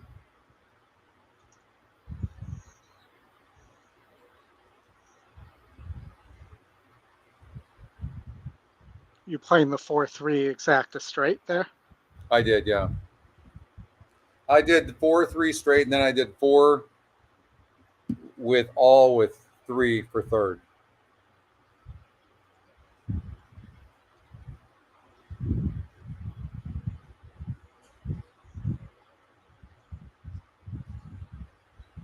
The horses are at the gate. It's now post time. Lining up, moving in. Race 6, start of the late pick 4. Odds on favorite at 4-5. 4, Nomo Candy. Safi Joseph Jr. does the training. Edgar Zayas does the riding. Now Victory Girl stepping forward. I'd be concerned if it was the other way around. We'll complete the Safi Joseph was doing the riding. Locked in, ready for action. Late pick 4. And they're off. Though he probably does have the best hair of any jockey if he was a jockey. My Bell runs with her in the early stages. Vino for the Queen. She's down at the inside. Marching up and around horses is Victory Girl. Then it's the comebacker Starship Boeing. The early trailer is the Tape Runner. And they run around the first turn. It's Tap My Bell in the Whisper Hill colors on top of length and a quarter. Nomo Candy is there second. Wide on the course is Victory Girl. 3's a big horse. Yeah. From the inside, nice stride to the 3. While second last, and 3 to the trailer, Tape Runner. They complete the quarter in 24-1. I don't know why you'd ever give up the rail there, though, and let the 1 sneak up there. Yeah, but 3 wide side, it's Victory Girl who flanks the top duo at the rail. He opened it up a little bit, but maintained it, no problem. But yeah, you got to be careful for that. You can't. You he's definitely all over the place too. He's swerving in and out. Like, I don't even know why he's looking on the inside. It makes no sense to me. Nomo Candy keeps the pressure on second. 3 wide. Victory Girl is now third. 2 back to Vino for the Queen, who's dropping back. Starship Boeing goes by her, and Tape Runner is last. They round the far turn at the 5/16. Tap My Bell is a big price and still the target From the outside and working a bit harder, second, No Mo Candy. 2 back to Victory Girl. Underway from last is Tape Runner, then Starship Boeing. 3/4, 1:13 and 2, and they're on their way home. Tap My Bell tries to spring the upset to the throat latch. No Mo Candy surging forward for Zayas, who drives forward now. No Mo Candy in front with an eighth of a mile left. Three's not going to get Tape third. Runner's a late player on the outside. Nope. Final 16 done. mile. No Mo Candy tries to I blow thought we Tape had it. Runner. No Mo Stay Candy up for just in front. No Mo Candy hanging on. Second is Tape Runner. Third is That would have been nice. Fourth The is 6 Starship horse getting Boeing second in and the 1:45. 3 horse getting third. That would have been a nice try. That was disappointing. I thought the 3 was moving pretty easily and just stopped. But all right, that's a weekend preview show horse, so that was awesome. All right, you guys, thank you so much. Have a blessed weekend. Win a bunch of money. Oldie, good luck. Good luck on the show tomorrow. Good luck with our preview picks, and I'll see you on the show tomorrow. I'll be watching. All right, sounds good. Talk to you soon, Scotty. All right. A lot of fun.